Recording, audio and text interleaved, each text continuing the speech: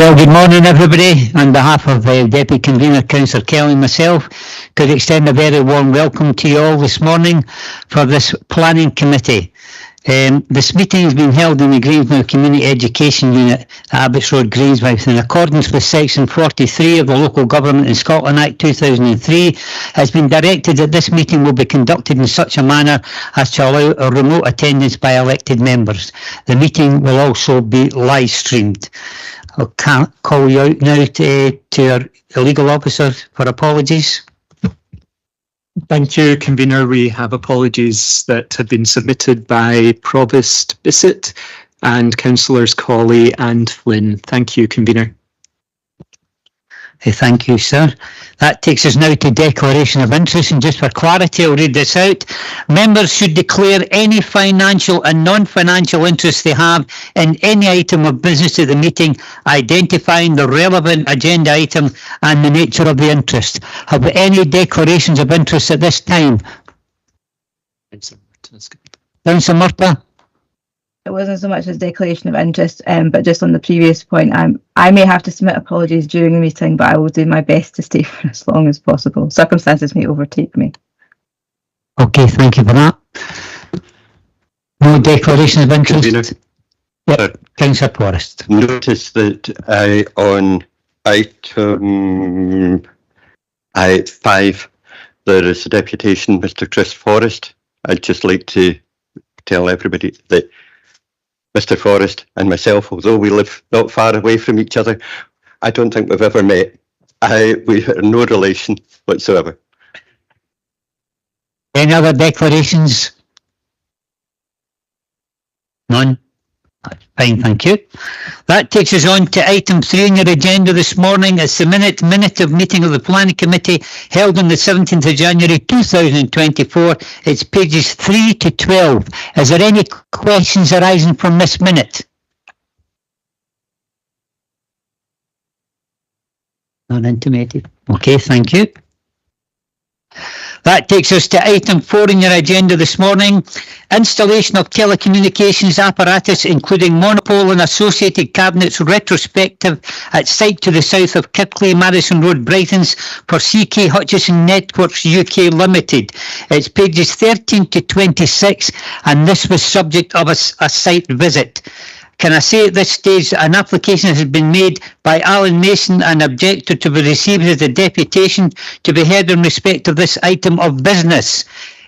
Are we agreed to the deputation to be heard? Agreed. Thank you. Also say at this stage that there was an opportunity for Councillor Robertson, he was going to be received as a deputation.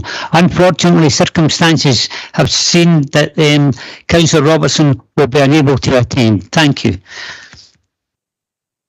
The report is by Catherine Chorley, and we'll go to Catherine first. Thank you, Catherine. Thanks, Convener. Jack, if you could show the proposed elevation plan, please.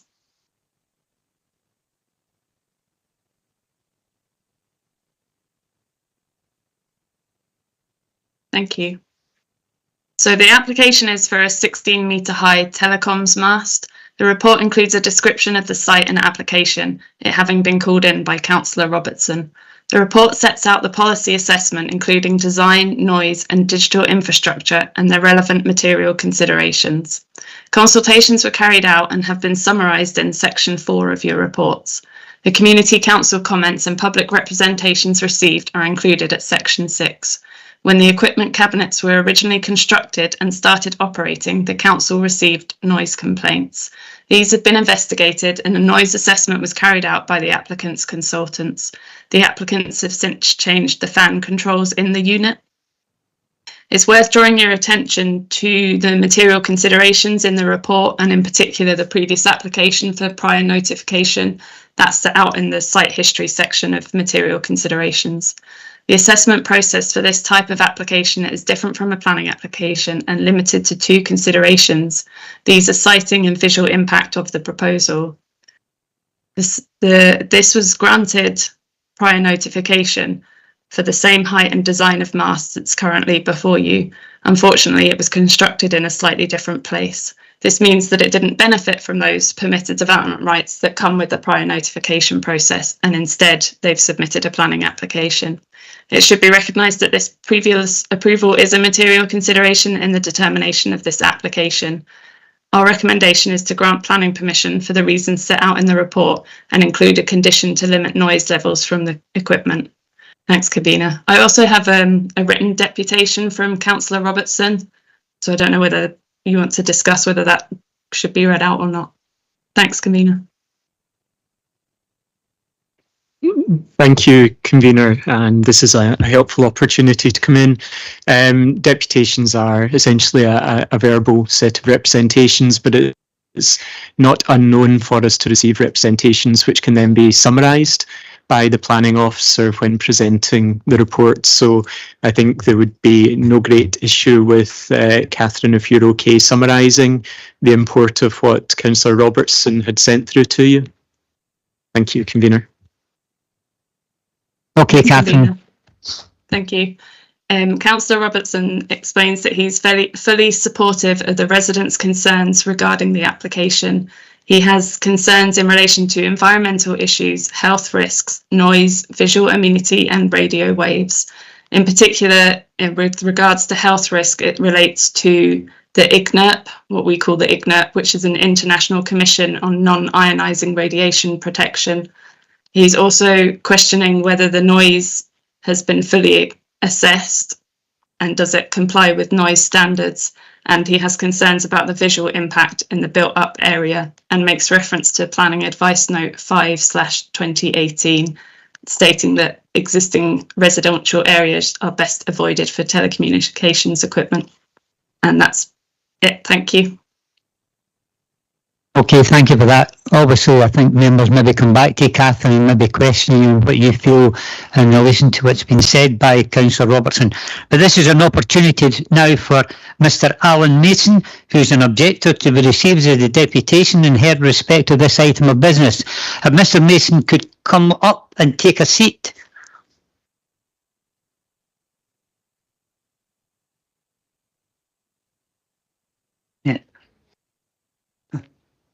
That's fine. I just want to press your button on the microphone, sir, and you'll have 10 minutes. You'll have 10 minutes to speak on your objection, and then you'll stay in your seat and there'll be an opportunity then for any member to ask you any questions in relation to your summary. Thank you, sir. Carry on. 10 minutes from now. Thanks very much for allowing me to speak today. I really appreciate that. Just a quick summary for myself. The mast was installed roughly May-June 2022, and it should have been located further up the hill, as Catherine stated earlier. As they didn't do their due diligence on the site before starting their works, they found a gas main running below where they wanted to build the mast and cabinets initially. They then decided to move everything to the other side of the gas main, much closer to my home, without informing the planning department before they made that decision. Excuse me. At this point, we contacted the planning department, and CK Hutchison were informed by planning that because they had not adhered to the original planning permission, they would have to reapply, and that to continue installing the equipment would be at their own risk.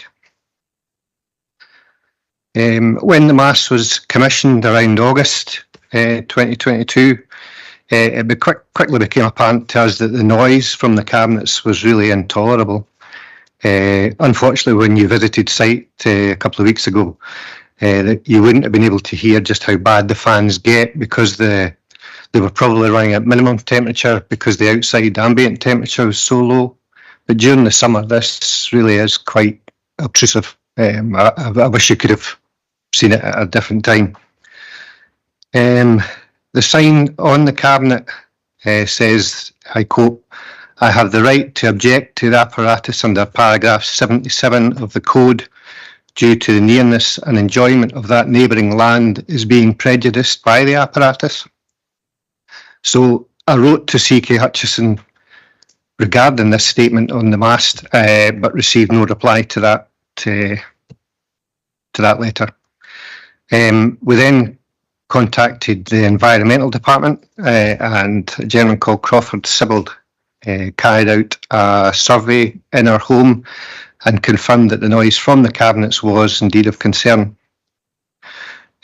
Crawford then tried to contact CK Hutchison to ask them to carry out a noise survey, but he was finding it very difficult to get any response. They were consistently evasive, and only when the planning department told them they would reject their application if they did not engage with Crawford did they eventually organise a survey.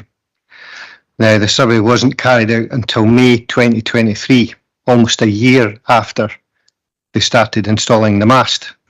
This is down because they were purely just weren't interested in engaging with planning or myself.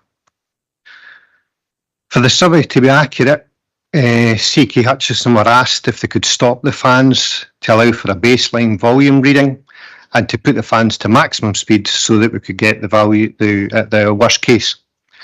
CK Hutchison said this was not possible, so most of the survey and recommendations are based on manufacturers' data, which I believe to be inaccurate in this case, as it doesn't really take into account the acoustics, which I think are created by the bus stop. I think because it sits so close to the bus stop, you're getting a bounce back effect. It's kind of like you take a mobile phone, you listen to music. If you pop that in a cup, it appears louder because of the way it's situated. And I think that I'm getting that effect because they've located it so close to the bus stop. The recommendations from the survey itself covered various options, but the one that the CK Hutchins chose was to adjust the fan speed. Something they said that it couldn't be done for the survey, but now, because they want planning permission, it can be done.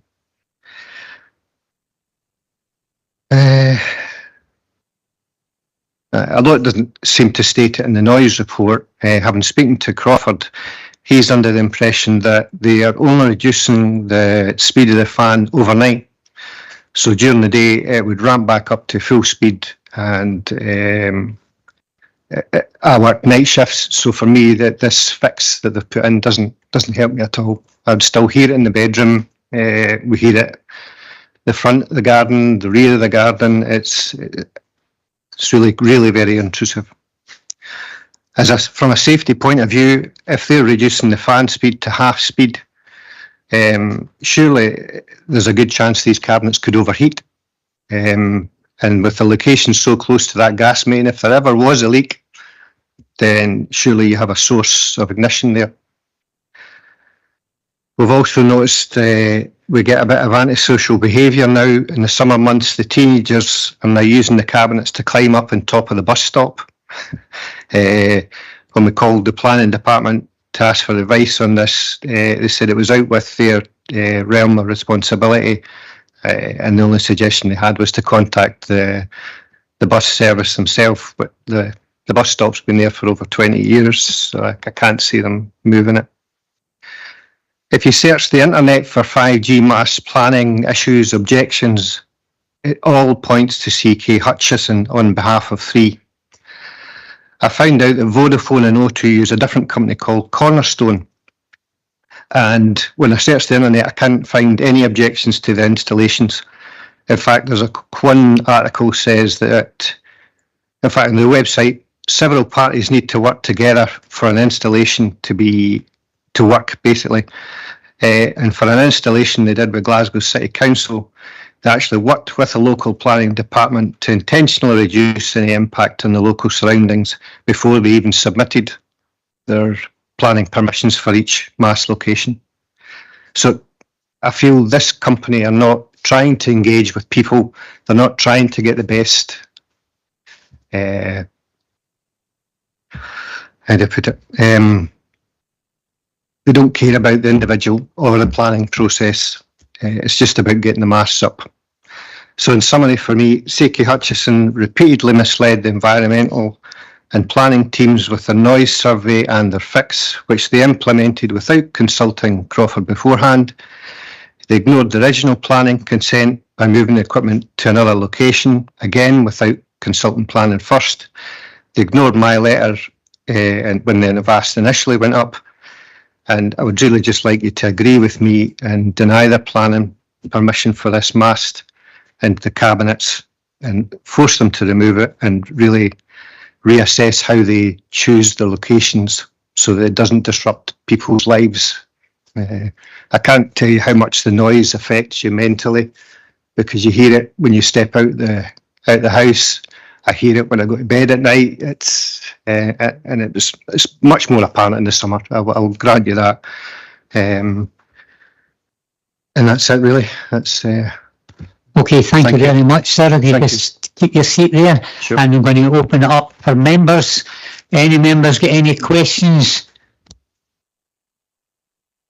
Any members get any questions, either here or on remote? Councillor Kerr. Thanks, Convener. See, when it was first indicated that the mast was going to be situated in the location, did you get a neighbour notification? We, for the initial planning permission, yes, we did. Yeah, to say that it was, because it was within 10 metres of our property, we were given notice that they were planning, or they had applied for planning consent to erect it in that location. And I believe there were somewhere in the region of 50 odd objections to the original planning, but the planning department were limited on what they could object to. So basically it was allowed to happen. But because when they went to site to install it, they found the gas main that they hadn't realised was there. And that's when they then moved the equipment further down the hill, closer to my house, closer to my front window. And again, they didn't, as I say, they didn't inform the planning department that they made that change. It was only because we complained about it that the planning department found out. I was at the site visiting it.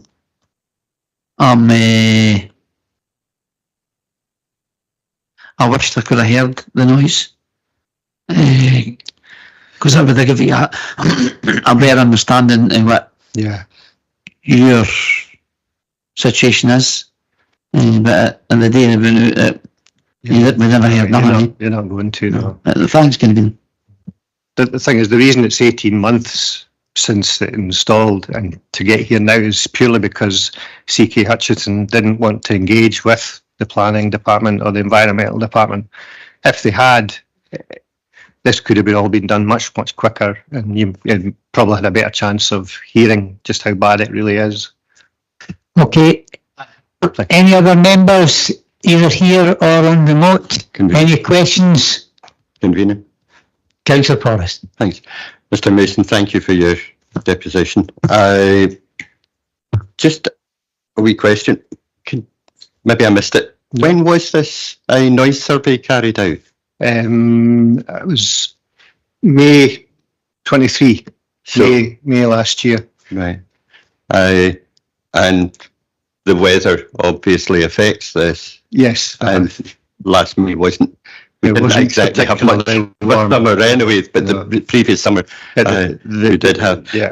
And the noise complaint was upheld even at that point. Even at that point, it's, well, when Crawford did the survey, he put equipment inside the bedroom in our home, and he'd basically the company took that information on board when they did their own survey, but the survey was almost pointless because they couldn't get a background reading because the company wouldn't switch the fans off and they wouldn't adjust the fan speed to maximum to allow them to record.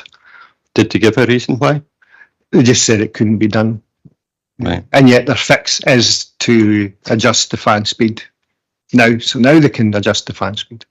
Yeah, because you might not believe it, but occasionally I go out a wee bit cycling, and as you come up that hill, by the time I get up to the post, that is usually where I take my breather.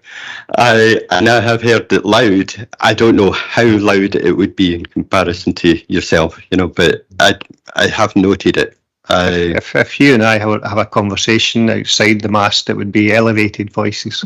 It's Thank you. to give you an idea of. And all I can say is I've never seen a mast quite so close to a residence. I know. Thank you for that, Mr. Mason. Thank you. Any other questions?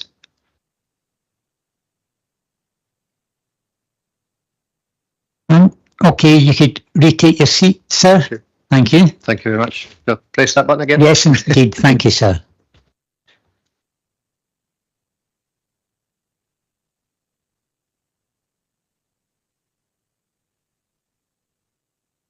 Catherine, I'm going to come back to you. You've heard the summary by the objector, and you've heard some of the questions that's been put to the objector. I'm just wondering if you could maybe give us another insight into this situation. Could you also maybe ask you, because maybe a lot of people don't really know about the permitted development rights for monopoles, etc., and what the government stand on this. I think because this is very, very important indeed. It's unfortunate, as Councillor Kerr said, that we never had an opportunity to go into the House and hear the obviously the main problem that this objector is facing. And as Councillor Forrest said, as I've been in the planning for about 30 years, and I've been to a number of sites, and this is the closest monopole that I've ever seen to a residential development. So, taking all that into consideration, if you could maybe give us a wee overview, the summary for the objector from the questions, and then maybe just let members know exactly what the Scottish Government's issue is on these proposals. Thank you. Yeah, I think going back to the beginning, I suppose, is probably the best place to start. Telecommunications companies have permitted development rights, and that includes putting up monopoles, other telecommunications equipment.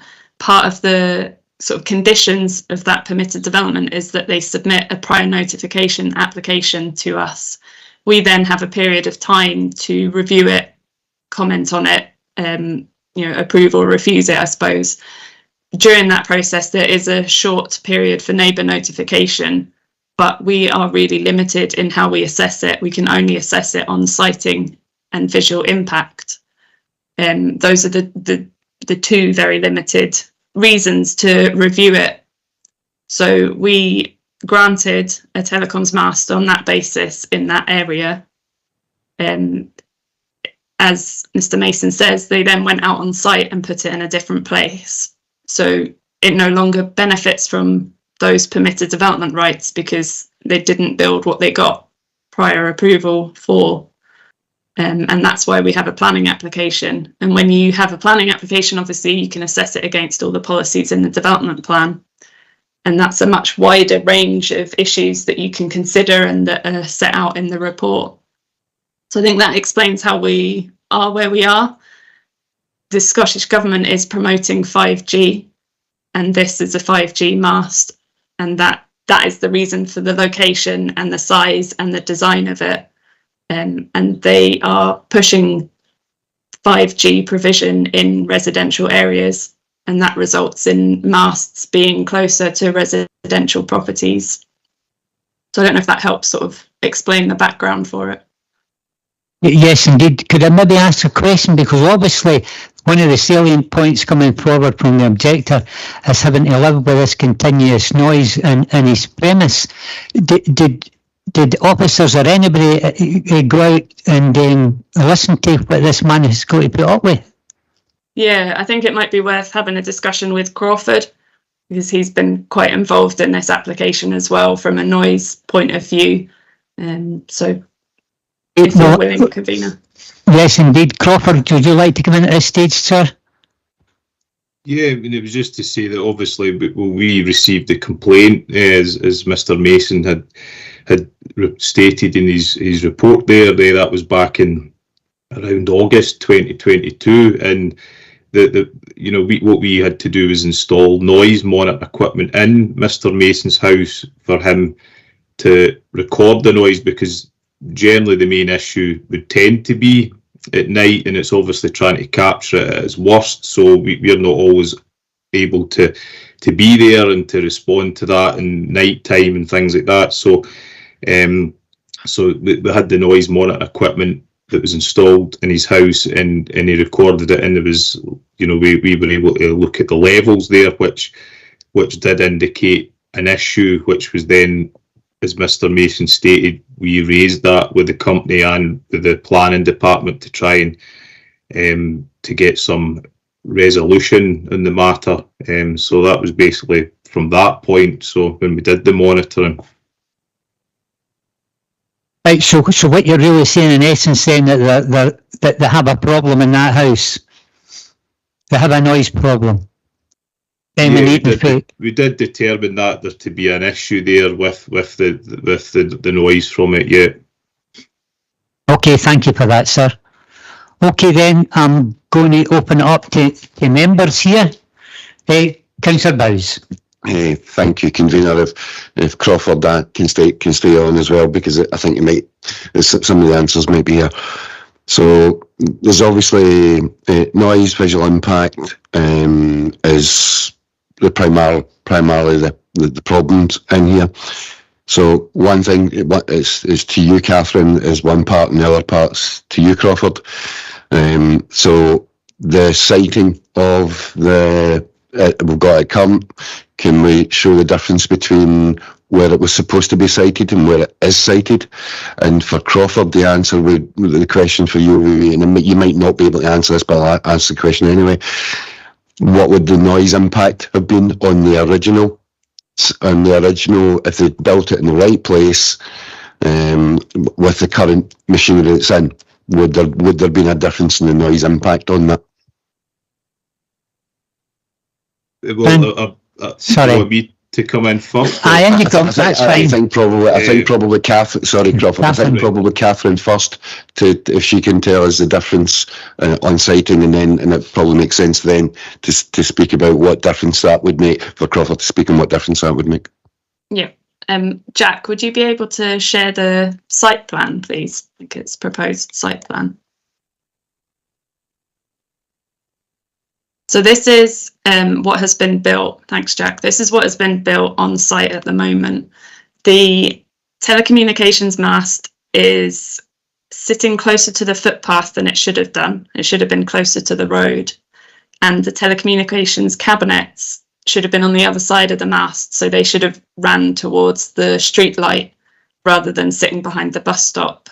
It would have been further away from the window of that property, I think, and not up against the bus stop.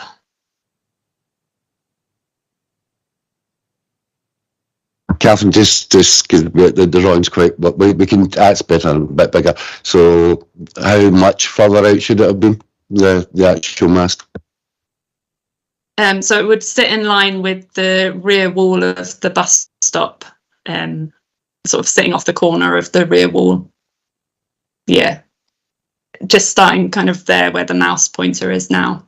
It's about 700 millimetres. Yeah.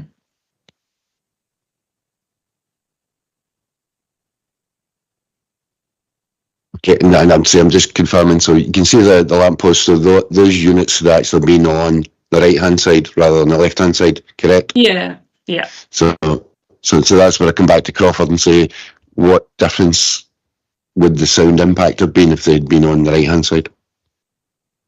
Crawford. Well, if it was further away from Mr. Mason's property, then it would make a difference. The distance attenuation would have there would be distance noise attenuation there. So I wouldn't be able to say exactly what kind of noise levels that would be, but that would be something that would potentially a noise impact assessment could maybe or a calculation from an acoustic consultant could work that one out. But it would probably if it's away from the bus stop or the shelter area, then that bouncing effect would maybe be reduced. But I can't say with any accuracy the impact it would have, but I believe it would. It's certainly just based on the distance moving away from Mr. Mason's property.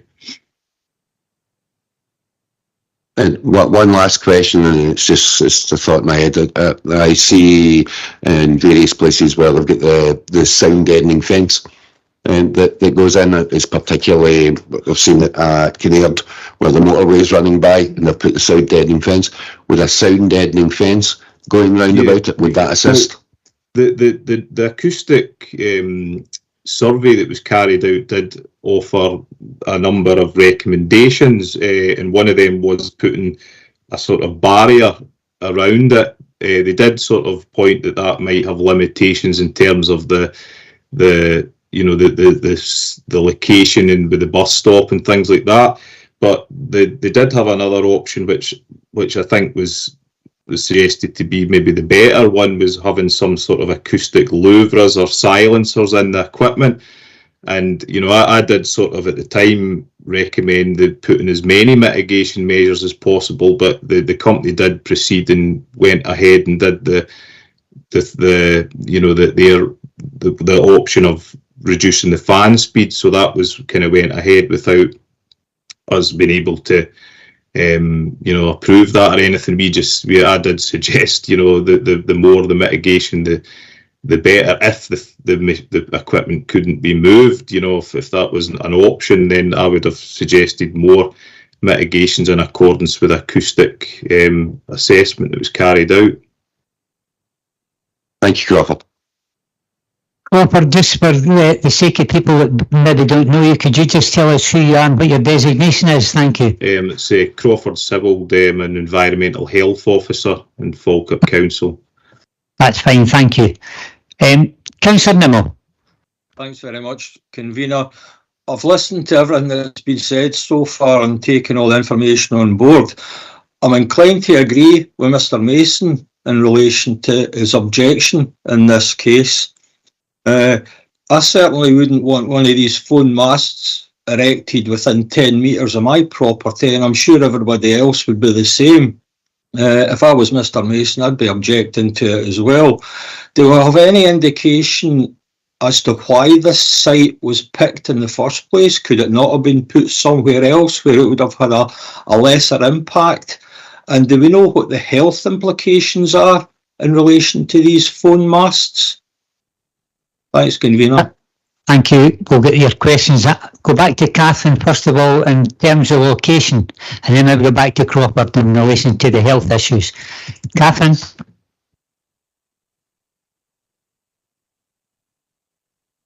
Sorry. They do tend to have to do a sequential test, telecommunications companies, before they come to us with a proposed site, and one was carried out with this application. With 5G, the distance the radio frequency travels is very small, so you tend to have a very constrained site to look for alternatives on, and there's a lot of different things that they have to consider. So for this site, they said they looked at 13 possible locations within the cell area.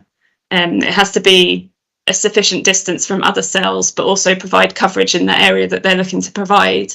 And because it's 5G and more people work from home, more people use their phones for internet connectivity, they're finding they're having to put more masts in residential areas. So they looked at the 13 possible sites, mostly street works, which means mostly on the verge of roads, because Scottish Government have given them rights to develop on the road verges. The other sites were ruled out for various reasons, including narrow pavements, compact residential areas, and impacts on residential properties. Okay, thank you. Come to you, Cropper, in relation to a question that's been asked for years and years and years since these first came on the scene, in terms of the health issues in relation to the close proximity to dwelling houses. I would say, Convener, that's probably something I wouldn't really be able to comment on. I'm not really sure. That's kind of not a remit that our department would look at. Okay. In that one, thank you, Mr. Thank you, Convener. No, I would just ask Catherine to come back in. Obviously, she mentioned in her presentation the ICNIRP guidance, and I think Catherine could explain. It's in her report, but Catherine could explain a bit of background for that from the health. Yeah. Okay, thanks, Convener. Our scope is extremely narrow when it comes to health issues with telecommunications masts. It is a statutory requirement that the telecoms companies submit an IGNIRP declaration.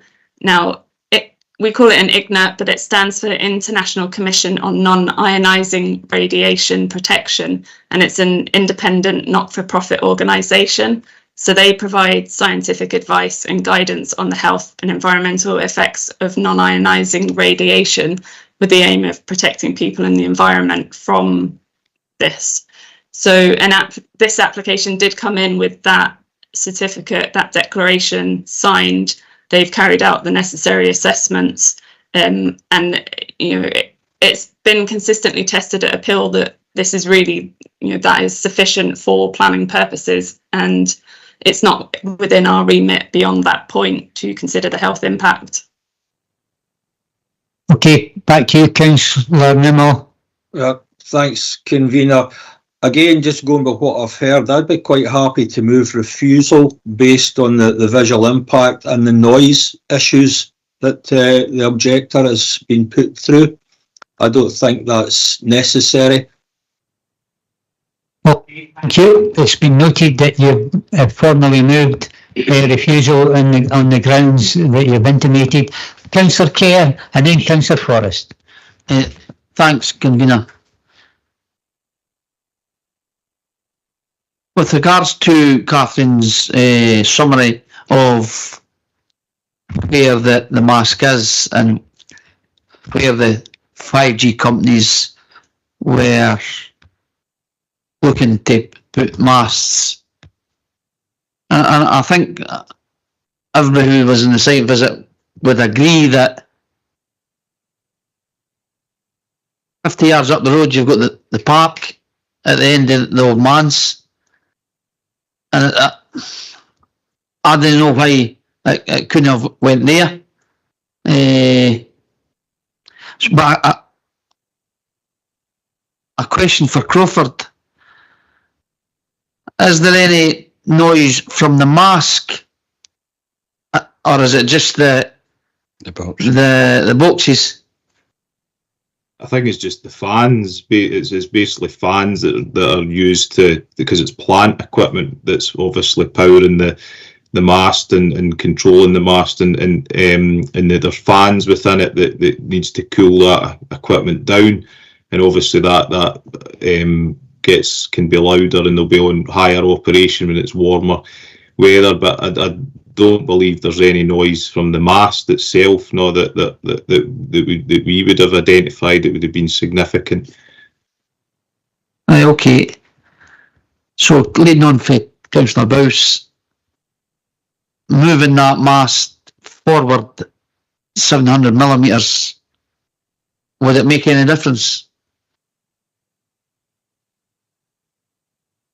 Is that you're asking myself, Councillor Kerr? Yes. I'm not bothered who answers it. Well, I don't know, but I'm not really sure what is it the mast that's, I think there was a question was asked about, would it be the full equipment? You would need to be moving the cabinets, like with the fans, that would need to be moved to make some difference. I don't think moving the mast would make any difference. That's not really going to, just if it was just that individually, would make no difference. It's the cabinet that's got the fans in it where the noise has been generated, so it would all determine where that was moved. That was the answer I was looking for, Crawford. Yeah.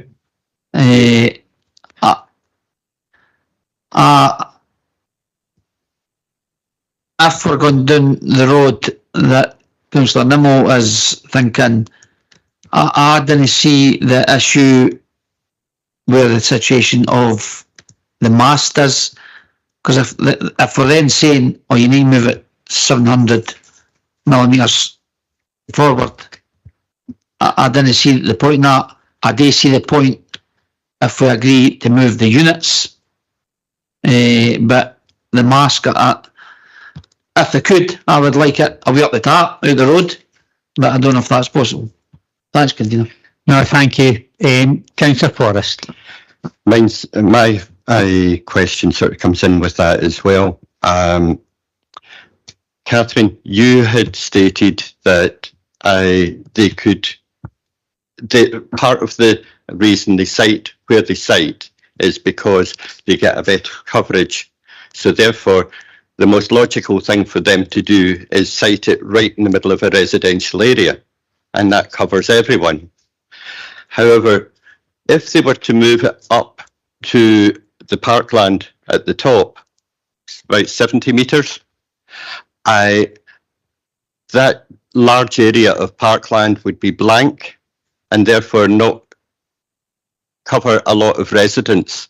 The residents would all be, that would be affected by that mast, would all be sort of the other 3/4 of the area covered. I take it that's what you mean by that, yeah? Yes. If you, Thanks. for the 5G coverage, it does have to be close to residential properties. If you're moving it up towards the park area, I think that starts moving it out of the cell area, out of the area where they are trying to cover. If you move it away from residential properties, as you say, there's less residential properties that are covered by that mast, and you might end up needing another mast somewhere else to provide coverage for others. And I think in relation to putting it into the park, when you put it around trees, you have to go taller than the trees. You have to get the top of the mast above the trees. You have to get it above any potential future growth of those trees. And you have to be very careful of the roots and the impact on the trees. So, it's not always easy to put it in a park either, because you end up with a much taller mast, which pokes out the top of the trees and can impact on the trees as well. Thank you. That was actually the question the way I was wanting the answer to go, actually, because up at that point, I'm with the old school. The old aerial for the TV, you used to have to hold it up, to get a better coverage. You still do that with your mobile phones. That's a much higher area. There are no trees that would be in the way of the mast up at that point. I hadn't thought about the tree growth, the tree root growth. I have got to say that, but thank you for that. I am a wee bit clearer on that, and I do seem to be tending to go along the same lines as Councillor Nimmo and Kerr. Thank you. Thank you. Councillor Sinclair, then Councillor Bowes. Thanks, Convener. Do we know roughly the transmission area of a 5G cell tower, and is this a cell tower rather than a repeater station? For that, do we know? My understanding is that search areas are about 250 metres. So to cover the residents in this area, you've got a boundary of about 250 metres, but it also needs to be an adequate distance between other masts so that there isn't interference between those. So it's quite a constrained site area in this case. As to whether it's a repeater, I don't know. Okay, so this, I think I'm trying to get to a position as to where, by moving the mast somewhat 70 metres, mast and equipment, sorry, just to contextualise that, somewhat 70 metres may have not as much of an effect as it's keeping it there in terms of the range of the cell tower has, whereas it's keeping it where it is at the moment has a significant impact on some of the residents in the area. That's the balance I'm trying to get to. So I mean, obviously there's obviously, I don't think any of us are experts on telecommunications. I wish I was, but my recollection was that some of these mast towers have a range of up to between 1 mile and 3 miles, depending on the type of cell tower that it is. So I'm trying to get to the positions that if moving it between 50 and 100 metres away, so it doesn't have an impact on residents, would have an impact on the range that the cell tower has and the provision that has within the area, if that makes sense. Yes, I think 5G in particular, we are finding that the cell area, the search area for equipment is incredibly small. you need a lot more of them. We're seeing a lot more applications for 5G masts. And so I suspect moving it 70 metres away in the direction away from residential properties and the search area would have an impact on provision. Thanks, Convener. That's Councillor Bowes, thanks for your input, Councillor. Hey, thank you. Just a wee follow-up. If the post remains and the plant moves up the way, would that move the sound problem actually to the next door neighbour? Because you're moving it closer to the next, because there is a house further up. Yeah, well, we would probably then potentially ask for them to do a noise assessment for that, because we would need to make sure that that didn't cause a problem. I know that it's because I know there's an issue for Mr. Mason, but there was also a complaint from a resident across the street, but that was further down, I think. So I think moving it up would be less of an impact. And if I'm correct, I think right across from it, further up is potentially, yeah, there is. I'm just looking at a map now. There is other residents there, so we would need to be sure of that. We would probably ask for a noise assessment to determine what impact that may have, and maybe the mitigation measures to be implemented. Well, one last question. The delegated powers Catherine spoke about earlier on. So if we refused today, could they then, through their delegated powers, do this? Could they just then use their delegated powers to put a mast somewhere else? Well, it remains very close. In theory, it remains open to them to put the mast where they got prior approval for, but whether they would actually go ahead and move the infrastructure, I mean, that's a kind of balanced call to make. So there is that fallback position. How much weight that fallback position has, you know, that's a consideration. But yes, they could submit another prior notification application for somewhere further up the street for a mast, and we would have to assess it again on the siting and visual impact. And with these kind of developments, not only are we constrained in what we can assess, but how long we can take to assess it. So we have 56 days, I think, and if we don't do it within that time scale, they can put it up anyway. Thank you, Catherine. Thanks. That's a very valid point, Councillor Bowes, because initially, how many of these masts have came before us in the past few years because of the permitted development rights, and that's the issue. I'm going to come back to you, Crawford, and ask you during your summary there, and thank you very much for that. You had stated that you had put sort of mitigation issues to this company in relation to the noise, and they weren't carried out. Can you maybe expand on that a wee bit? Yeah, well, it wasn't myself that offered the specific measures. That was the acoustic consultant that they employed, because I actually did attend the evening when they carried out the survey, and as Mr. Mason had pointed out, that it was unfortunate that the company advised that they couldn't do they couldn't control the fan speed, so we weren't able to do a noise assessment assessing the actual noise. So basically the noise survey was looking at the background noise on that evening, and they had to monitor that further up the road because the fans were on, but they weren't on at their full speed because you know, the weather conditions. It was in May, but it was quite a cold night.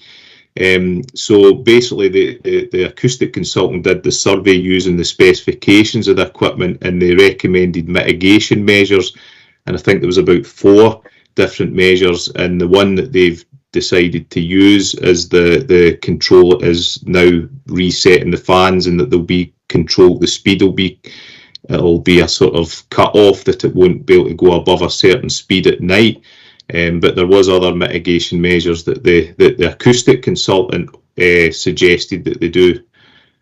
So that's all outlined in the noise impact assessment. Yeah. One further question. You mentioned that there was there problems with a neighbour on the other side of the road. Can you maybe expand on that one? Yeah, there was another person that complained to us as well at the time, and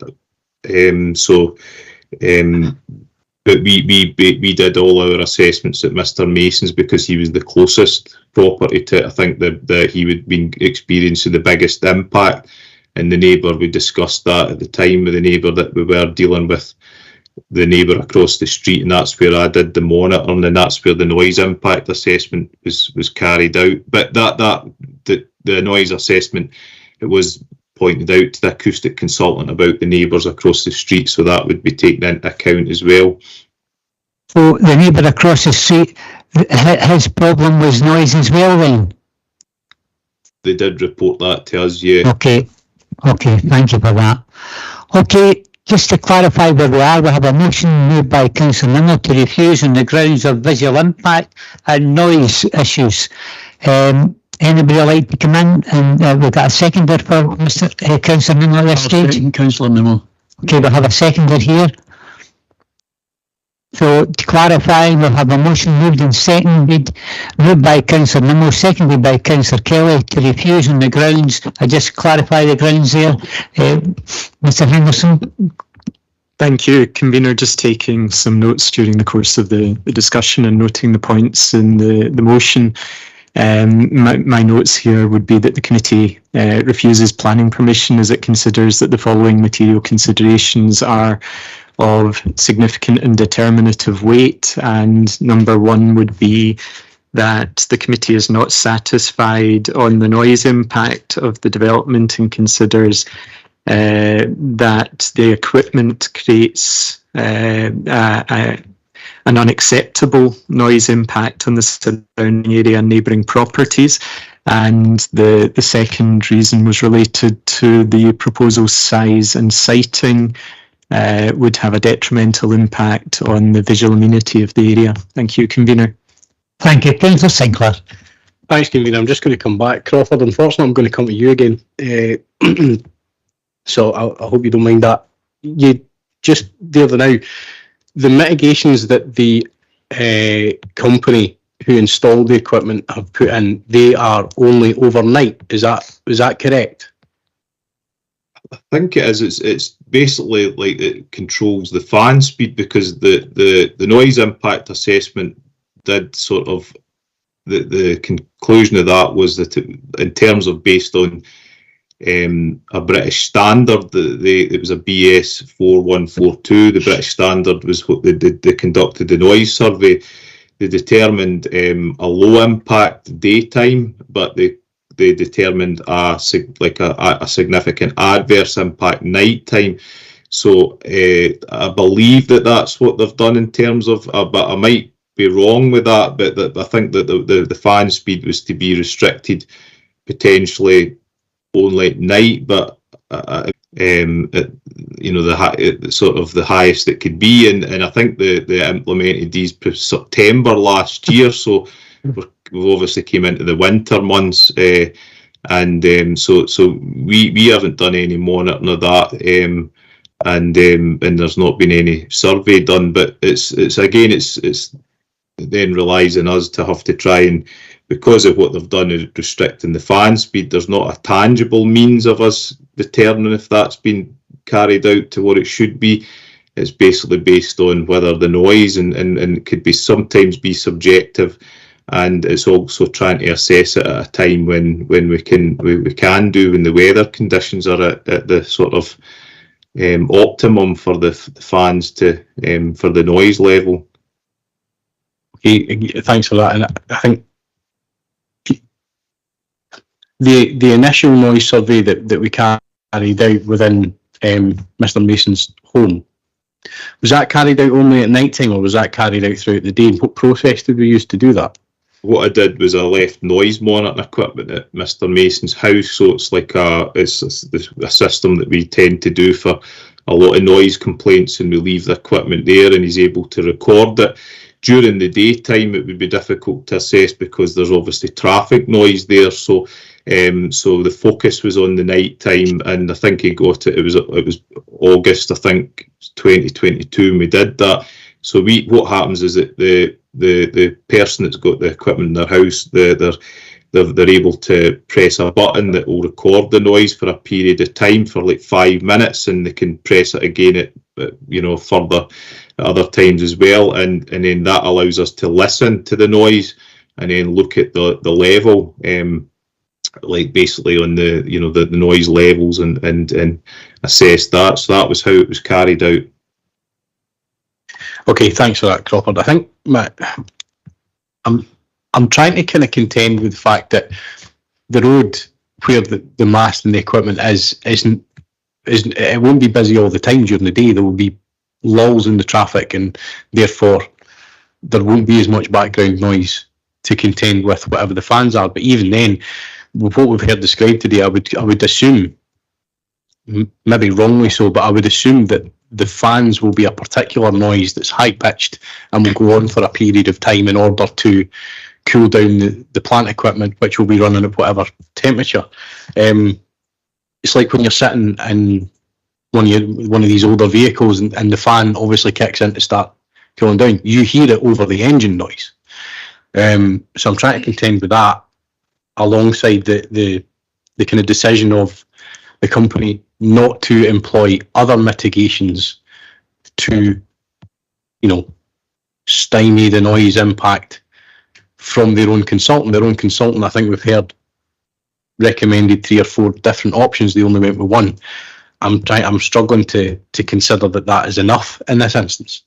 I wonder if Mr. Henderson could confirm whether or not there would be an opportunity if, for example, the committee were minded to grant there could be conditions put in place to ensure those mitigations were put in place. I wonder if you could confirm that, Mr. Henderson.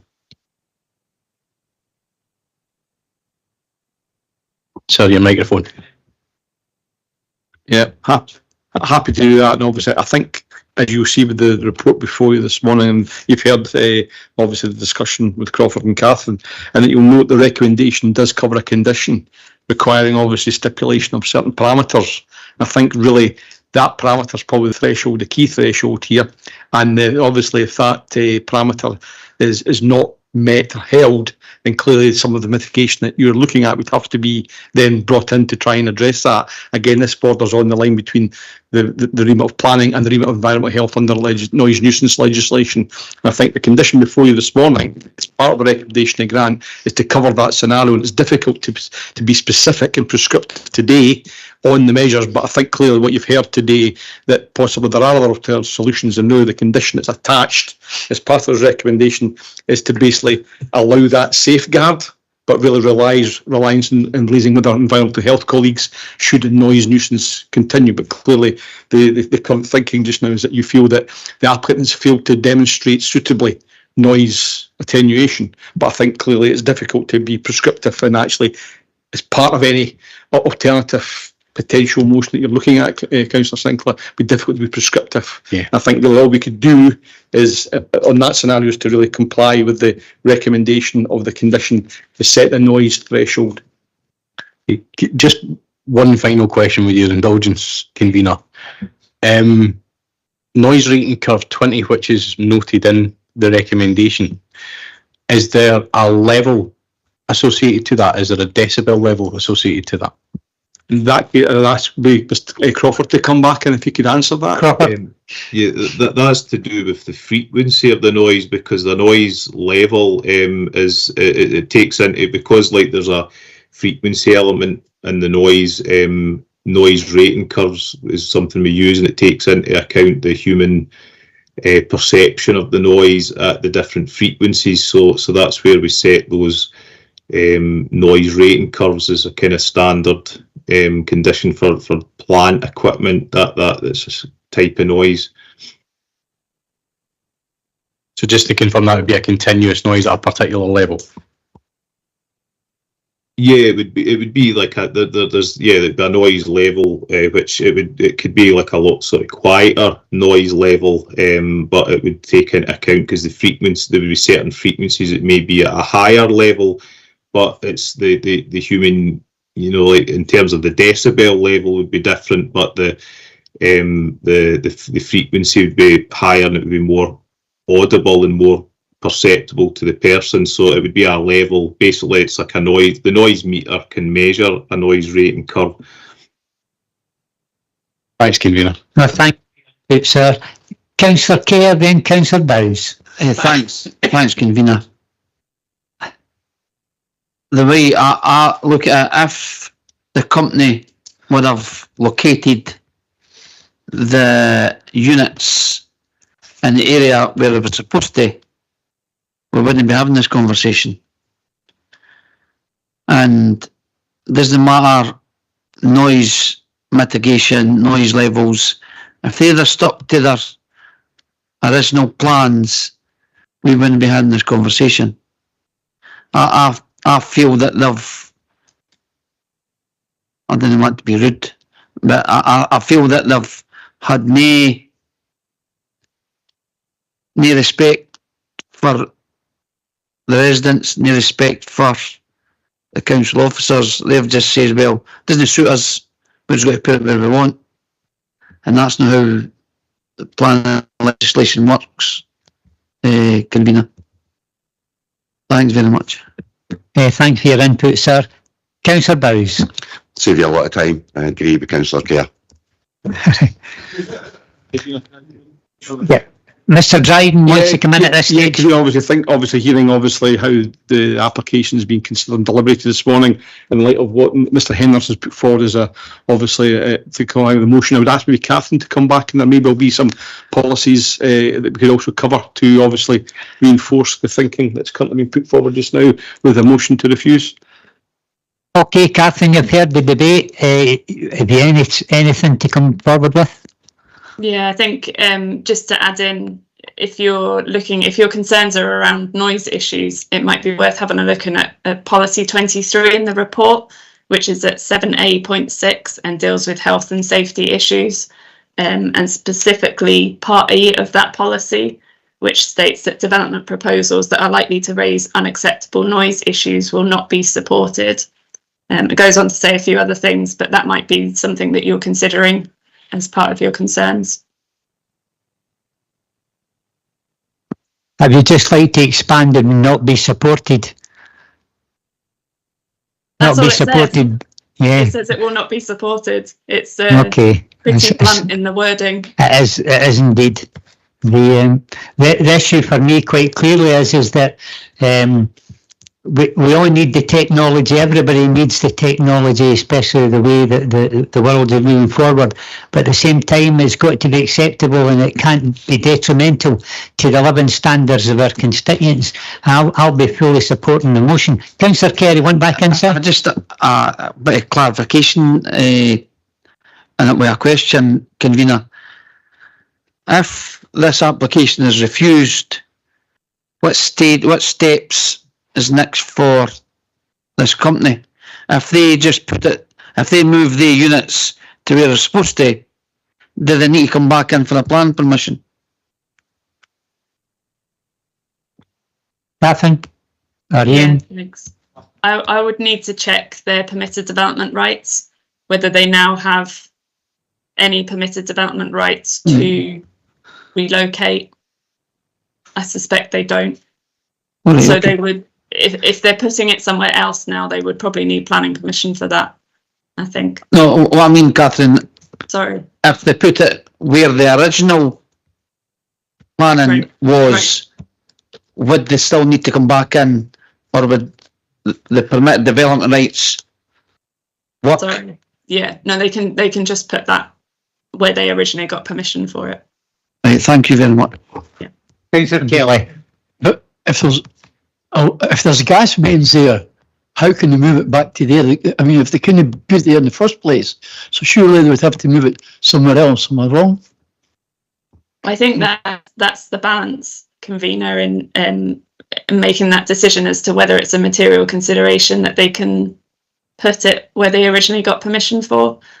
They couldn't just put it there today, but in theory they have the permission to put it there. So if they moved the gas main, they could go there. So, you know, it is a balance of are they going to actually do that? Are they going to move the gas main? Mr. Henderson? Thanks, Catherine. Thank you. On one point, convener, I note that Catherine had made reference to policy 23, health and safety, and I'm conscious that if there's to be an amendment or change of wording in a motion, that would require the mover and the seconder to agree that change, and also to receive the consent of you as the convener of the meeting to such a change.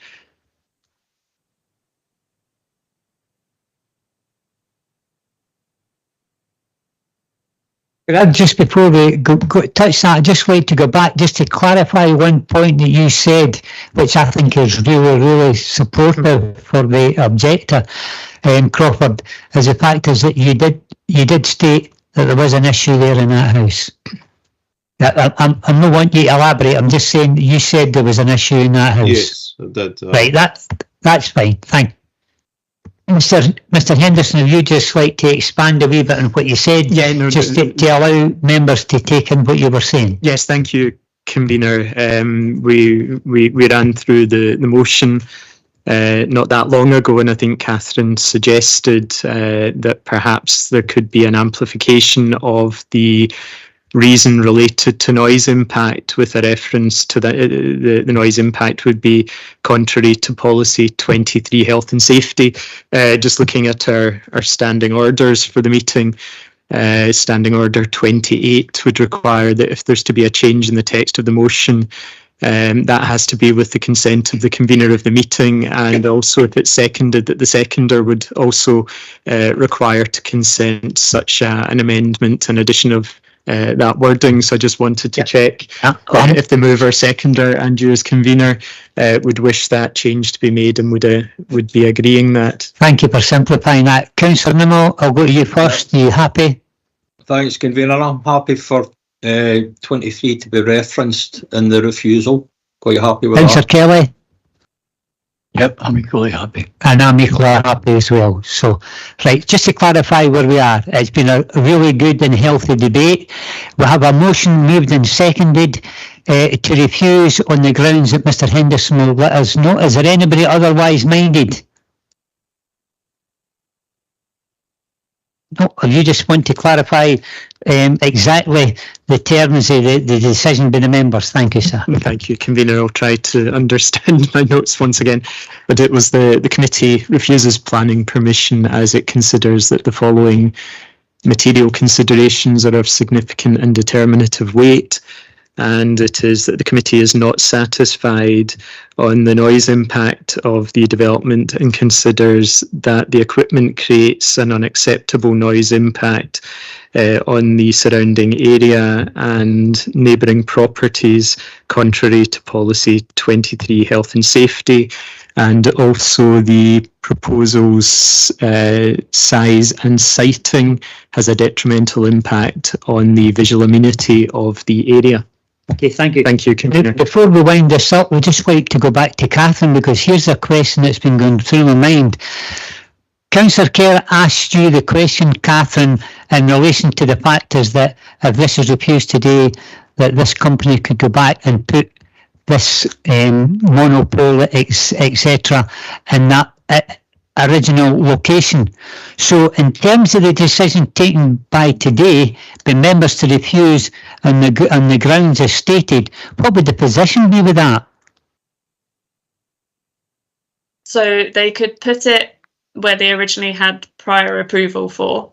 They can appeal the decision of the planning application, or they can remove the telecoms mast and remove the 5G access that it provides for people at the moment. So the issue is, at the moment, a decision being taken by members to refuse on the grounds you've heard. Does that mean then that they will need to remove that mast and the cabinets from that location as it stands? It would mean that they are unauthorised. It would be open to us to take enforcement action and try and resolve issues with them. Oh, okay, thank you for your clarity on that. Okay. Okay, members, thank you. I think we'll take a 5-minute comfort break at this time. Thank you. Convener, just before you go for that, Yep. I think, and I know it's no everybody's cup of tea going to sites, and understand that, but if I went to sites, my decision today would have been completely different if I wouldn't have went to a site. Because understanding the layout, understanding the proximity, everything, I thought it was really beneficial. And people's got their own opinions of it, but it really has helped me put my direction where I was going to go today. Well, I would say that the 3 site visits were absolutely beneficial to everybody that was there. Really beneficial. Okay then, thank you. We'll have a 5-minute comfort break, and thank you, Catherine, and thank you, Crawford, for your input. Thank you.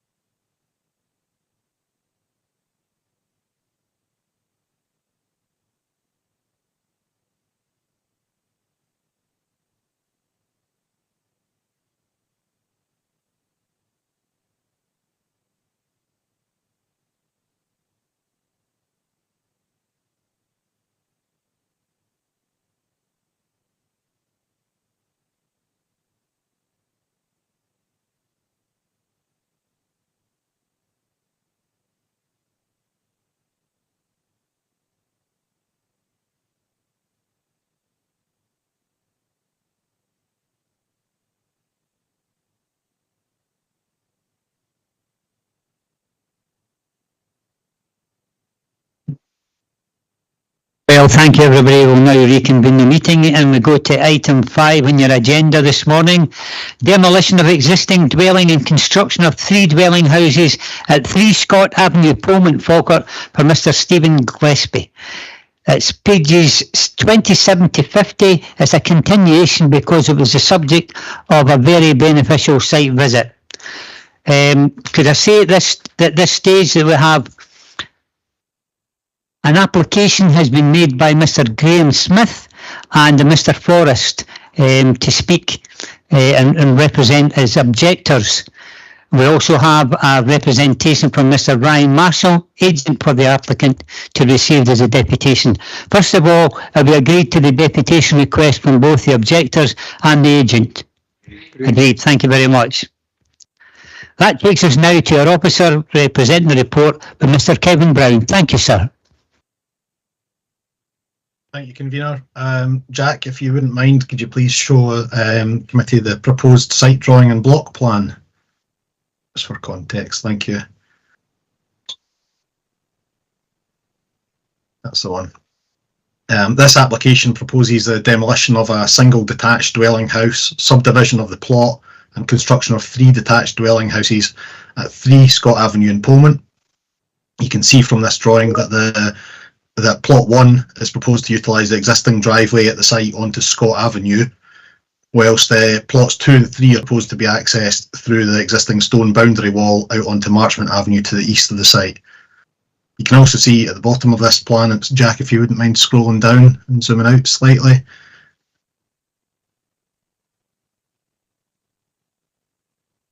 Thank you, and just along to the left a touch. Yeah, this shows the proposed new openings in the boundary wall, how those would look with the context of the proposed dwelling behind it. Members of the committee visited the site on Monday the 5th of February. I think for the benefit of those members who weren't at the site, Jack, if you could scroll through the site photographs, that would be useful, just while I continue to present. Consultation responses are summarised in section 4 of the original report to committee on 17th of January, and the summary of the 53 representations submitted during the course of the application is provided in section 6. Members will see from section 3 of the update report that Pullman Community Council has also objected to the application. In terms of the policy assessment, this is set out in paragraph 7A2 and to 7A14 of the report to committee on the 17th of January. The proposal as assessed has been in accordance with the development plan, and the officer recommendation in this instance is for committee to grant planning permission subject to the conditions outlined in the report. Thank you, Convener. No, thank you, sir, for your summary. There's now an opportunity for Mr. Graham Smith and Mr. Forrest to step forward and take their seat.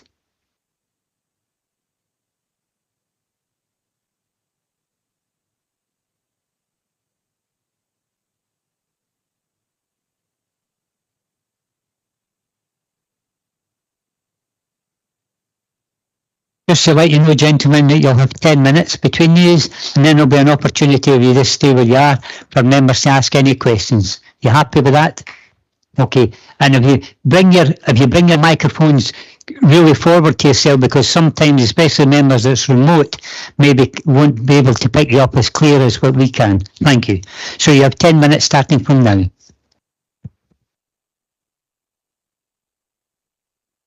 My friend to switch on this button. Thank you very much for allowing me to speak this morning on behalf of the many residents of Polmont and the Community Council who have formally objected to this development. It affects both the residents of Millfield Estate and Marchmont Avenue. I'll be speaking about two matters, particularly on Millfield Estate, and my neighbour Chris will speak on Marchmont Avenue. Millfield Estate consists of 46 houses, all with generous plots, built in the early 60s within the boundary wall of the original Millfield house dating to the early 1800s. That wall is the last remaining piece of Millfield house and grounds. House owners are responsible for the roads within the estate, and in 2008 they made a large investment to upgrade the roads and the pavements. We feel that Millfield Estate is quite unique in the Falkirk area for these reasons. And the two main reasons I'm going to look at the moment, privacy and loss of light, and also the drains. Privacy and loss of light. Within the decision notice, it stated that in broad terms, the proposal respects the scale, density, disposition and design of the surrounding area and achieves adequate standards of garden ground, parking, privacy and daylighting. It's the privacy and daylighting that is particularly important here.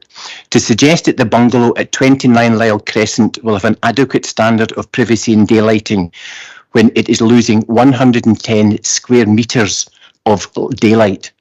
There is a wall that's going to be 12.5 metres, and on an 8, this is the side of the house, 12.5 metres wide with an 8.8 metre roof. And that will be 3.8 metres from the resident's back garden on 29 Lyle Crescent. That, by the way, is not my house. It sits behind, I'm sure you'll see some plans, it sits behind plot 3, and it's taking up 42% of the boundary. So the back garden, 42% of that will be looking at 110 square metre wall, only 3.8 metres away. To have such a structure so close to your back garden will have a huge impact on the property and undoubtedly the residents and their mental health. I cannot understand how this can be described as an adequate standard of daylighting. Just how close does a house have to be to fail that test? Garden sizes are unlike others in the area of the proposal as well. I'll move on now to drains. The drains in the area are a nightmare. The manhole at the south of Marchmont gets forced up when there is heavy rain, bringing toilet debris along with it. I took a photo of this, and if it's possible to bring that photograph up at the moment, Gemma, photograph, I believe it's number 4. That is at the bottom of Marchmont after some heavy rain where toilet debris has been forced up. I did send this to the case officer. I did have within the consultation period, and I didn't get any response from it, and nor was it in the public representation section. This was not mentioned. So within the drains system, which is already heavily used, How will they dispose of their wastewater and their foul water? Surface water, as the case officer stated when granting permission, surface water connection to a combined sewer network is unlikely to be approved. And Scottish Water's document Sewer Scotland 4 also tells us this, and in such instances, soakaways are required. To make the development comply, all 3 houses required to have separate soakaways, which must be 5 metres from any foundations and boundaries. There's no evidence of soakaways, and although at the moment we understand this is not a requirement, we find it very difficult to see how soakaways could be accommodated with the 5 metre rule. Within foul water, and I'm almost there, within foul water, the developers quotes that in plot 2 and 3, plot 2 and 3 drains will be led to separate surface water and sewage outlets on Marchmont, which is served by separate foul and surface water drains. It is not. There are no drains, surface and separate foul and surface water drains on Marchmont. As Marchmont Avenue houses, their drains exit east onto Station Road. It is approximately 40 metres from the proposed development to the nearest combined drain. So it seems to us there is currently no workable plan as to where both surface and foul water is going, a major issue where there is a sewer system is already problematic. And I'll finish before handing over to Chris. In finishing, I understand Falkirk, like every area, needs to build more houses. But what this development is giving us is only 2 additional houses that will be available only to the richest people. In making your decision, I ask you to remember not just the breaches of planning rules I've pointed out, but listen to the people of Pullman and their community council and back the locals who have lived in the area for many years and not with a developer whose sole purpose is profit with no regard to our community. Thank you for listening. Thank you. Carry on, sir. Good morning. My name is Chris Forrest and I'm representing the proprietors of numbers 11, 13, 14, 15 and 16 Marchmont Avenue. There are 2 main issues regarding this proposed development which deeply concern the proprietors of those houses who will be severely prejudiced should permission be granted. These relate to the partial destruction of the wall separating Marchmont Avenue from Millfield and the worsening of existing concerns regarding road safety. The boundary wall to the original Millfield estate, which runs the length of Marchmont Avenue, is clearly an asset to the community. This was remarked on by the judges from Keep Scotland Beautiful when they awarded Pullman a Silver Gilt Award as the top small town last year. It also provides a strong boundary between 2 distinct areas of the village, i.e. Millfield and Marchmont Avenue. I understand that objections and representations regarding the wall have also been received from Ian Scott of Falkirk Local History Society. Falkirk Local Development Plan 2, LPD 2, para 4, requires that the proposal would not result in the loss of features such as trees or walls, such that the character or amenity of the area would be adversely affected. The report also states that the report states that the wall has been previously breached at various points along its length. That is misleading. For clarity, the wall has been breached only twice in the past 60 years. Once this century in the formation of the entrance to Barden, a single dwelling house constructed in the former garden of property at Scott Avenue, and the other in the construction of the original access from Marchmont Avenue into Millfield Drive, which was closed off around 50 years ago. Neither have any properties opposite.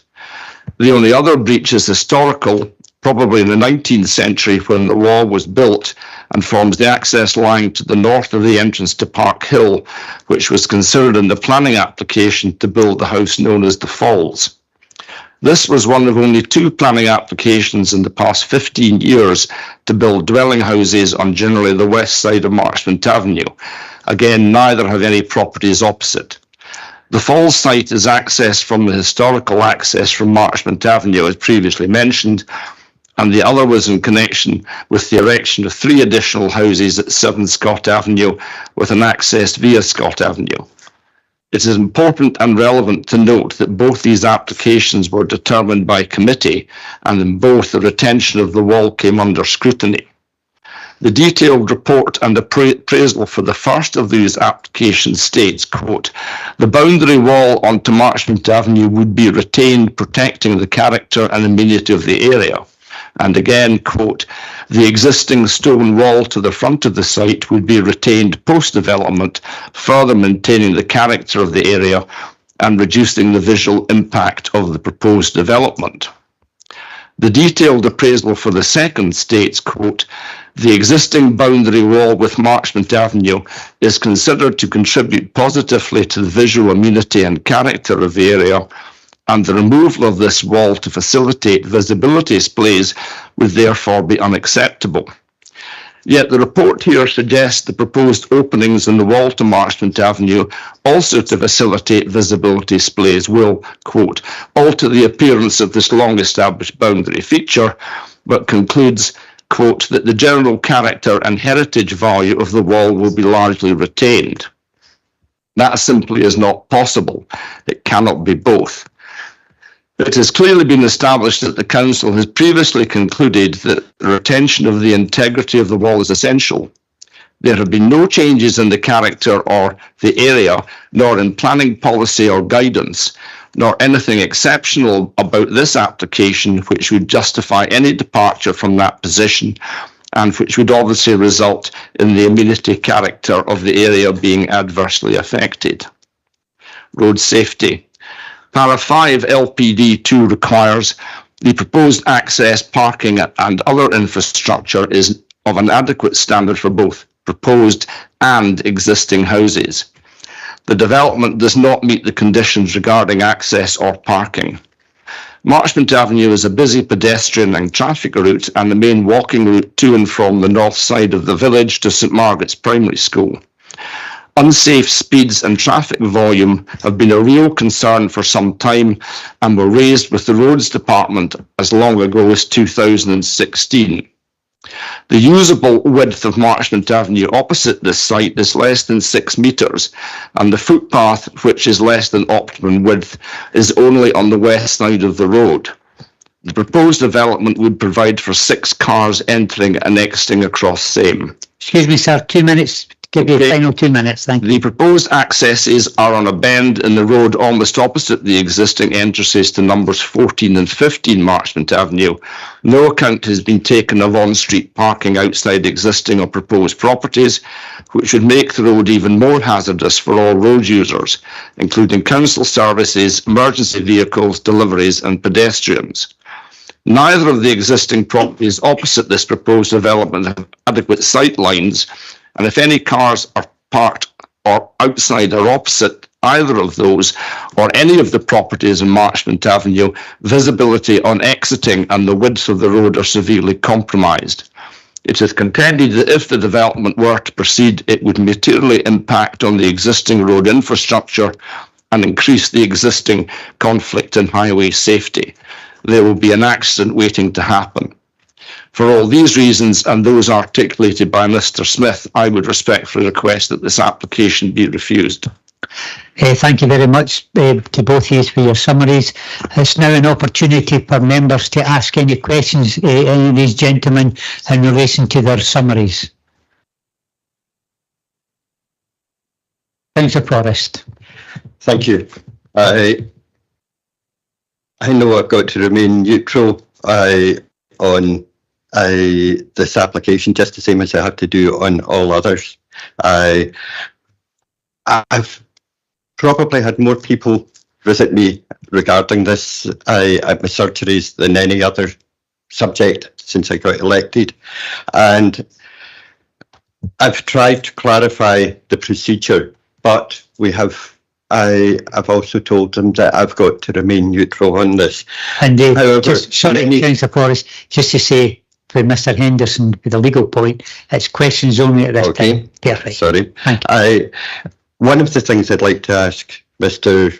Smith about, regarding the wall being opened up in any potential development, how would that affect your security compared to how it is now?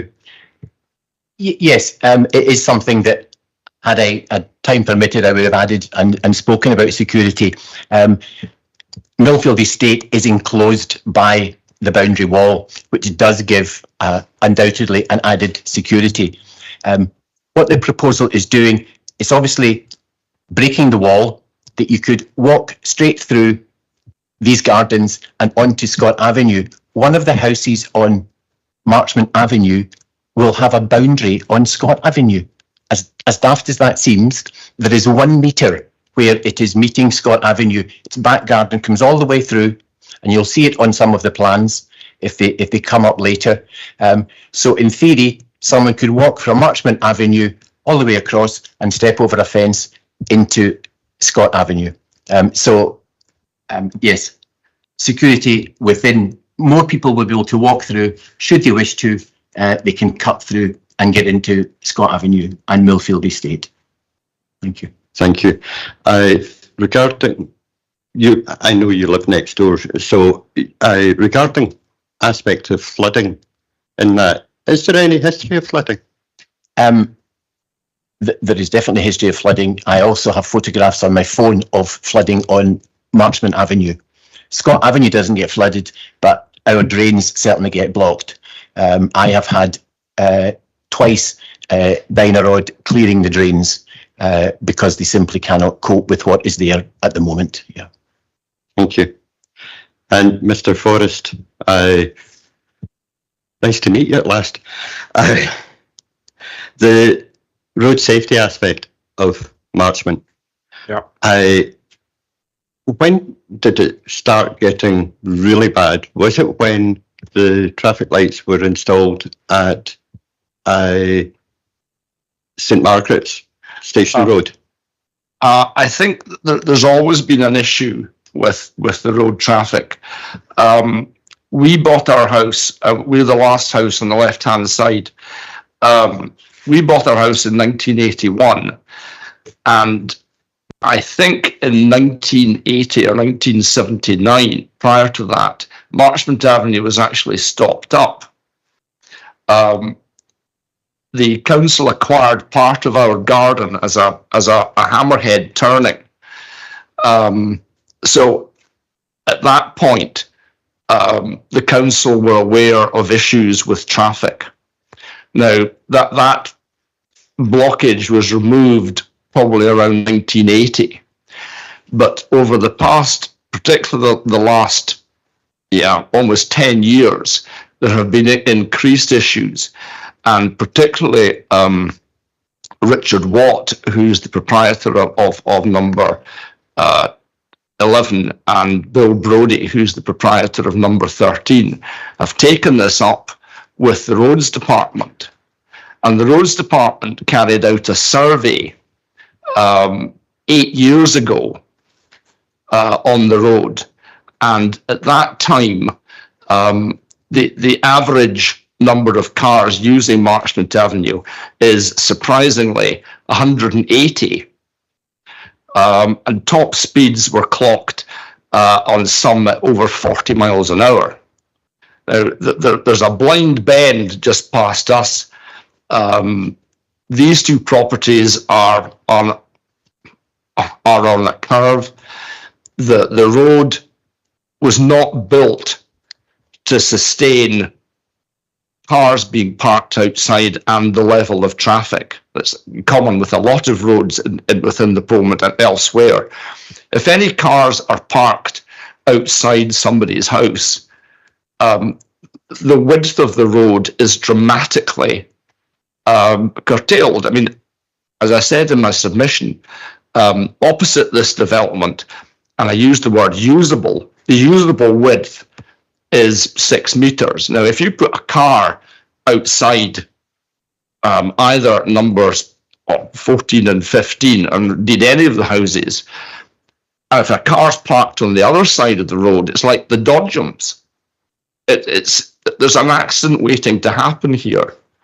The Roads Department, I think the comment was basically made that they weren't prepared to do anything about traffic management because there had been no fatalities. Now, that's perhaps a throwaway line, but it gives an indication of the problems that all the residents have. Could I possibly add one thing to that, which is also regarding the road safety and the cars coming through? And Chris, you may have mentioned it, that it is a main walking route from Polmont to St Margaret's. So children are walking up and down that one pavement twice a day, and with obviously more and more cars coming down, as Chris has pointed out, and that one pavement that there is going to be broken in two places where cars will cross it if this development goes ahead. And I'm right in saying that is not a full width pavement at that point? No, it's. I think the pavement there is probably a metre, which doesn't comply with current standards. Thank you both, gentlemen. Thank you, convener. Councillor Kerr, questions? Thanks, convener. I was going to mention, but I think I can't remember what the gentleman mentioned it. But when we went to a site visit and I drove round past, I noticed the 3 new houses built in Scott Avenue. Can you tell me when they were built? I think, was it 2008? 2007, 2008, yeah. It was that application that I quoted from when they stated that basically the existing boundary wall is considered to contribute positively to the visual amenity and character of the area, and the removal of this wall to facilitate visibility displays would therefore be unacceptable. Now, what happened there was, if my memory is correct, and I think it was the same planning officer who made that statement in the appraisal, the developer was originally going to try and get access into Marchmont Avenue, and that was refused. Now, he was allowed to take access to the site from Marchmont Avenue for building purposes, so he took the wall down, but there was a specific planning permission that he had to reinstate the wall once the development was completed.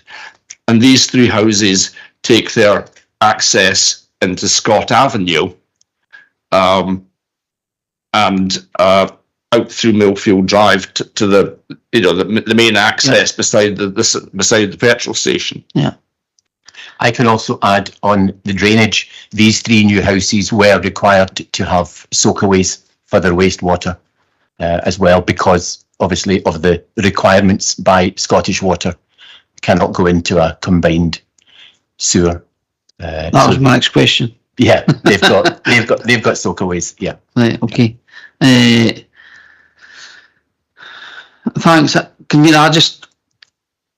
The 2 gentlemen have raised some questions that probably officers, I would like officers to answer. And when you come to a decision, it's got to be material facts that we take our decision on. So getting Kevin and our roads people in will be crucial for a decision. Thanks, convener. Okay, thanks. So at this stage, we're still asking questions of the 2 objectors. Is there anybody else like to come in at this stage? No? Okay, gentlemen, thank you very much. You want to take your seats. Thank you. Thank you. Thank you. Thank you.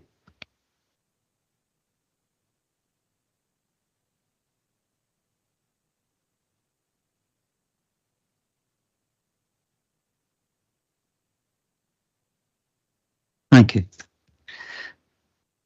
Now an opportunity for Mr. Ryan Marshall, the agent, to come forward as a deputation. Are you online, sir? I am, yeah. Can you hear me okay, convener? If you could maybe turn the volume up, because it's quite hard to hear you from here. Okay, can you hear me okay? Is that better now? I can hear okay. What about the rest of the members? We're okay here. What about members online? Thank you. You've got the thumbs up. You've got 10 minutes, sir. Thank you. Okay. Good morning. Good morning, convener, and indeed the members of the committee. Thank you for allowing us to make this deputation this morning. I won't take up too much of the time to appreciate there'll be more debate to be had on this one. And I appreciate obviously a lot has been covered also through the plan application process and within the planning officer's report, which we've heard earlier. We would just like to cover some of the key points that we wish to make as we've produced the design proposals which respond to the context of the site, which at the moment has obviously been discussed, has a dual aspect to both Scott Avenue and Marchmont Avenue. It's maybe worth highlighting that a number of properties have already been formed from some division within Scott Avenue. As previously noted, 3 houses at 7 Scott Avenue, in addition another subdivision at 2 Scott Avenue, both within the period 2008-2009, all of which seem to have been well received and settled within the existing context.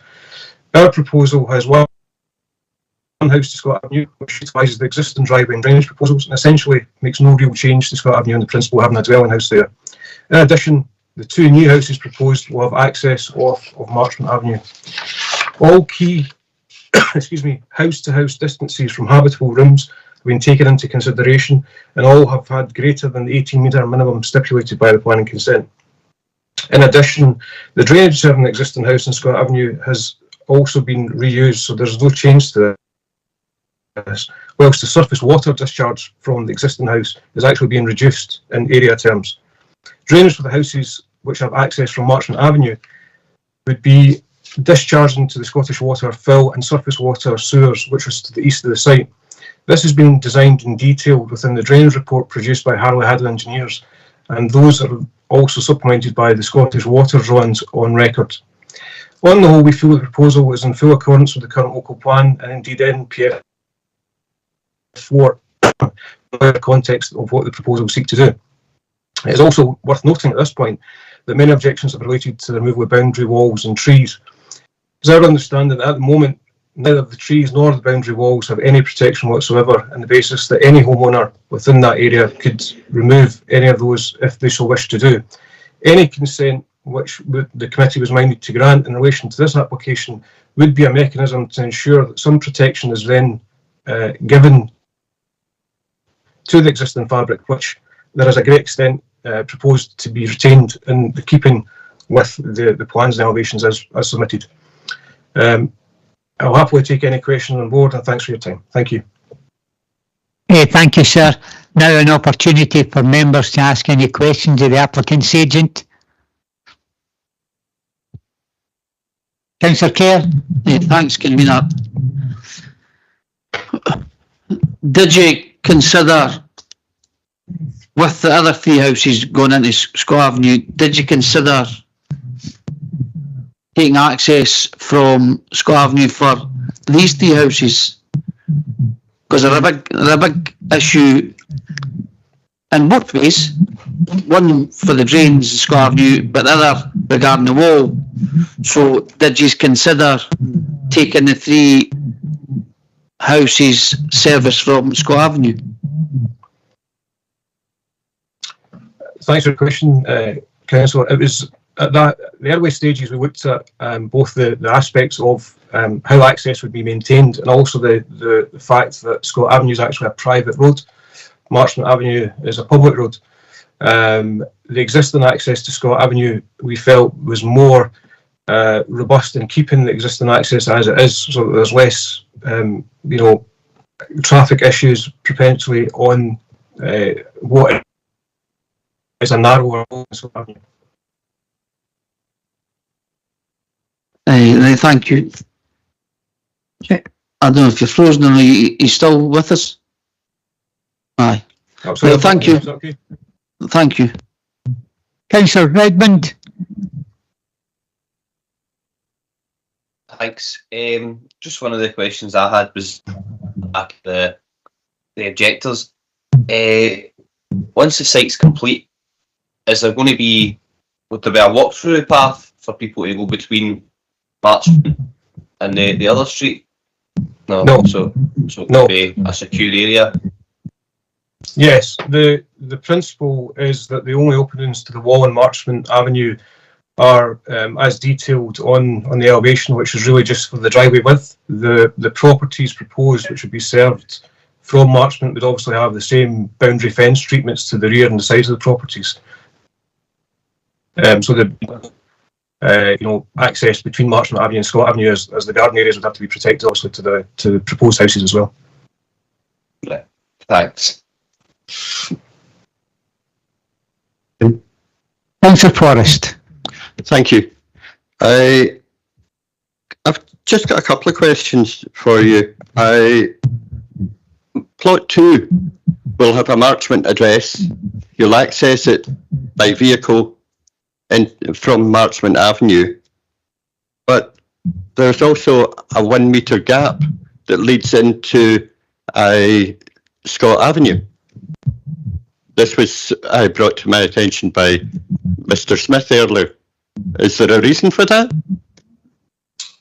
I'm sorry, Councillor, there's no 1 metre gap. There's maybe a corner within the plan that bounds onto Scott Avenue, but the intention would be also that would have a boundary treatment along with the rest of the division between plot 1 and plot 2. Thank you. So that is in fact a wee mistake on the plan, and it will be boundary to boundary and no access route into Scott Avenue. Well, what it is, it's detailed at the moment where there's planting and a section of wall, but the boundary treatment would be noted whether that's boundary wall or boundary fence. So the plans are correct in the sense that there is a corner which would be circa a metre, which would be a boundary to Scott Avenue, but that would have a boundary fence treatment or a boundary wall treatment. Okay, thank you. And the other one was, when I did the site visit with my colleagues here, I did notice that from Scott Avenue, the garden leading down to the wall that separates Marchmont was actually below the height of the road on the other side of the wall, and that it was really quite wet. This was probably due to the number of trees that were taken out, not managing to get rid of the water. But is there plans to actually elevate some of the ground? The levels are detailed within the site plan and also the plan associated with each plot there. Those elements retain most of the topography which is there, and some areas will have raised terrace areas for access and egress. I'm sorry that cracked up. I didn't get that wee bit there. You maybe say what you had said there again. Can't hear you. You're breaking up a bit. Sorry, guys. It was just that I think the signal's kind of fading in and out here. You're breaking up as well a wee bit. Essentially, most of the topography levels have been detailed within the plans. So what that has tried to illustrate and show is that the majority of the topography of the land at the moment has been retained. Where areas of access and egress are proposed, those are then terraced or stepped as required to coordinate with the levels appropriate. Thanks. It's just that there is a levelling distance between the Marchmont Road and the garden as such, and that is obviously where you'll put the driveway, but there won't be any increase in the rest of the site.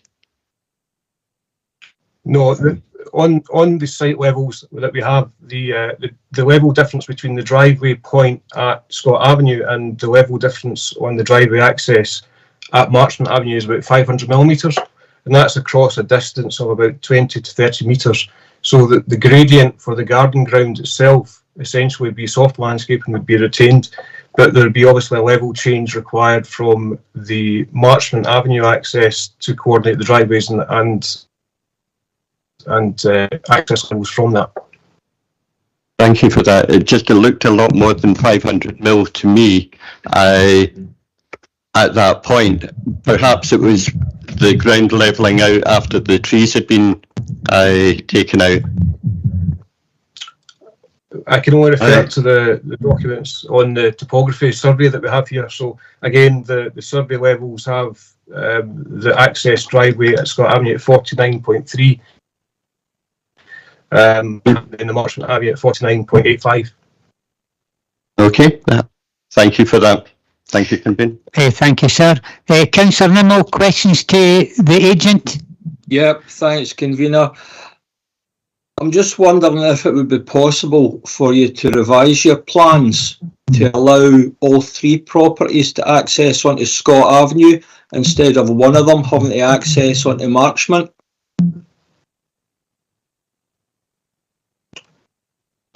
Sorry, Councillor, there's two properties that access onto Marchmont at the moment and only one accesses from Scott Avenue. Right, but would it not be possible for you to revise your plans to allow what you're proposing to access onto Scott Avenue instead of Marchmont? It would be possible to revise it, but I think that would be a different application. I'm not sure whether or not the wider committee or planning would deem that additional access over and above the existing access from Scott Avenue would be more beneficial than two separate accesses from Marchmont Avenue. Okay, I'll leave it at that at the time being. Thank you. Thanks. That might be one of the questions we'll ask officers, Councillor Nimmo, when it's their opportunity to answer any question from members. Okay, we're still at a stage where it's an opportunity for members to ask any questions of the agent. Have we any other questions to the agent? None? Okay, sir. Thank you. Thank you for your input. Thank you. It's now an opportunity to go back to our officer, Kevin Brown. Kevin, you've heard the debate that's been going on so far, a number of questions. Is there anything you would like to say at this stage in relation to what you've heard? I mean, there's quite a few different things in there. A lot of them are covered in the report, obviously. The clarity around the drainage aspects are important, I think, for members to consider. As you'll see in the report, Scottish Water have been consulted on the application and they haven't raised any concern. The applicants would require to make applications for connection into the Scottish Water's infrastructure. And as is outlined in the report, Scottish Water don't generally accept now new connections into combined sewer networks. What's proposed here is for the existing for plot 1 to essentially use the existing connections into the Scott Avenue drainage network, and for plots 2 and 3 to connect into Marchmont Avenue, a separate foul and separate surface water sewer on Marchmont Avenue. There is a distance involved that would require quite a lengthy connection along Marchmont Avenue to get to those elements. Jack, I don't know if it's worthwhile bringing up the surrounding drainage network plan to show committee. If you could zoom in slightly to just to the left of where it says Pullman. So yeah, where the hand is at the moment, that's the application site, and you'll see the red line to the left of the application site is the existing combined network in the Scott Avenue estate. And then over the Marchmont Avenue road, you can see the properties on the right hand side of Marchmont Avenue, eastern side of Marchmont Avenue. They have a separate system that goes to the south. And there's if you travel along Marchmont Avenue to the north, you can see the beginnings of two separate dashed lines there. That's a separate foul and separate surface water sewer there, and it's those that are proposed to be connected into for the two new properties in this instance. So it's just for point of clarity, so there's no ambiguity there. That's what's proposed, and Scottish Water consents would be required there. Other than that, I'm just going through my notes. I think Mr. Marshall's confirmed that there wouldn't be a pedestrian connection between Marchmont Avenue and Scott Avenue. The proposal is for these areas to be private garden ground and for boundary treatments to be erected there. So from a security perspective, we don't consider there to be a through route. If you consider it like that, I suppose it's not beyond the realms of possibility that somebody could access via the driveways and go through private garden ground to Scott Avenue, but that's certainly not the intended access route. From our perspective, on a security viewpoint, there is some benefit to the proposed new access onto Marchmont Avenue, and that would increase the degree of natural surveillance to these areas. So natural surveillance is generally one of the better ways of increasing security, rather than these areas being closed off entirely. So those are the two main points I've picked up on from the comments that have been raised so far. But if members have got more questions, I'm happy to answer them. Well, I'll come in right away with a question that Councillor Nimmo had stated. First of all, I think everybody would agree it was a very, very beneficial site visit. And the question that Councillor Nimmo had put quite clearly was, and maybe you could just tell us what the situation is in relation to the fact that the major concern for me is the breaching of the two walls onto that road in terms of road safety. But the issue is that what is the legal ruling and planning situation in relation to putting 3 accesses in from Scott? Ultimately, that's not what's proposed in front of us. We know it's not. It's not what it's proposed. We know that, and thank you, Kevin. We know it's not proposed. But the question coming from Councillor Nimmo, and sorry to steal your thunder, Councillor Nimmo, is why is there no opportunity then to have access for the 3 proposed units from there? I don't know the answer to that. That would be one for the applicant to answer as to why this particular layout is what they've chosen to propose in this instance. From our perspective, it's a case of assessing whether or not the proposal in front of us is acceptable in road safety terms. In terms of, Mr. Marshall mentioned that the Scott Avenue estate is a private estate. I think there's an acceptance from our point of view that the Scott Avenue is restricted in width. And that goes for footpaths as well as the road itself. So whether it would be capable, I'm not sure. We would need to do a full assessment of that and see what any proposals were. What I would say is that would necessitate a fresh application. That couldn't be something that could be done through this application, given what's proposed at this time. That would be a fresh application, would require a new application to be submitted. Okay, thank you. And a question from myself in relation to the submission for the objectors. One of the objectors had mentioned, thought it was a local development plan, the fact that a statement had been made by officer, I don't know who, in relation to the unacceptable situation if this wall was breached. Can you maybe clarify that? Yeah, so that's in relation to historic applications in the wider area, of which there's a couple of key ones that are highlighted by the representations that have been received. I was the case officer for the 7 Scott Avenue application, which was further to the south of this site. In that instance, that was 2008, I think is the date of that application.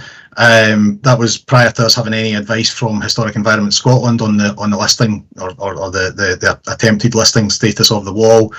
The other context to consider there is the fact that site sits on what would be the outside of a curve in the road for Scott Avenue, as opposed to this application site, as we seen when we were out on the site visit, sits on the outside of a bend. That has a direct impact on visibility splay requirements and consequently how much of the wall would need to be removed. It's our view that yes, there is an impact for in this current proposal with the removal of this wall, but that's quite limited in terms of the amount of wall that requires to be removed. So that, in the context of that, with the Historic Environment Scotland, has led us to the conclusion in this instance that it's acceptable. Okay, is Craig Russell there, Rhodes? Who's here from Rhodes? Morning, Craig. Convener. Yes, I'm here. Yes, Craig. Thank you very much, sir. You've probably been listening to the debate. One of the major concerns for me, anyway, and as well as the objectors, is the road safety aspects. We're putting 2 accesses onto Marchmont Road in relation to this area. I wonder if you can maybe give us the council's overview of this proposal. Thank you. Yeah, Convener. I mean, in terms of providing 2 accesses onto Marchmont, we're not concerned in relation to that. There are already a number of properties served directly from Marchmont, including directly opposite the application site.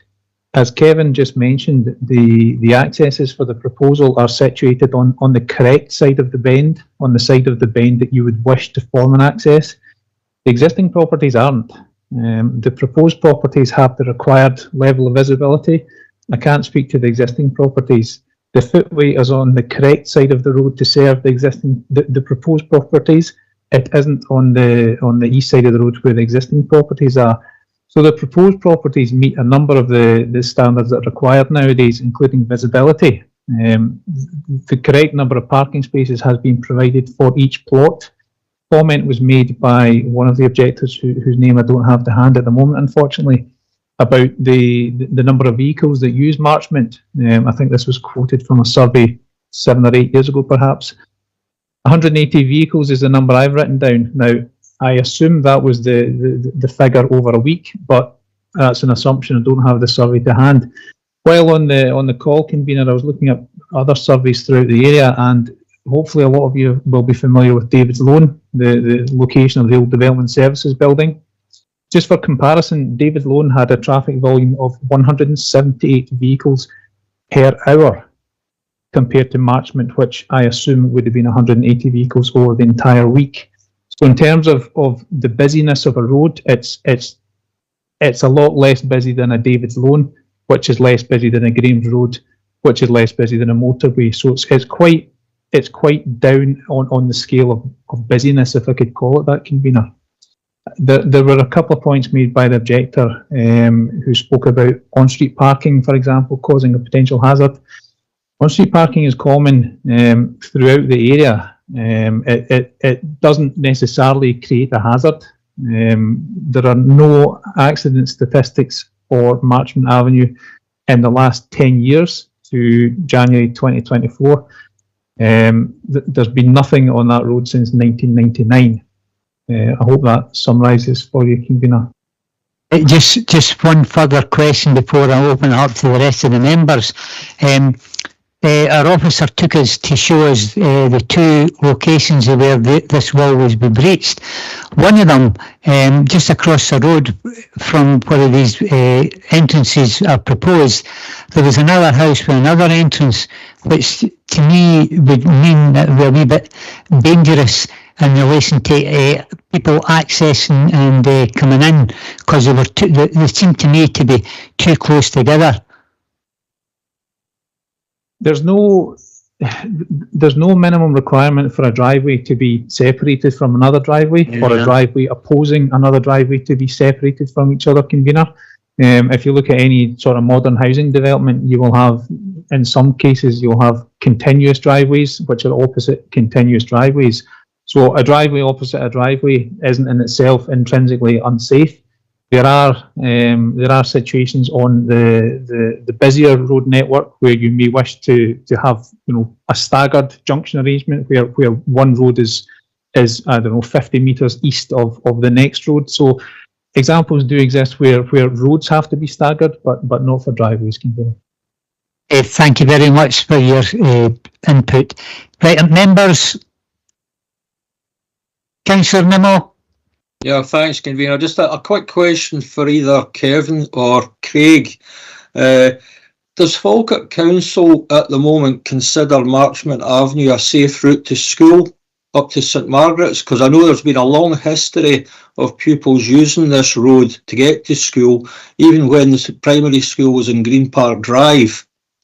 A good number of pupils used to use that in the day as well.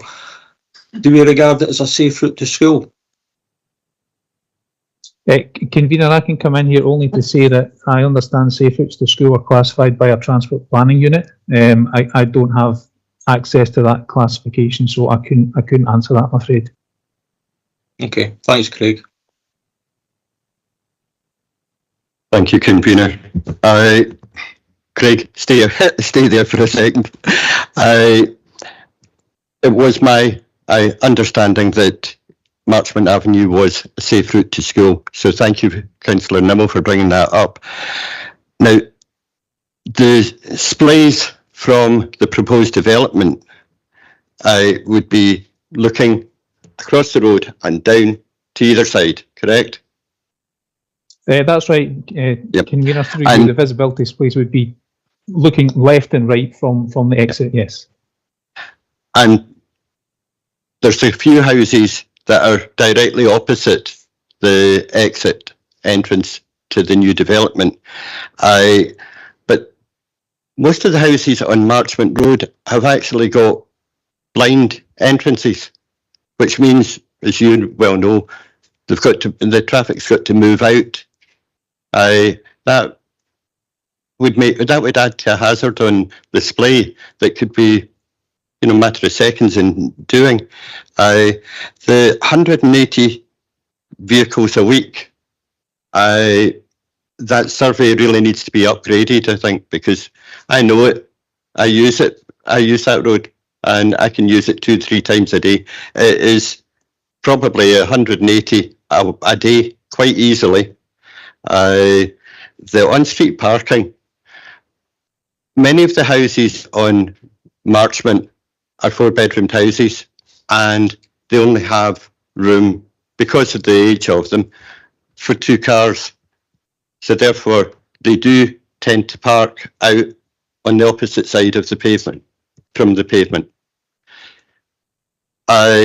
So these would add to the hazard, along with this being on a curve.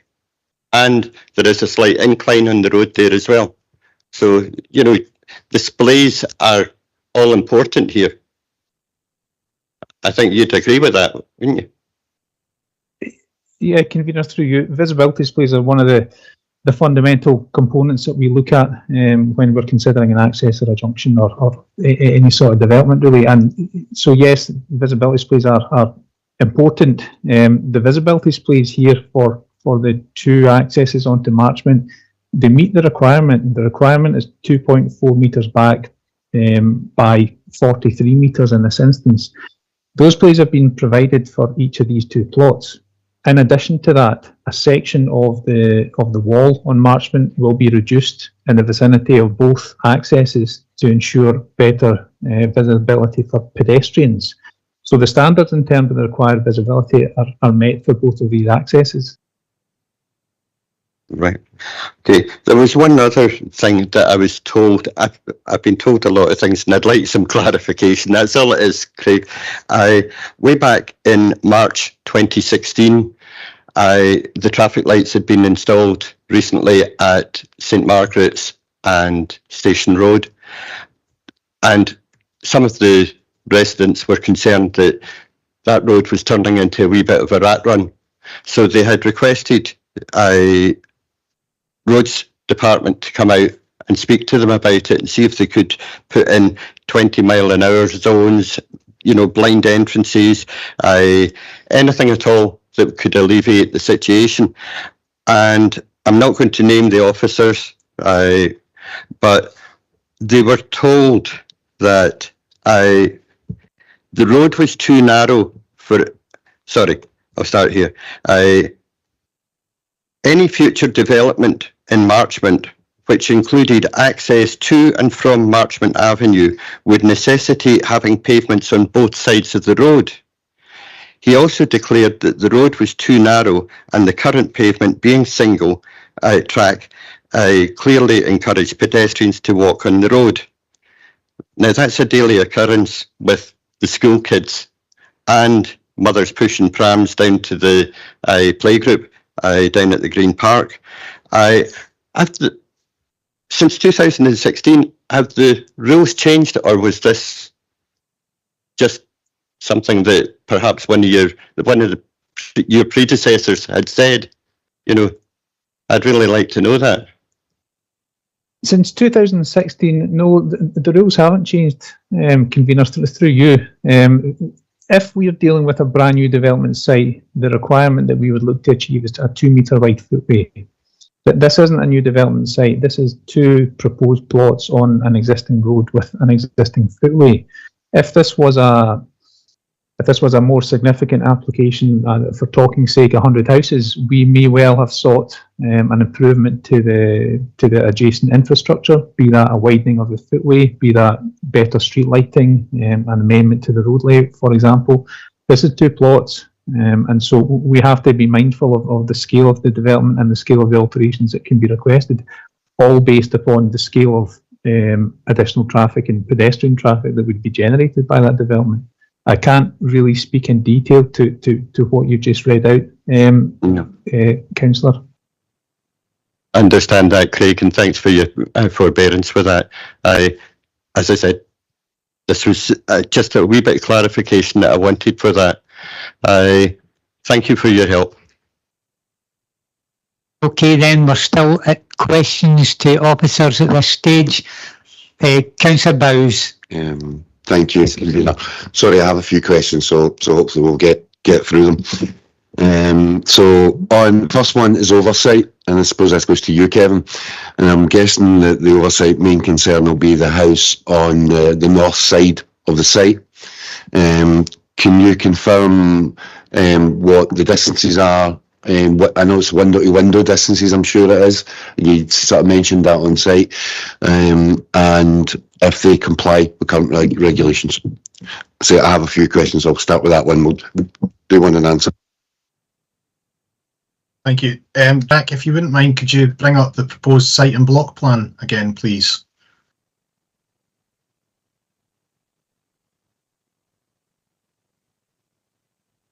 You scroll up to the layout and zoom in a touch if you could. That's great. I'm not sure how clearly committee can see that, but between the rear elevations of and side elevations of the proposed plot 1 and 3, you can see that there's lines drawn between those and the rear elevations of the properties in Lyle Crescent. You'll see there's white boxes there, one of them showing at 18.3 metres, 20.04 metres, 14.7 metres respectively. And then similarly between plots 2 and 3 over the road, over Marchmont Avenue to those properties to the east, there's similar lines drawn showing distances in excess of 20, 28, 20, 32 and 26 metres. The minimum window to window distance that we would expect to see is widely regarded to be 18 metres direct window to window when we're talking about habitable room windows. That distance can be reduced depending on whether or not the windows are angled or offset from one another. In the context of this application site, you can see that the majority of these distances are in excess of the 18 metre established rule there. The one distance which is lower than that is the distance between plot 3 and the property to the north. And you can see that is shown as 14.7 metres. Now, the difference there is that there are no habitable room windows which are directly overlooking that. So there's currently a boundary fence on that boundary which provides screening between the ground floor windows and at first floor level. What's proposed along that northern elevation on plot 3 is non-habitable room windows, predominantly to ensuite bathrooms and a changing area. So from our perspective, the proposals meet established guidelines in respect of privacy standards. There was quite a bit of objection, obviously, in relation to overshadowing of the properties. It's our assessment that yes, there will be a degree of overshadowing, as there will be a degree of overlooking of garden ground, as is the case in most built-up areas. The overshadowing element, it's our view that's not significant enough to warrant a refusal of the application, on the basis really that if you consider the sun path for these properties going east to west, there will be a degree of overshadowing in the centre part, the middle part of the day, but early morning sun, evening sun, afternoon sun, there really will be very limited impact at all on the neighbouring garden ground to the north. I'm referring to plot 3 here, as that's the most sensitive one. So yeah, we've assessed that as being that there is a degree of overshadowing of neighbouring garden ground. We're not concerned about overshadowing to habitable rooms or windows of the neighbouring property.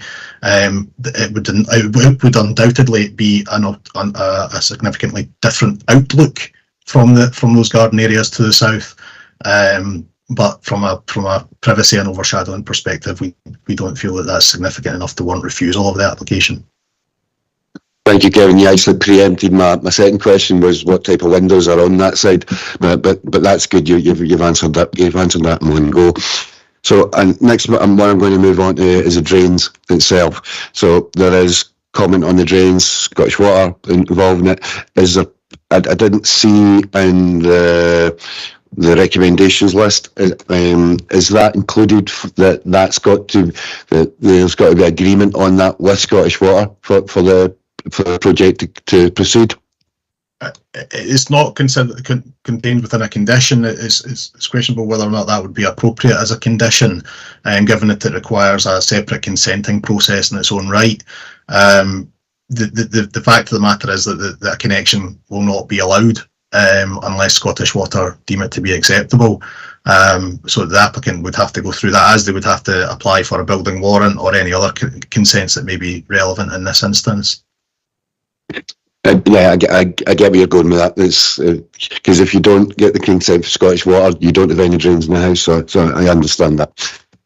Moving on to the wall, and the convener was correct that it was a good site meeting to see it, and it did look, when you're there, it looked like a very old wall build. However, I do note that historic environment, and keep wanting to say hysterical, but that's wrong. Historic Environment Scotland have confirmed the stone boundary wall. They've also, and more importantly, they've said that the wall, although recent proposals to list it, that the wall has not met the criteria for listing. I'm assuming that our planning department don't have any. There's no challenge to that. They agree with that. Yeah, we don't certainly as development management officers have any intention on responding on that. It's a assessment that the Historic Environment Scotland would need to carry out about whether or not they chose to list a wall or a structure. Thank you. I'm going to move on to traffic, and particularly was talking about the 180, and even if you did it over a day in vehicles, that would be, and sorry, and I'm just going to ask so that this can be confirmed that I'm getting this right, because sometimes my arithmetic can be poor. That would be, say, over a tape that you don't get traffic running 24 hours a day, so say 10 hours a day, that would be 18 cars an hour, obviously busier sometimes than the others, so you're talking about possibly one car every 5 minutes is the sort of, am I right in reading that? It's just as if this is when I make my decision, I'm getting this right. As if I went on 180 a day, not a week. It would be about something like one car every 5 minutes over I'd say a 10 hour busiest period. Convener, through you, we don't know if this is 180 per day, per hour, per week. So I think we need to place some caution on that. The purpose of me mentioning the 170 vehicles at David's Loan was simply to give a comparison of busyness of roads, not necessarily to drill into the detail of the quoted 180 vehicles at Marchmont.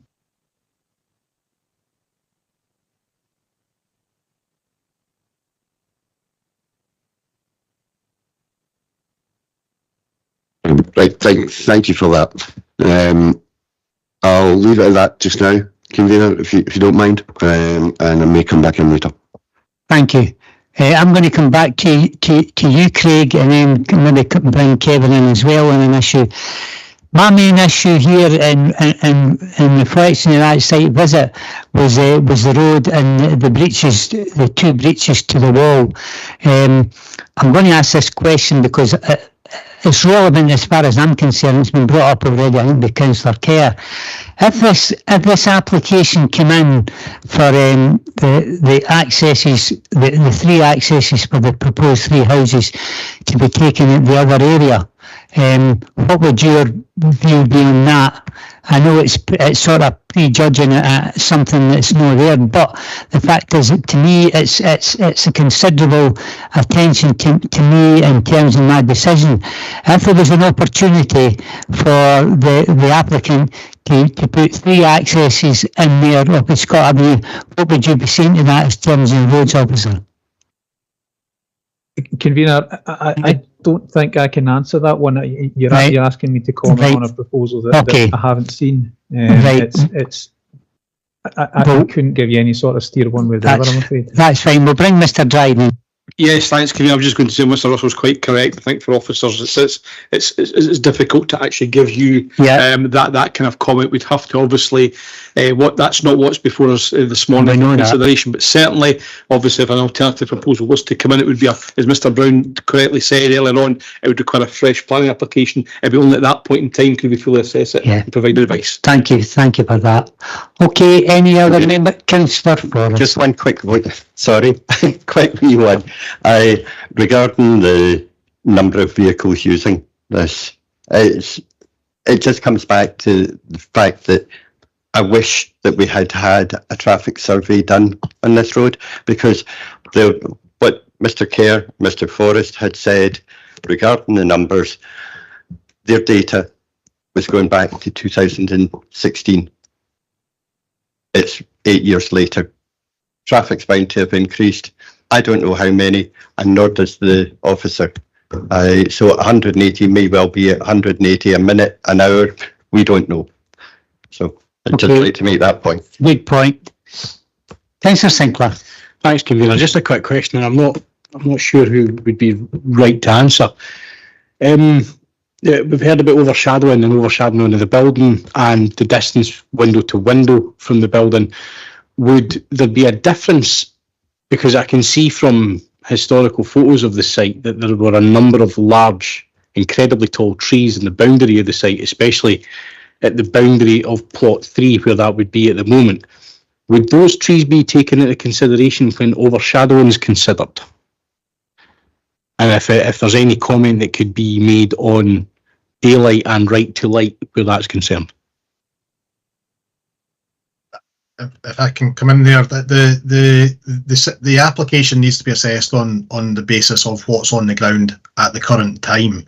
I think had the proposal come forward with trees, with the original trees still in place on the site, those trees would need to be taken into account in consideration of any potential overshadowing impacts. I think the short answer there is that the trees would overshadow the properties to the north to a degree, and the question would need to be considered from our perspective as to whether or not the proposed dwelling houses made that situation any worse, and make an assessment of that. But ultimately here what we're dealing with is the site which doesn't have those mature trees on it anymore, so we have to take it as being what is proposed at this current point in time.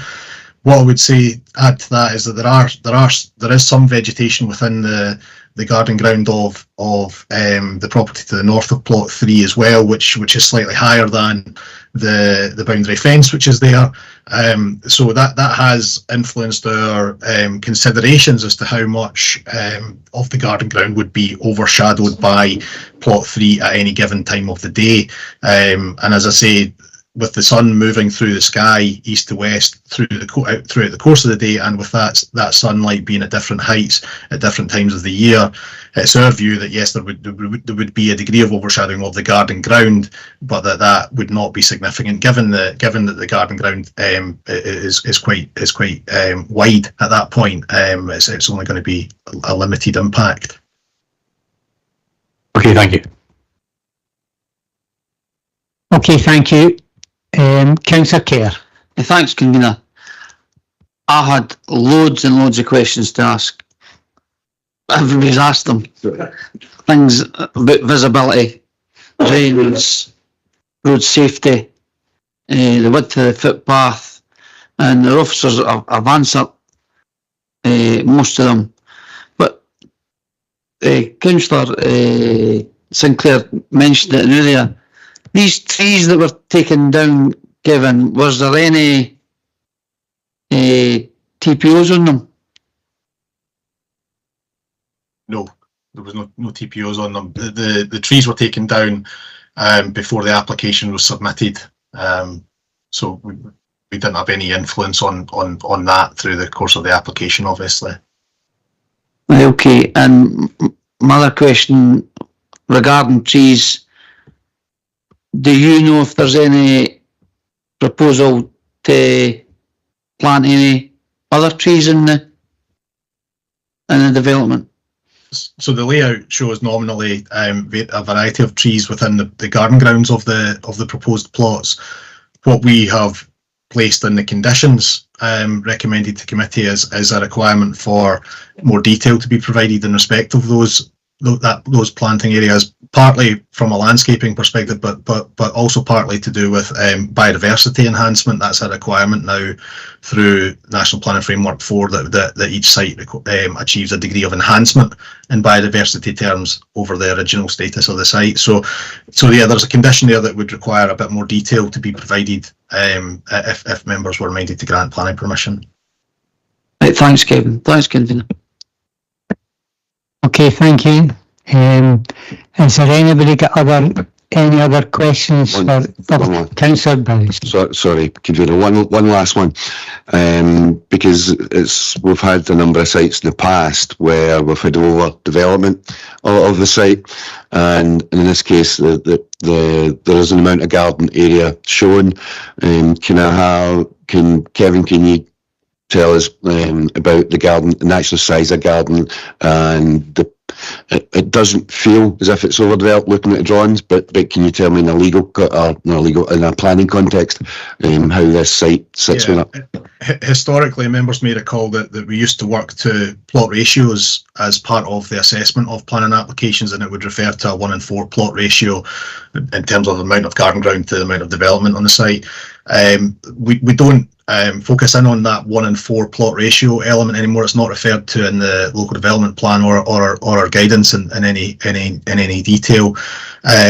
The reason for that really is because ultimately, if you can comply with a 1:4 plot ratio, but that garden ground is of pretty poor quality. So we've moved away from that towards a more flexible arrangement whereby we will assess garden ground based on its usability, its suitability for the proposed size of houses that are part of the application. In this instance, what's been put forward is a collection of garden ground arrangements which, in our view, is suitable for the size of properties that are proposed, but perhaps more importantly, which achieve a degree of direct sunlight, for instance, that other arrangements, other plot layouts might have found it difficult to achieve. So the quality of the garden ground proposed will remain quite high. The window placements on each property are such that each property would achieve a degree of privacy to each garden ground, and that those garden grounds would achieve a degree of daylight which would be expected and would benefit each property. So yeah, the quality of the garden ground is really the important factor now, as opposed to this raw calculation of just 1:4 plot ratios that we perhaps used to apply. Hope that helps. Yeah, thank you, Kevin. Would we like to make a proposal? Carry on, sir. Okay. I'm going to say there has been a lot of questions asked, and thank you to the officers for an extensive amount of answers. The report also covers a good number of things on here. I appreciate the concerns of the local residents. However, I can't see any reason why I would refuse this application, and therefore I would like to put a motion to accept the officer's recommendations on this proposal. Seconder for Councillor Bowles. I'm content to second, Convener. Councillor Forrest. Thank you, Convener. I'd like to thank the deputations, the officers especially, because there was a heck of a lot of questions in there. Yep. And I do appreciate your frank and succinct answers to them. I personally am still not satisfied. I came in here with an open mind over whether or not this development should go ahead or should not. I have yet to be convinced on grounds of road safety. I do not find that it's a safe road especially since there has been no traffic survey done since at least 2016. I don't believe that the overshadowing is not significant. I think to the people it affects, it's very significant. And I object to that. The drainage, I still have not got my head around this, that these three houses will not affect the rest of the area when they're already being affected. So I would actually like to move the opposite and refuse planning permission. Okay, so that's your amendment then, based on the issues that you spoke about. That's fine. So just to clarify where we are, we've got a motion moved and seconded to agree the recommendations contained within the report. We've also got an amendment by Councillor Forrest. It's not been seconded yet, but I'm quite happy to second it, Councillor Forrest, amendment and the issues that they've just outlined.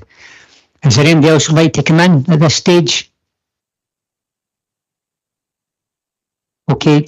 Mr. Henderson, would you just like to take us through the procedure? Thank you, sir. Thank you, Convener. We have a motion by Councillor Bowes, seconded by Councillor Sinclair, and that is to grant permission in accordance with the officer recommendations. We then have an amendment by Councillor Forrest, seconded by you, Convener, to refuse permission. And sorry, I think there's maybe a noise in the background there. Oh, thanks. So from my notes of what Councillor Forrest said, I think a summary of that would be the committee agrees to refuse planning permission as having considered the development plan and material considerations. Following considerations are considered to be of significant weight and determinative. And they were that there would be overshadowing of neighbouring garden ground. And the next one was the proposal would have an adverse impact on road safety. And from my notes, I've got by generating additional traffic and additional openings on the boundary feature. And the last reason was the committee is not satisfied that there is suitable provision for proper disposal of surface water and sewerage. Does that seem to be a happy with that, Councillor Forrest? Absolutely, correct thank you. Interpretation of the amendment? So on that basis, we would have a vote by way of roll call. So that would be the motion to grant and the amendment to refuse. And I'll run through councillors' names. Provost Bissett is absent. Councillor Bowes. Motion. Convener Daly Buchanan. Amendment. Councillors Colley and Flynn are absent. Councillor Forrest. Amendment. Councillor Kelly. Motion. Councillor Kerr. Amendment. Councillor Murtagh. She left. Thank you. Councillor Nimmo. Amendment. Councillor Redmond. Motion. And Councillor Sinclair. Motion.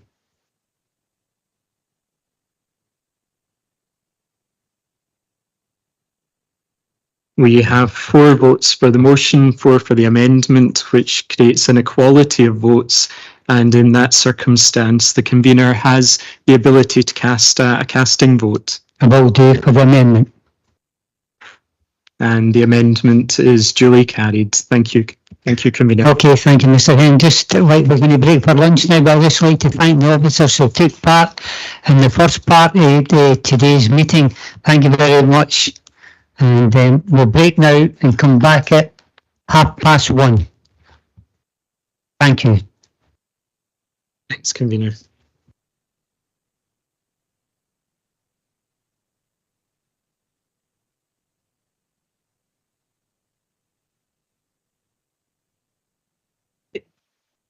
And you shouldn't have been before.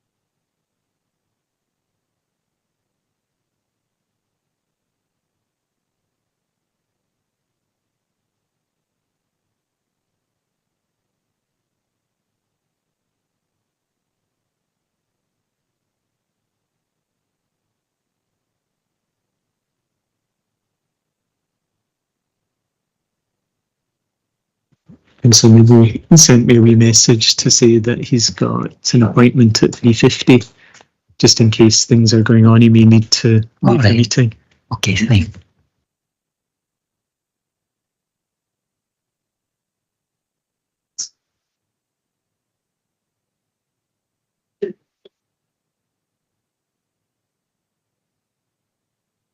Okay, members, we're going to reconvene the meeting. We're going to item 6, and we're joined in the room by Councillor Redmond. Councillor Redmond, thank you, who was on remote earlier, but he's joined us. Item 6 on your agenda today is alterations to boundary wall, including downtaking at the Orchard Hotel to Kersley and Falkirk for the Orchard Hotel. It's a continuation, and it was the subject of another site visit, which again was very beneficial. Pages 51 to 67 in your agenda papers, and the report is by our officer Stephen McClure. Just to let you know as well that there has been a representation came forward from local councillor Lorna Binney to speak on behalf of the residents and to be received as a deputation. I'm quite happy to support that. Has everybody agreed? That's fine then. That takes us then to a report by our officer Stephen McClure. Thank you, Stephen. Thank you, Convener. Okay, the current application that's been submitted, it's for, as you said, alterations to boundary wall, including downtaking at the Orchard Hotel in Falkirk. As a partially retrospective application, as part of the wall has already been removed by the applicant there. So the application was called to committee there to allow consideration of the impacts of the development on the character and appearance of the area, amenities of nearby residents, or consideration in relation to specific development plan policy there. In terms of site history, the site has been subject to many applications there, as well as you can see from the report, a great deal of enforcement cases. There's 12 listed in the report there, and there's actually 3 active enforcement cases against the property at the moment, including ENF 219-0070, which is actually for the wall, and we've actually issued an enforcement notice against the property owner there in relation to the removal of the wall. In terms of the consultations there, the roads development and environmental protection were consulted. Neither have objected. However, the roads did note that removal of the wall would reduce on-street parking there. In regards to community councils, there isn't an active community council in this area of Falkirk at the moment, so there's no comments there. In relation to public representation, there was 2 objections received there from direct neighbours. The objections are included within the report there. In terms of the development plan, it's National Planning Framework 4 and Local Development Plan 2, which are relevant. Within National Planning Framework 4, it's Policy 7 Historic Assets, which is relevant, and Local Development Plan 2, it's Policy P08 Conservation Areas, as well as Supplementary Guidance SG12 Listed Buildings and Unlisted Properties in Conservation Areas. The assessment for each can be seen within the report there. In regards to the material considerations, the considerations were in relation to coal mining legacy of the site, their assessment of public representation, and additional planning considerations, which was relating to residential amenity of the adjacent residential properties there.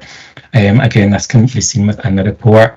In conclusion, it was considered that the proposal does not basically accord with the terms of Policy PUA and Local Development Plan Policy 7 of Policy 7 and National Planning Framework there, and it was recommended for refusal there. It might be worth as well, I was going to try and just share for the committee my screen there just to show an image of the wall from Google Maps there in place, because you weren't able, although the committee did see obviously the wall removed there, it might be worth me just trying to show the committee what the wall was like without the railings and the section removed there. So I'll just try, hopefully this will work for you there, and I'll just share my screen if I can. Just take a moment there. So I hope this is coming up on screen there for members. Yes. So if you can see here, so basically it's just to give you an idea of what the wall was like with the railings there in position. So the holes here at the moment in this section, partly removed the upper area here, and obviously a section of this, and they've removed the railings and the gates there that were in. So it was just to give committee a view of obviously what the wall was and position of it there with it. And this is before the beer garden obviously has been inserted into the rear there as well. Okay, thanks, Convener. No, thank you very much, Stephen, for that. It's now an opportunity for the local member. Councillor, if you would like, you have 10 minutes to speak, Councillor Binney, and then there'll be an opportunity for members of the committee to ask any questions to you. So you've got 10 minutes from now. Thank you. Thank you, Convener. Firstly, I want to say thank you to the Convener and the Planning Committee for allowing me to deputise on behalf of Mr John and Susan Muir and Mr Craig Lumsden, who are residents of Orchard Street and they live adjacent and near to the car park of the Orchard Hotel. Also, thank you to the members who attended a site visit to visualise the area in person and the boundary wall. Mr Muir and his wife have lived in Orchard Street for many years. The houses on the street were built just after the 1890s. Prior to this, the land was part of the Orchard House then. Now, as we know it, it's called the Orchard Hotel. This area is full of history and adds value to a town centre conservation area. This application relating to the boundary wall has been ongoing for a considerable number of years, and though Mr and Mrs Muir wish to be good neighbours to the owners of the Orchard Hotel, they have also been upset and dismayed that progress in reinstating the wall has taken so long.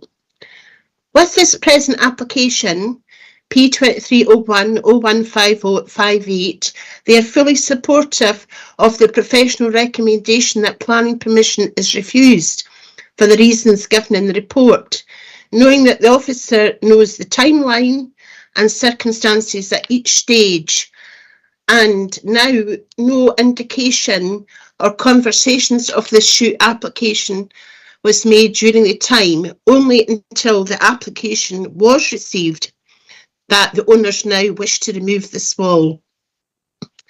Viewing Orchard Street, you will see its character has been preserved. Neat houses with small gardens and wrought iron railings feature widely down the street. Aesthetically pleasing, the wall was before removal of its middle part. I am not going to labour too long on this application, as you will see in front of you the detailed report from our professional officers who know this application inside and its history. Fully removing this wall, which has been in place since the 1890s, which is made of sandstone and a decorative railing on top, is like the houses in the street, forms a defined border of the town, Falkirk Town Centre conservation area. This would negatively affect the character and appearance of the conservation area, so this does not accord with PE08. For Mr and Mrs Muir, if this wall was removed, there'd be a loss of privacy, increased noise, and the extra parking. This will be detrimental to their health and well-being, living so close to the car park. The wall, if reinstated, would act as a barrier. Please see the assessment of public representations which have been fully considered in the report. If I can highlight a few of these assessed representations, the previous approved application for a U-wall opening within the wall and the closure of the existing access was never implemented. The second, this is important, this current second opening of the wall is unauthorised. The parking, due to current factors and proposals, would see this reduced to 6. This proposal within the current application will not resolve parking and access issues, causing lack of privacy, excess noise, cars reversing and extra pollution. Also note the removal of the section of wall is subject to a current enforcement action. However, this application, which has been considered now to try to resolve such matters, alas, does not, as per the report. Please consider the officer's recommendations acknowledge the removal of the wall would not respect the architectural and townscape character in terms of scale, disposition and design. And please consider the concerns of long-standing neighbours who wish to live happily in their homes, know there is a satisfactory level of residential and visual amenity granted. Thank you for your time today. Thank you very much, Councillor. Very well put. It's now an opportunity for members to ask any questions of the Councillor, Councillor Binney, in relation to this application. Any questions direct questions to Councillor Binney at this stage? None intimated? None intimated? No. Okay then, thank you, Councillor Binney. We'll go back now to Stephen. Stephen, you've heard what Councillor Binney says. Have you anything you had before we bring members in for a full debate? No, I think Councillor Binney's brought everything up really that's in the report already. I should point out to members, I might give you a very brief background as to how this wall got demolished in the first place. It was actually removed by the applicant because he wished to create a U-turn for, it was for basically food vehicles to come into the property. Now he actually did that without, as I say, planning permission, and he also didn't have the relevant licenses for that, so it was actually shut down. And since that point, we've actually been trying to obviously resolve this, and as the neighbours are obviously aware of the timeline, because they're obviously living across from it. So it has been going on for some time. We don't actually have any reason to why they want to remove the rest of the wall. They've kind of loosely intimated it, parking reasons, but it wouldn't create any difference to the parking at the moment, especially now that the current beer garden that's subject to a separate application and local review body at the moment has taken up a great deal of that area. So it's really just everything else which Councillor Binney's brought up is obviously in the report anyway for members. Thank you very much, Stephen, for that. Now open it up for members of general debate. Councillor Bowes. Thank you, Convener. And I'm not meaning to be overly picky here, but it says it's a stone boundary wall. Having been on site, I think we know it's not entirely a stone boundary wall because the internal has all been bricked up and brick is not stone. And that's obviously been done maybe in the last couple of decades. That's and the wall actually lies, I think, about 15 degrees off the angle, but it's not entirely a stone wall. It's a stone and brick wall with a stone capping on it. Would be, and I'm not being overly picky, but it says a stone boundary wall here, and it's not. It's actually a mixture of both. I think, Councillor, for that it would just be the fact that it's intended to be stone. It has been repaired quite heavily in the past. Obviously, it's got a lot of basically cement repairs as well as brick repair to it. But the intention is it was a stone wall. It's intended to visually be a stone wall. So even if it was in the future had to be rebuilt or repaired, etc., we would want obviously the appearance of the stone to be on the external, especially from the public viewing points on it. So that's why we would generally describe it as a stone wall, because if the majority of it is, and appearance wise, it should be a stone wall, but obviously it has had a lot of repairs in the past, as you'll find with a lot of these older walls. And say the wall itself dates from around about 1890, around about that time. So it's been there a long time. As you saw on site, there is a bit of a lean to at some points to it. So, but again, that's for the owners. Should be obviously maintaining these walls to keep them in good condition. Well, thank you for that. Any other member, any questions? Councillor Sinclair. Just briefly, and probably on the back of that, the images that were shown on the screen here from Google Maps show the wall in its entirety. Removing any part or section of that wall, could that impact the structural integrity of the rest of the wall? I wouldn't be able to directly answer that. I'm not a structural engineer on it in terms of being able to say it. I would say obviously that given the wall and its full support would be beneficial, obviously, because it's all connected in, but I wouldn't be able to tell you if removal of any particular section. Obviously, if they are cutting out any section of wall, normally they would have to ensure the stability of the full wall along the length of it, ensure any part of it isn't affected unintentionally. Thank you. Thank you. Just before I bring Councillor Kelly in, I think got to say this when we went out on site visit. It was brought to my attention about how the wall was leaning, and to me that I mean, there's not much of the wall left, but the part that was leaning looked quite dangerous, as though it was just ready to collapse at any time, because some of the loose brickwork that had been obviously added to the original stonework was quite loose. So I was quite concerned about that issue. Councillor Kerr. Thanks, Convener. As many people seen when they were out on the site visit, with regards to Orchard Street and having the wall in place and having the characteristic of the wall in the street, nearly everybody in that street took their wall down to make driveways for their houses. So can I just ask Stephen, with regards to, I know the Orchard Hotel is in the conservation area, do you know if Weir Street is in the conservation area? The street that backs onto it? It backs onto the conservation area boundary goes around the Orchard Hotel and back along, go along basically the front of it. So down the sides where the Orchard Hotel is to the front, but it doesn't cover the streets that are adjacent to Orchard Street there.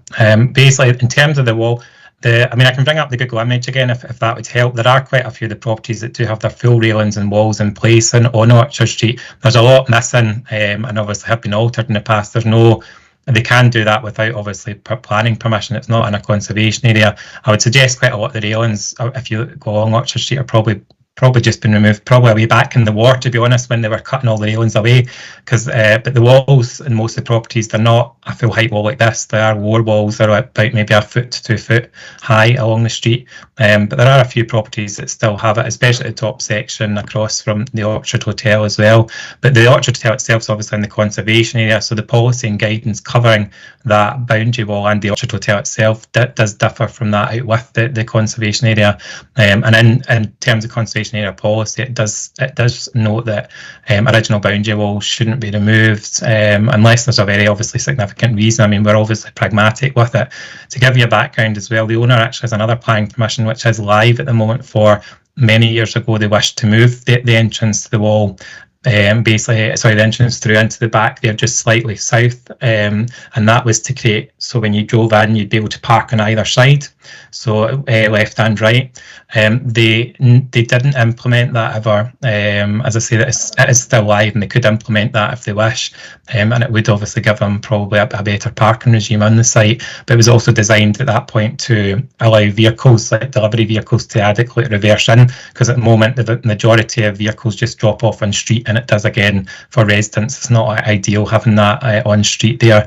So basically it was looked at a way back then, but none of that was ever implemented.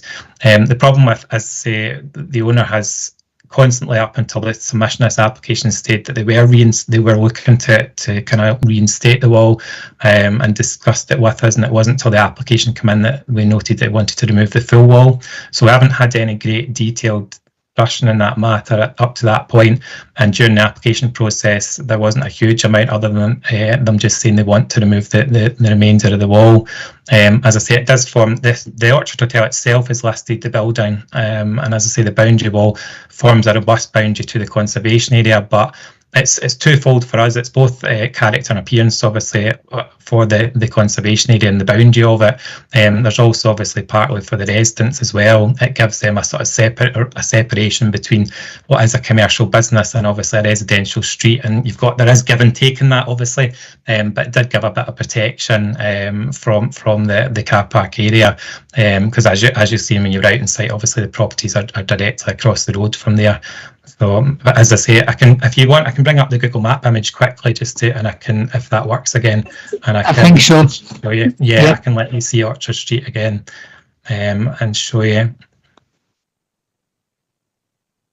So if I spin round, so you'll see this is the top Orchard Street. The walls are still intact here. The gates have been, the railings have replaced. The majority of Orchard Street, as you see, it's very low wall. It's very low wall here. It's not high walls such as the Orchard Hotel, and as you see they go down. It's not till you get a wee bit further down here that there is kind of loss of railings on most of the walls, but most of the walls are intact until you get maybe down to this section, and obviously they've been removed at some point in the past, but there are, as you see, still some of them with their gates and railings there. None of this, though, as I say, is in the conservation area, so it is up to house owners there if they wish to remove the walls and or not. So we wouldn't be able to control that. But as you see, there are quite a lot of them still with them in place, and some homeowners have obviously replaced the railings above, which would have been removed in the past. As I say, it looks like probably from wartime, to be honest, when you see the pins are still there for quite a few of them in the walls, but they've just never been replaced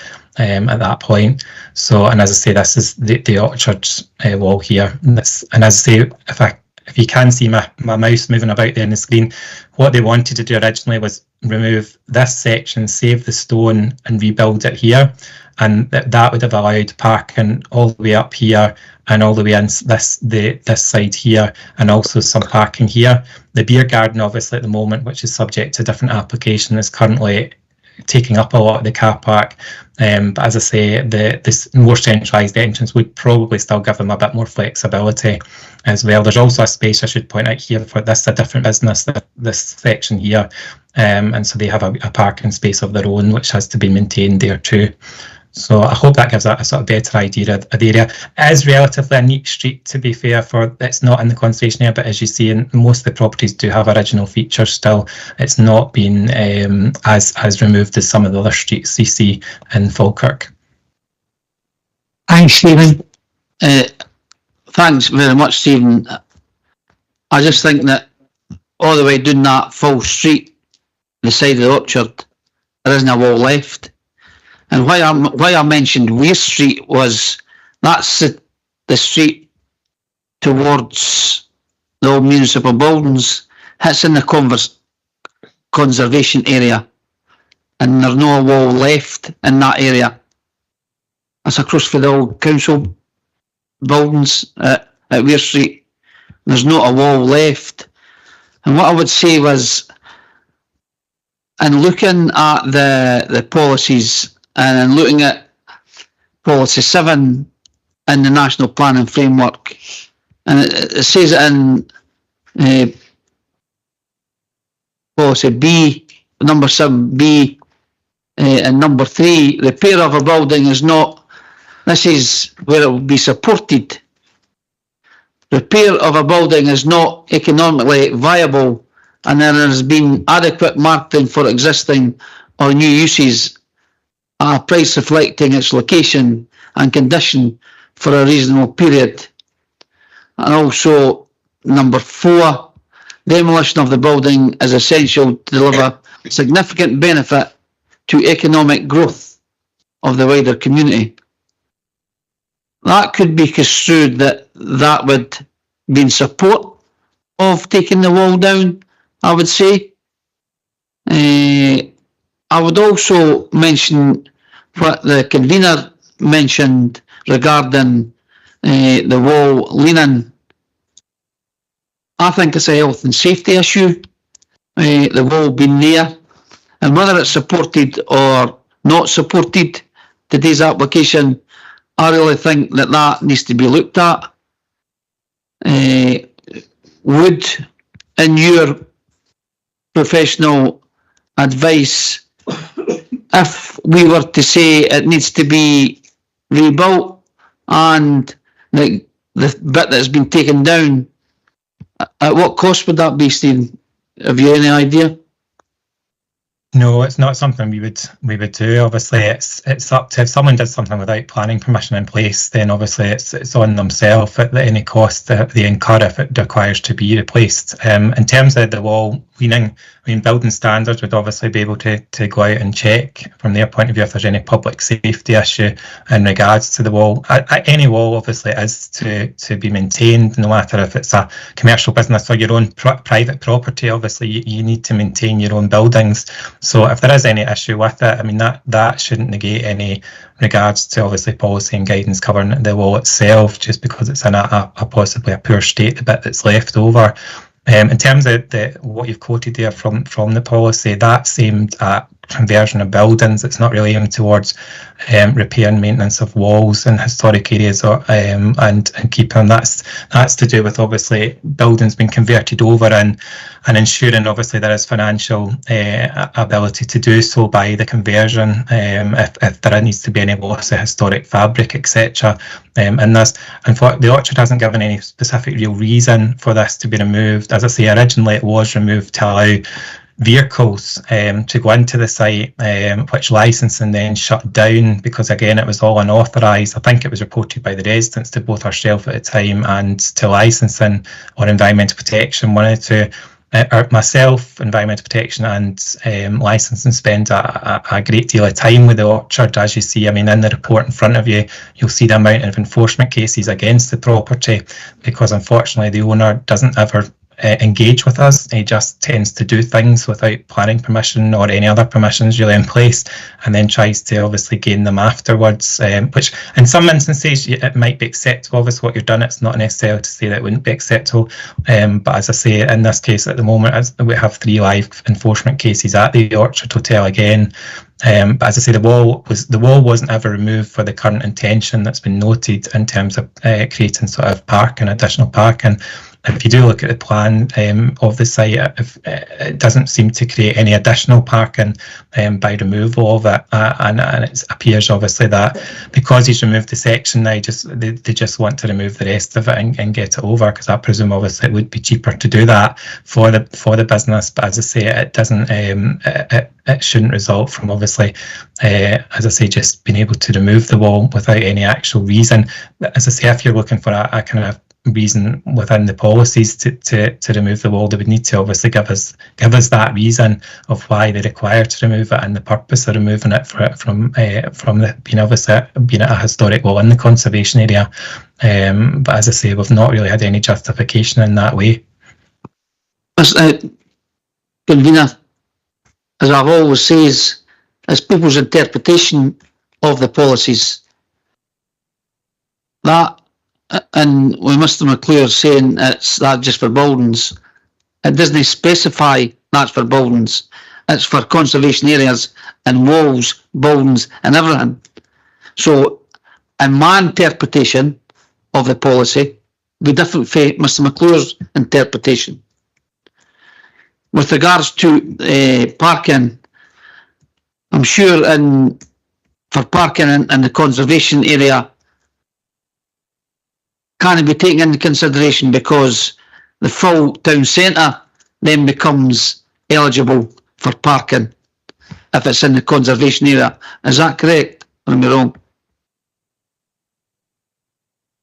Yeah, so basically within the town, it's not just the conservation area, it's the town centre as a whole is included parking as one zone for parking, because obviously in most businesses in the town centre there isn't ability to provide the amount of parking.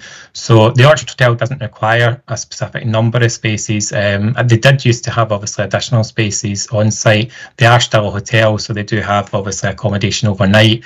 And what is tending to happen now is they used to kind of be able to accommodate most of the vehicles that would spend overnight, but now they are parking out on the street. The street is controlled during the day, so it's single yellow line right down the street, obviously to stop people parking and that are using the town centre essentially. But as I think it's 8 or 9 a.m. till 6 p.m.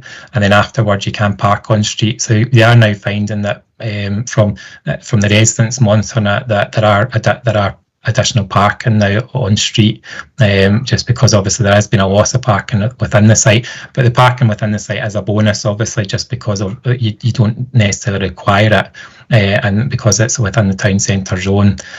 So as I say, it was always a bonus for the hotel.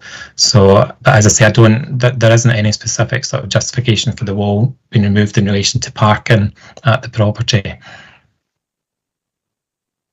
I would like to put a proposal forward. Carry on. I would like to put a proposal that we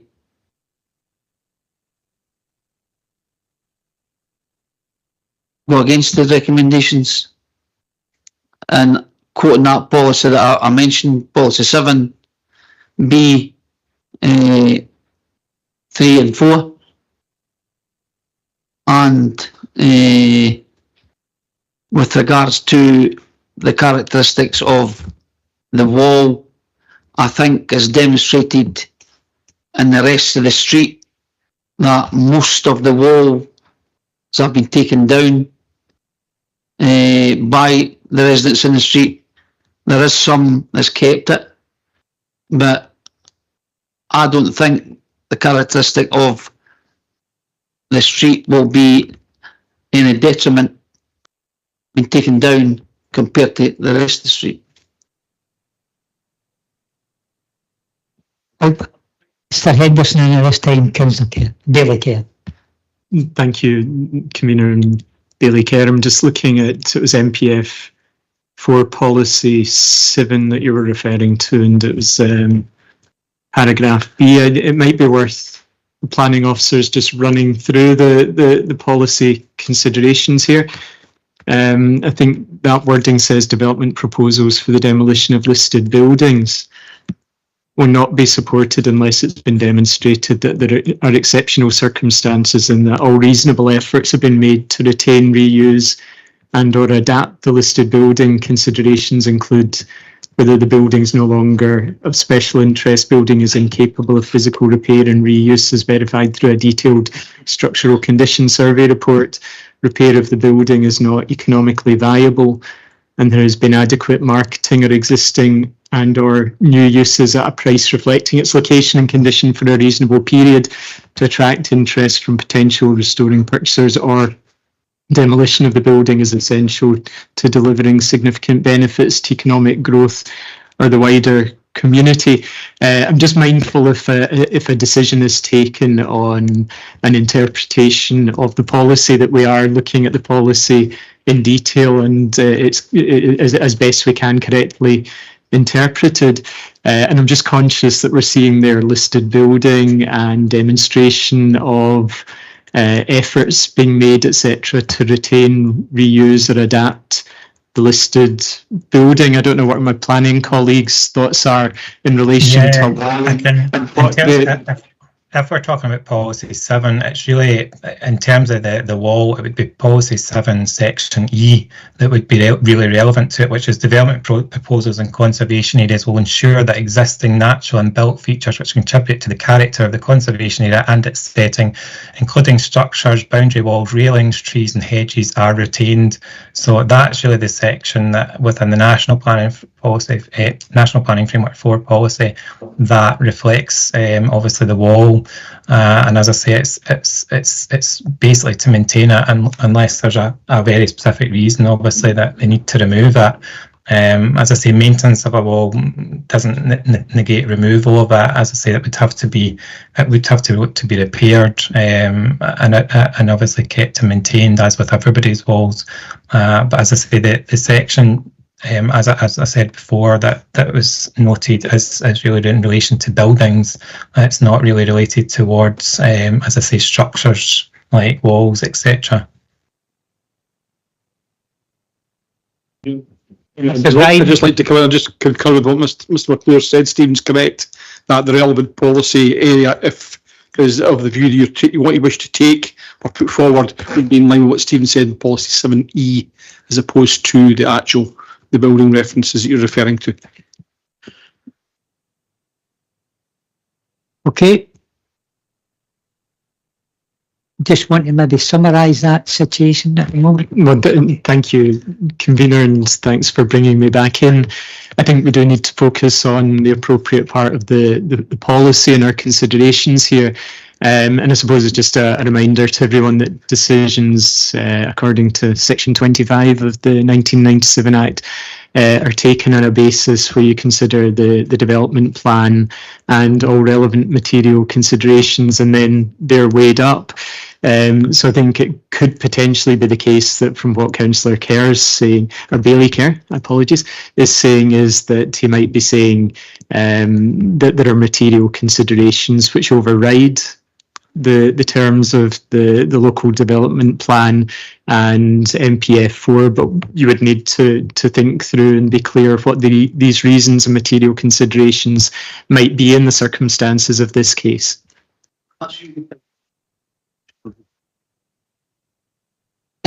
Councillor Sinclair. Thanks, convener. I just wanted to kind of clarify a couple of things based on Bailey Kerr's contribution. I wonder if possible, if Jack has it to hand, if we could show on screen the town centre conservation area map. I think that might clarify a couple of things from where I'm coming from. Here we go. Excellent. Jack, if you could scroll in on that, please, where and concentrate on the area where Silk House is, between Silk House and Leslie Place. It's on the it's on the kind of right hand side of the map as I'm looking at it, because I have it here in front of me. Okay. I'm having difficulty placing where Weir Street is within the conservation area map, because Weir Street is at the opposite end of Orchard Street from the Orchard Hotel, which the red line stops at the other side of that street, and Weir Street goes out to the right hand side. So if it's directly opposite Leslie Place is where the Orchard Hotel is, and then further down that street, that's where Weir Street is. So Weir Street isn't in the conservation area, and neither is the rest of Orchard Street. It's only that small section at the Orchard Hotel, which I would consider would be the boundary of the property in that case. We've got a town centre conservation area management plan which dates back to August 2013, and it talks about property rather than building specifically. I think we need to take cognizance of that when it comes to this decision as well, and that these changes that have been made without authorisation, they materially change the conservation area. And when we're talking about the actual conservation of the historical amenity of the site, I don't think we can take that out of our considerations. But it's one of the other comments that was made was about the area towards the old municipal buildings. As far as I can see from the maps, there are no walls to speak of on that street, which would, and it's at the very edge of the conservation area. There are no walls on that street to be taken down or look to have been taken down. So again, I don't think we can discount that completely. I'd be content to move the officer's recommendations on that basis. I don't think that there's sufficient evidence or sufficient consideration for me to go against the officer's recommendations at this point. Thank you, convener.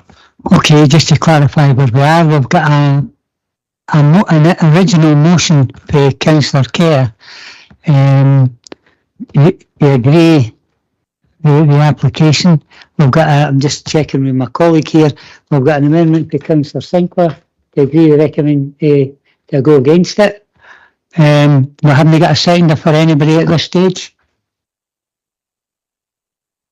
Just to confirm, convener, that I'm content to move the officer's recommendations and not to go against it. Yes. Which I think is what. Yeah. Right. Aye. You just want to clarify the situation then? Thank you, Mr. Henderson. Thank you, convener. Yes, we had a motion by Councillor Bailey Kerr, sorry. By Bailey Kerr. Yep. I will get there. And I don't think the reasons have been set out at this point, but that can no doubt be subject to discussion by the committee. That's not been seconded at this point. We have an amendment by Councillor Sinclair, which is to agree the officer recommendations. And in neither case has the motion or amendment been seconded. And as I mentioned, I think the motion would be subject to clarification of the reasons for that motion. Thank you, convener. Thank you. And before I bring Councillor Bowes in, could I go back to Stephen for a minute?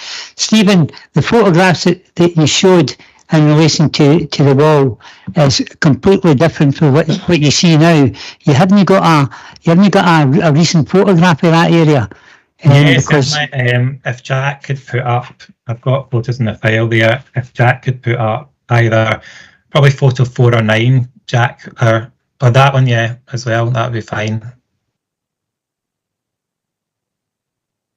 So basically the railings have all been removed. That's it. Gates. That one there just is exactly what we saw when we got there at the site visit. Yeah. And then further to the left is the area of the wall that's sort of hanging over. Yep. Yeah, so basically the gates have been removed, part of the wall there, and as I say, part of the wall further up's all removed, and the railings across the top of the wall have been removed as well. So and obviously in the back, I should just point out, sorry, convene in the background, obviously that's the beer garden, which wasn't in the other image I showed there. That's the wooden fence. As I say, that's subject of a different application. So basically, what percentage of the wall is not there now for that original photograph you showed us, relating to these photographs that the area that we saw when we were in sight? Yeah, so basically the gap up to on that photo there, it's to the left-hand side is the new gap that it created, and I think there was some removal as well of the area where the gates are here, so a slight removal of that, but it's mainly just for the gates where the gates were actually positioned in. So it's mainly the wall, obviously the gap that's been created, and then obviously the railings that were all across the top as well. Okay, thank you for that, Stephen. Councillor Bowes. Thank you, convener. It's been interesting listening so far, but the policies, I understand policies 7 section E, which is written in there. However, 1, 2 and 3 have to be considered as well, and as has been said, and it's all a matter of interpretation. So architectural and historical character of the area. So as has been seen from the conservation area, this is it's not going to affect the high street. People are not going to see it from there. You would need to actually drive into Orchard Street to actually see it, and I appreciate that some people do, and I have done quite a lot recently myself. However, the character of the area for me is also Orchard Street itself, as well as the conservation area. I think both of them came into my consideration in that, and I think when I was there, I took the consideration, and yes, the conservation area, and it's literally that wall is part of the conservation area, in covering the Orchard Hotel. But if you actually look at the area, so the character of the area, I don't think particularly changes. I don't think. If you're talking about existing density, built form and layout, I don't think there's a particular effect on that, and there's not actually that many of that type of wall except for around the Orchard Hotel that I can see even in the conservation area. I think that's Ian was sort of scrolling through a number of them. So I looked at the Google Maps, and it was interesting to see that. So I don't think it particularly affects that either. Context cited quality design and suitable materials. I've actually mentioned that already. Now, when that brick was put up, that could have been put up 50, 60 years ago, and it's pretty poor. It's a standard brick, clay brick. It's an inside. It's using sand and cement to support a stone built wall. I will declare my professionalism and I deal with these things every day. So there was always going to be a problem. I appreciate they're supposed to do a certain amount of stuff to maintain the property, but that wall's probably been lying like that for more than a good few decades. When you start looking at the overlooking, if they have, and I know that's still an active thing, but if they end up with their beer garden and you get the fence at the beer garden, you won't then have the direct overlooking anyway. All it'll be only be is parking. I see the positive side, and that when you turn into Orchard Street, it's a single track road. It then opens up to two-way. But if they're having to park just there, you're going to block that road. If the suppliers are having to park there, they're going to block that road all the time. So I can see an advantage and an advantage to the area, in that you won't then have queuing traffic coming in that top end of the street. So covering, and I suppose you could put that in as commercial. You could put the commercial benefit in that it gets the delivery lorries off the street. I think that would be a benefit to the locals as well, because then they don't have the queuing traffic in that localised area. So I'm minded, and in fact I will second Councillor Kerr, because my interpretation of particularly item 1 with the historic character of the area, I think if you look at, yes, I appreciate that that's probably talking about the conservation area, but this sits out as one bit of wall in a whole street, and if you look at the area that it's actually in, I don't think it removes the character of that entire street. I think if you were asking me to do the one, because I think there's parts on the front side of the Orchard Hotel, yes, I would say that's different, because that directly affects the character of that bit coming through. I think at the back end, I don't know that it does. So I'm quite happy to second Councillor Kerr. Okay, just to clarify where we are, we'll bring Councillor Forrest in a minute. Just to clarify where we are at the moment, we've got a motion made by Councillor Kerr, seconded by Councillor Bowes, to agree the alterations to the boundary wall, including down taking at the Orchard Hotel, 2 Kerrs Lane, Falkirk. We have an amendment by Councillor Sinclair. It's not been seconded yet, but there's plenty of time for this situation to develop, to go with the officer's recommendation contained within the report. Is that correct? Fine. Councillor Forrest. Thanks, convener. I think you asked earlier what percentage of the wall, of the original wall, still remains. Well, we'll go back to Stephen. Stephen, we did ask that question, but you were so fulsome in your response, and congratulations to that report and what you've done. But that question, what's left of that original wall, because there wasn't much when we were there, and the bit that was there. The bit that's been removed, do you mean? Or what's left? It's so basically the bit that's been removed is the access to the south, so the big gap in it of the wall. So really, the bit that obviously the remainder of the wall that's left is what's left. I can't give you an exact percentage. Is that what you mean, or do you mean the actual makeup of the wall? Yeah. So there's, I mean, it's just I can visually show you again the images, obviously, if Jack wants to put up an image again, but that's what's remaining of it. Obviously, it was a boundary wall to form the courtyard of the reed area there for the property. As I say, from our point of view, that's the conservation area circled round there to form a robust boundary to the conservation area. And as I say, that's the idea of obviously conservation areas is to conserve and enhance obviously historic buildings, walls, etc., and layouts, characteristics, etc. of the area. So the removal of the wall obviously is affecting the character of the conservation area within that part, that section. But the section that's been removed obviously is the area to the south, the big gap basically that's in the wall at the moment, and the decorative railings obviously across the top and the gates to the hotel as well.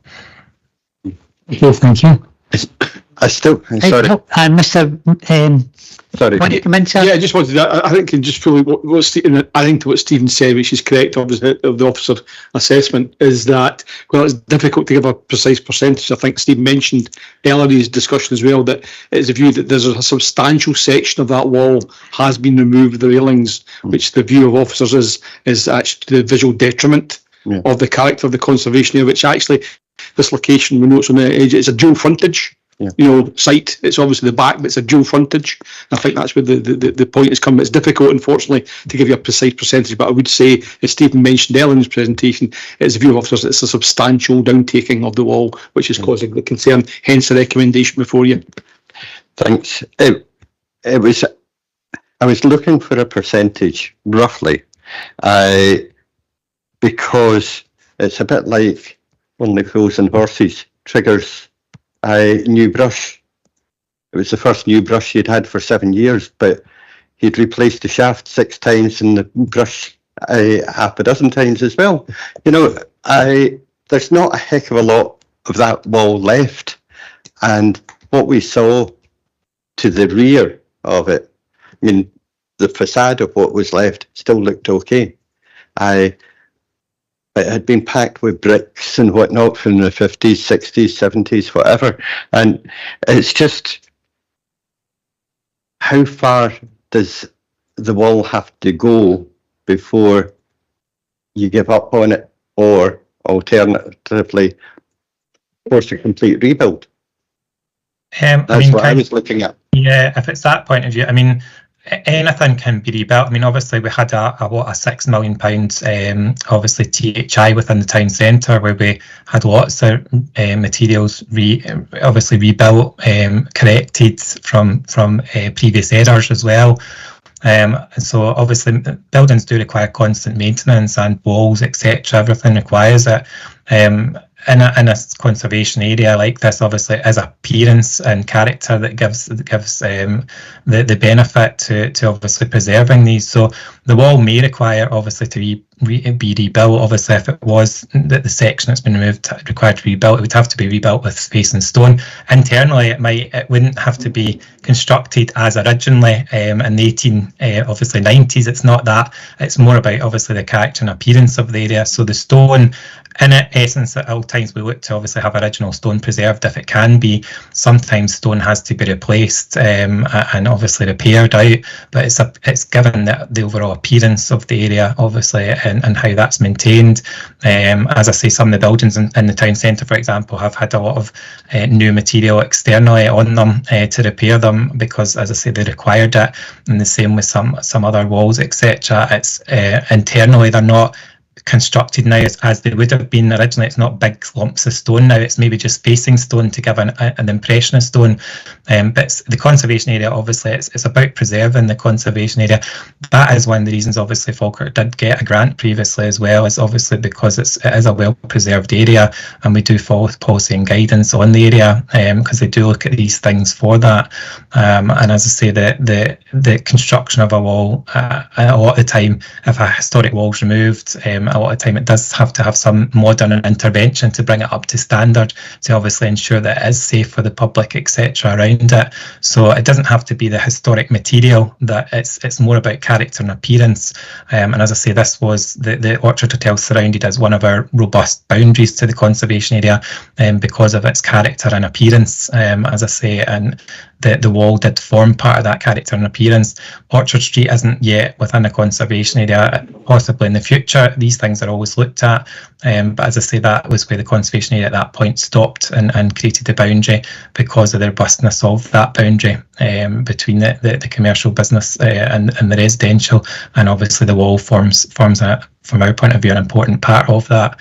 And as I say, it fortunately has been removed by unauthorised means at the moment, but as I say, that doesn't negate the fact of obviously having to maintain and repair a wall. But as I say, we can, material wise, no, it doesn't have to be the historic materials or historic build, it just has to be the obviously appearance that comes into it. But as I say, we would always ensure, where possible, natural stone where it's involved is saved and reused in any project such as this. Thank you, Stephen. Very informative. We'll go now to Mr. Dryden at this minute. Sorry. We'll let Mr. Dryden come back to you. Yeah, I just want to try and bring back a kind of conclusion, obviously, where the debate is. And I think what Stephen's mentioned there is that obviously what you have before you is a section of walls, substantial section of wall, officer's view, has been removed unauthorised, and obviously the implication of the recommendation before you today, clearly, should that be supported, the officer recommendation would be then obviously enforced action to remedy the breach that has been undertaken. I think what you have today, where we don't condone it, is you've had today works have been done without the benefit of the planning permission, but it's shown you really what's happened, and comparing it back to the photographs that Stephen showed you earlier about how it was. It's that judgment call on whether the works that have been done, albeit unauthorised, should be, either be reinstated or not, and that's where we are. It's just trying to bring that point together. And I think the officer's view clear is we think it should be supported, and Stephen's quite articulated how that's done. But that's the debate that we have before us this afternoon. Thank you. Thank you for that, Mr. Dryden, and thank you, Stephen.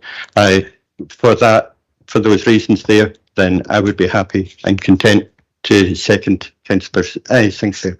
Okay, then. Thank you.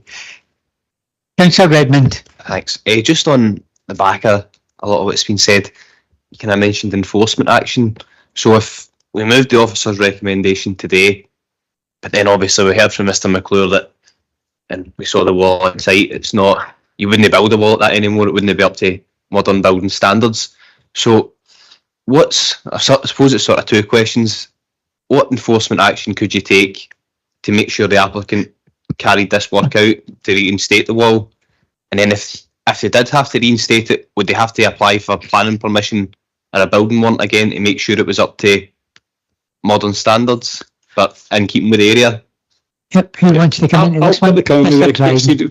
First of all, obviously the scenario that should obviously the recommendation of officers be supported today, clearly that decision would be by implication that the wall would have to be reinstated. And obviously that's something, as we've mentioned already, we'd obviously be able to stipulate in the steps to remedy that situation. We'd be looking for certainly a wall and railings to match as original as we can, but clearly it's using modern materials, but the appearance is important here. There's also the point, bearing in mind that should the decision be taken today to obviously support the officer recommendation, there is the right of appeal. And obviously the applicant could then decide to obviously appeal that decision as well. So therefore, clearly at this point in time, if the scenario of supporting the officer recommendation, that decision would be taken, there would be a right of appeal, and they would obviously await the outcome of that appeal. Should the applicant do that, they would have 3 months from the date of the decision to decide that, and should that not be then the case, we would then, by implication of the decision taken by planning committee, we would be looking at measures through enforcement to reinstate the wall. And we'd obviously have to stipulate and be more prescriptive of how that's done. And we also have to look at a realistic time frame for those works to be done as well. Okay, thank you for that. Just to clarify where we are, any more questions, Councillor Redmond? So just on, you went through the process there, but would we do the wall ourselves? How would, because obviously they know the applicant, they don't want to build a wall, then you say you have to build a wall. Is there like fines imposed on them if they don't rebuild it, or is it? Yeah, yes, I could. I think the onus would obviously the onus would be on the applicant to comply, and clearly, if when a notice is served, and obviously the steps taken to remedy the breach are outlined through a notice, if there's failure to comply, that then becomes a criminal offence and open to fines. So there is procedures and provisions in the Acts to deal with that situation. But certainly, if it was a decision taken, and obviously if there was an appeal either not taken or appeal then dismissed, then clearly then it would be a compliance with an enforcement notice to remedy the breach. And as I've said, failure to comply would then become subject to potential fine if it's not complied with. Thanks, that's cleared that up. Hey, thanks for your input, Councillor Redmond. Just to clarify where we are, we have a motion moved and seconded to grant the application. We have an amendment moved and seconded to go with the officer's recommendation contained within the report. Mr. Henderson, want to come in at this time? Thank you, Convener. I think we're maybe in a situation where we would want the mover of the motion and the seconder to just clarify, if they can, the reasons for the grant of the permission. In this case, the notes that I have so far from the discussion that took place, this would be subject to both of you being in agreement, and I think also the convener happy that there was maybe some amendment as we discussed earlier. But what I've noted is that having considered the matter, and I think it's worth just running through the process that the committee's had here, having considered the matter, the development plan, the conservation area status and material considerations, the committee agrees to grant permission as the following considerations are considered to be of significant and determinative weight. And then I've got to note that the committee is satisfied that the proposal will not have an unacceptable impact on the conservation area boundary or the character and appearance of the conservation area, preserving same and its setting, including the consideration, sorry, my notes here could be a little better, including the consideration that there are other examples of boundary wall removal in the surrounding area. And then as a second reason, I think it was noted that it is considered that the proposal would improve parking arrangements in the area, delivery arrangements and traffic flow. Is that a reasonable summary of the motion? And convener, with your leave on that wording. Yep, I'm happy with that. We'll just go finally to anybody else before we go to the vote. Is there any other member, both either here or remote, would like to ask any questions? Or is everybody happy with the debate and happy to go to the vote? Okay, take it away. Thank you, convener. And just for clarity, once again, we have a motion, the terms of which and the wording for which was just run over, and that was by Bailey Kerr, seconded by Councillor Bowes. And we then have an amendment, which is to agree the officer recommendation, which was moved by Councillor Sinclair and seconded by Councillor Forrest. So I'll run through the members by way of roll call. So Provost Bissett is absent. Councillor Bowes. Motion. Bailey Buchanan. Motion. Councillors Colley and Flynn are absent. Councillor Forrest. Councillor Kelly. Amendment. Bailey Kerr. Motion. Councillor Nimmo. Amendment. Sorry, Councillor Nimmo. Amendment. Councillor Redmond. Motion. And Councillor Sinclair. Amendment. So we have 4 votes for the motion and 4 votes for the amendment. Once again, we have an equality of votes, which means that the convener is entitled to exercise a casting vote. Yes, and I will do. I don't think this has come up very often in the past decade, but I am quite happy to support the motion that was put forward initially. Thank you, convener. The motion is duly carried. Thank you. I'll take a 5-minute comfort break before we go into this last one, which could take some time. Thank you, everybody. Okay, no, thanks. Thanks. I'm going to steal that again. That's twice.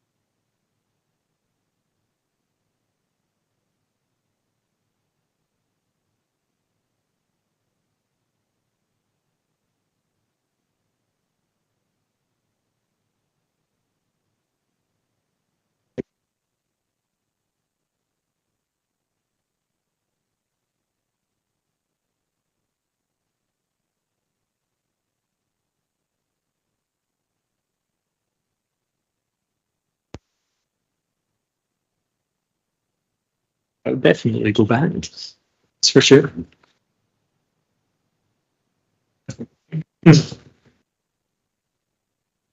Okay, thank you for that, members. We now carry on with item 7 on your agenda this afternoon. The applicant has carried out work C supporting statement under planning permission, has varied planning permission in order to lawfully commence the development consented under the planning permission. A certificate of lawfulness of existing development is therefore sought, confirming that development has lawfully begun and that the planning permission has been lawfully implemented sufficiently for it to be preserved in perpetuity at INEOS Bowness Road, Grangemouth, for INEOS Chemicals.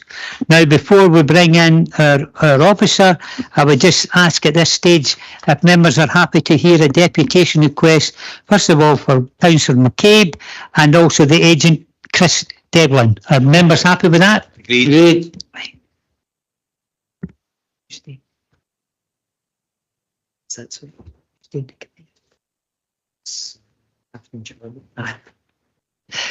Once again, it's Catherine Chorley, our officer, who will be presenting the report. Thank you, Catherine. Thanks, Convener. Jack, please could you share the supporting statement for me and just stick with the first page for now. Thank you. Thanks, Jack. I'll keep things brief, as this is a technical assessment as to whether the specific development can be considered lawful. The applicants have dug a trench in the location of the approved security building. In order to establish if this work is lawful, a number of steps or checks have to be gone through, and these are set out in the report. The applicants have commenced work within the 5-year time limit, discharged the relevant pre-commencement conditions, submitted a notification of initiation, and dug a trench in the correct location. Our recommendation is to grant the certificate of lawfulness for the trench and commencement of works. I think it's worth reiterating some wording we've used in the report as well, and note that a decision on this application does not remove the requirement to comply with the remaining conditions of the permission or other requirements under other legislation, such as the requirement for a stopping up order or a building warrant. And I think what Jack's showing there is the trench works outlined in yellow. So that's the hole they've dug to commence development on the security building, which enables them to have a planning permission in perpetuity. And that's it from me, Convener. Thanks. Thanks, Jack. Thank you, Catherine. It's an opportunity now for Councillor McCabe to step forward.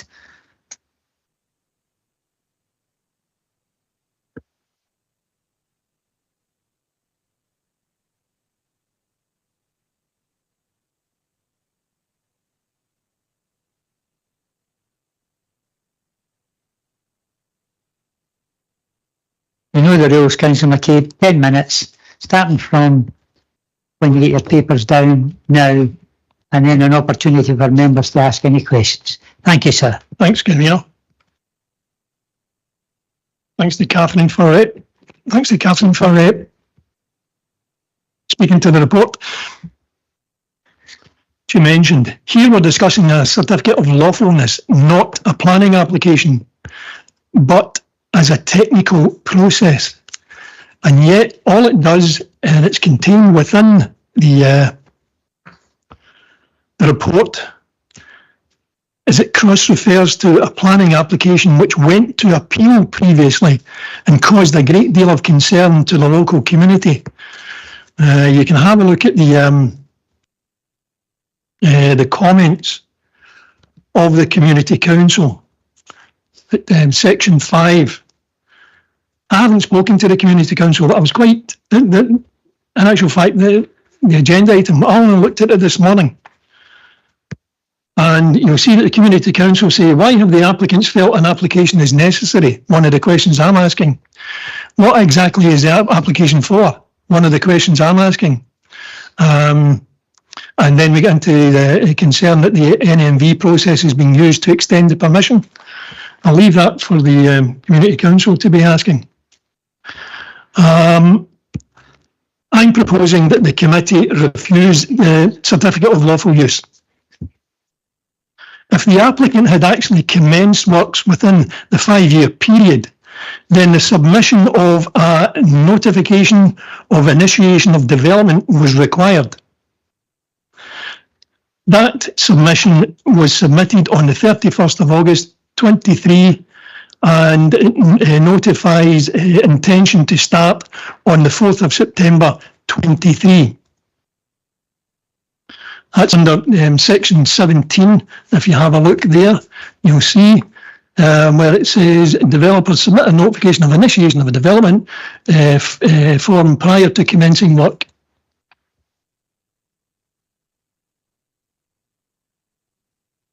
If this was actually the case, the conditions attached within the original application, which remember we shouldn't really be talking about because this is allegedly a technical thing. The conditions attached within the original application would have been complied with, and the need for this certificate of lawful use would be redundant. However, in essence, what the applicants have actually done is dug a hole and then filled it back in again. That's all they've done. Let me expand on that. You have a look at 6.19 of the report. You'll see there are 2 affidavits were submitted in support of the certificate of lawful use. Why do you need affidavits when you're submitting a certificate of lawful use? Of the 2 affidavits submitted, both referred to drainage pipes and chambers. We then learned that a site visit from our officers confirmed that that information was incorrect. It's under section 6.24. The applicant subsequently removed this element from both affidavits, despite previously indicating that this, and I quote, formed evidence of commencement of development. We now move to section 6.6. It mentions no building warrant has been submitted for the foundations. A building warrant is always required for foundation works. The comment that a building warrant is not required for the works which have been carried out is technically correct, because the works are not foundation works. It's a hole that's been dug and then filled in again. What we have in front of us are photographs of a trench. I don't know if we can call the photographs up. Forms part of the report, if I can just find it.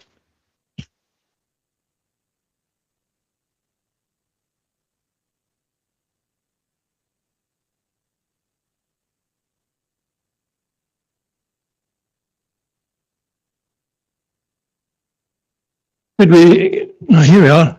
Could we call up the photographs, convener? Yep. Catherine, is it possible to call these photographs up? The page that Jack was just displaying, the supporting statement. I mean, if Jack, yeah, I think it is Catherine. Yep. Yeah.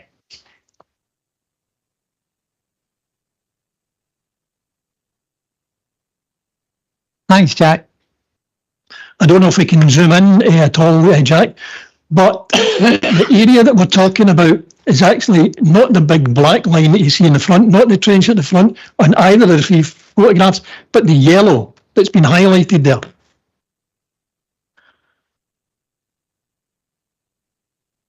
Again, within the supporting statement, it tells us a trench has been dug. It's 2.9 metres long and it's 0.5 of a metre wide, half a metre wide. How deep's that been dug? That's not been indicated at all. You need to know what the depth of that is if you're averring that it's foundation works. There's no indication at all. Looking at the photographs, we can see the alleged foundation trench, which has been tarmacadamed over. Have a look at the yellow bit. You'll see it's the black tarmacadam on it again. It's been covered over. You don't do that with foundation works. I'm quite sure just about everyone here has probably had a look at some foundations. You dig a trench, the trench goes to usually 600 millimetres as a minimum. That's for frost cover, and then you pour your concrete base in there.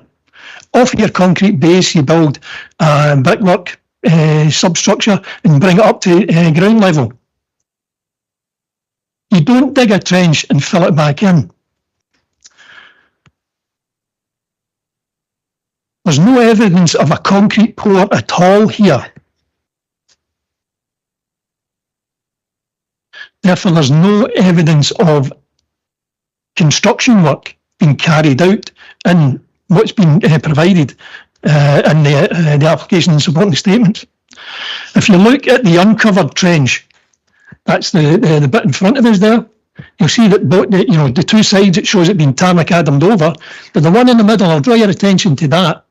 You'll see that that's been filled with loose aggregate. That would suggest that that's maybe some kind of drainage and whatever, There's no evidence of concrete pour. There's no evidence of foundation work. This is just a hole that's been dug and then been filled in again. These are not foundation works. Now, unless the committee is of the opinion that the applicant, by merely digging a hole of indeterminate depth, remember, and then filling it in again, satisfies the criteria of work commencement, the application must be refused. Rather than the applicant's assertion that pre-commencement conditions have been complied with, the actuality is that the conditions have not been met. If we look to 10.1 of the report, under recommendation, it mentions that based on the evidence submitted in support of the application, it is considered on the balance of probability. I believe I've just highlighted on the balance of actuality. There is no foundation work carried out here.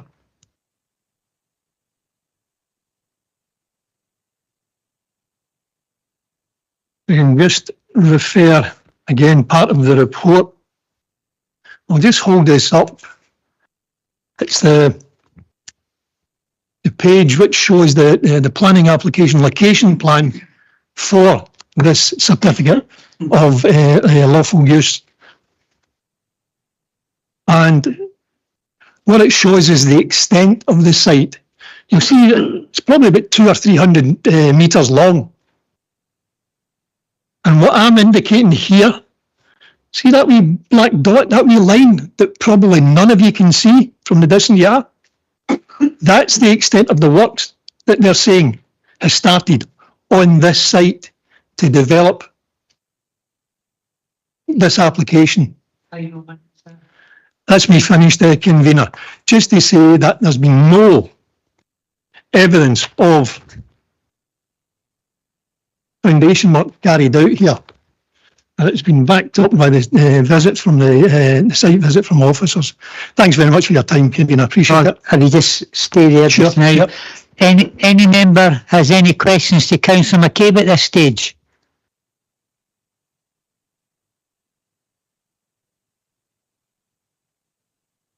No.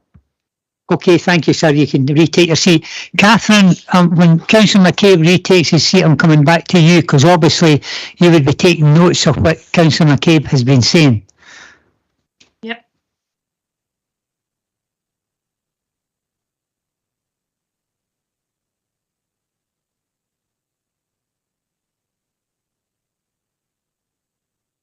Okay, Catherine, back to yourself. You've heard what Councillor McCabe has been saying. Obviously, this information is coming forward by him in relation to what's been done and what hasn't been done is the first we've heard of it. We're looking at an item on the agenda here with a number of papers in it that contains the issue, the planning assessment, etc. But in terms of getting down to the nitty-gritty, but in terms of what Councillor McCabe said about the fact that none of this work had been done, or work had been done and it had been tarred over, can you maybe reflect on what he's been saying and give us an overview? Yeah, I think it's worth going to 6.27. Well, have you just hold on for a second? Oh, I can't hear you, Councillor, the convener. We're going to bring in Mr. Devlin, the applicant's agent at this time, but if you can just get ready for Councillor McCabe. Thank you, Mr. Devlin.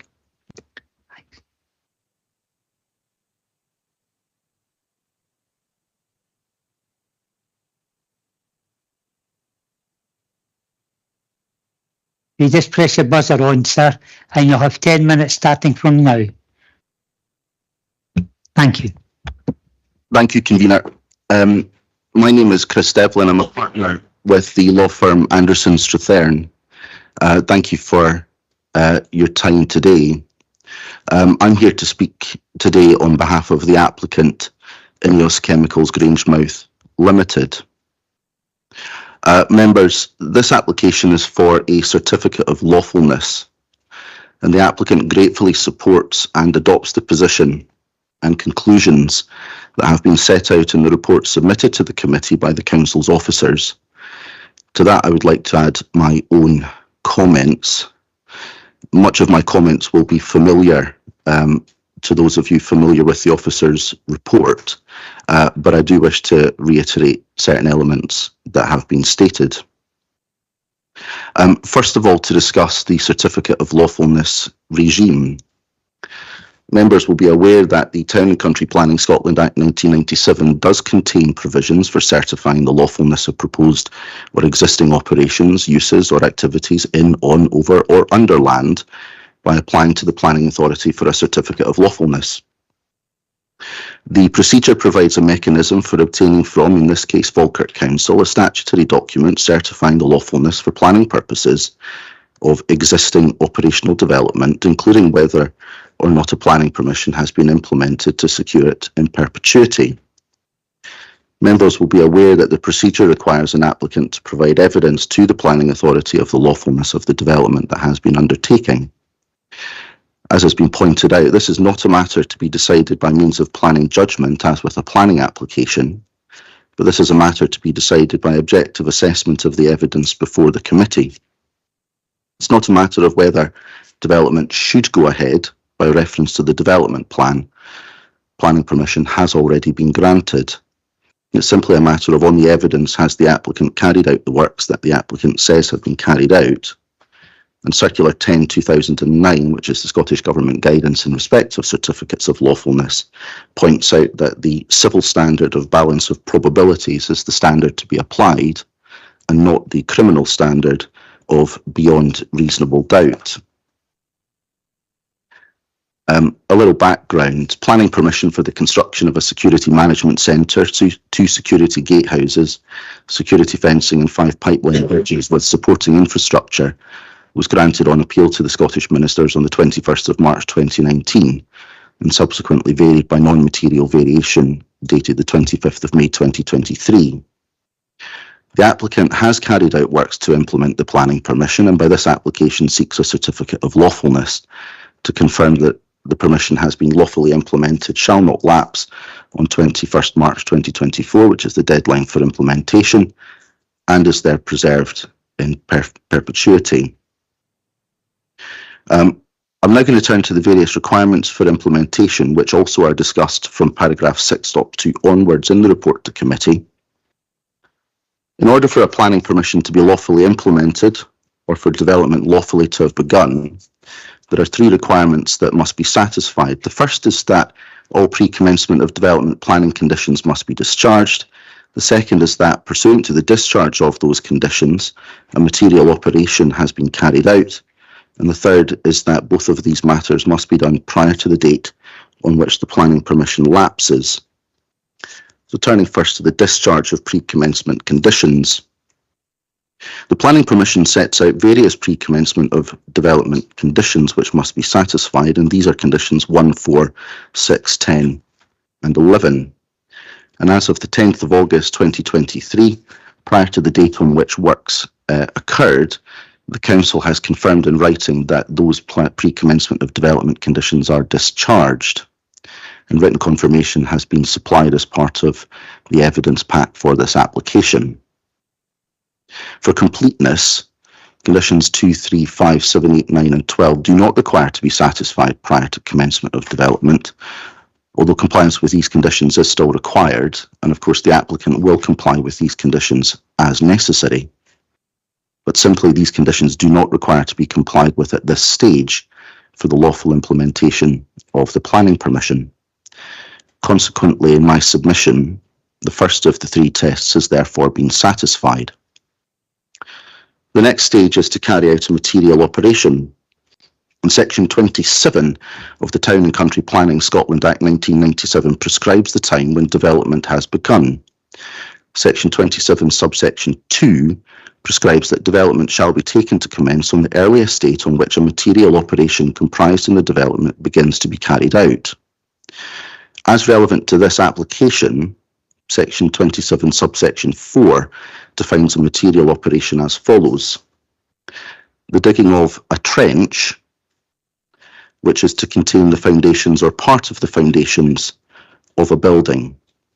It doesn't require to contain any foundations, simply it is the digging of the trench. And a building is defined in the 1997 Act as including any structure or erection or any part of a building as so defined, but does not include plant or machinery comprised in a building. The applicants have chosen to carry out works in respect of the foundations of the security block. Demonstrably, the security block in my submission qualifies as a building by that definition. Further to the discharge of the pre-commencement of development planning conditions, works to implement the planning permission were instructed and took place on the 5th of September 2023, after the date on which the pre-commencement conditions were discharged, and these works consisted of the digging of partial foundations for the security block, all in accordance with the approved plans. In other words, the digging of a trench for foundations. And as has been noted, photographic and affidavit evidence of these works being carried out has been supplied. It was referred to earlier that the trench has been backfilled. This is perfectly lawful insofar as the implementation of a planning permission is concerned. In the case of High Peak Borough Council and Secretary of State for the Environment and Courtdale Developments Limited, tells us that that is in fact a lawful and acceptable thing to do. Consequently, in my submission, the second of the three tests has also been satisfied. Then we turn to the date of the decision notice. In the planning permission, the Scottish Ministers directed that the date on which the planning permission lapses is 5 years from the date of the planning permission. As members will note from the papers, the planning permission itself is dated the 22nd of March 2019. The date on which the planning permission lapses is therefore the 21st of March 2024, and this is the relevant date by which discharge of the conditions must have occurred and a lawful material operation must be carried out. As noted, a material operation was carried out on the 5th of September 2023. Consequently, in my submission, the third of the three tests has also been satisfied.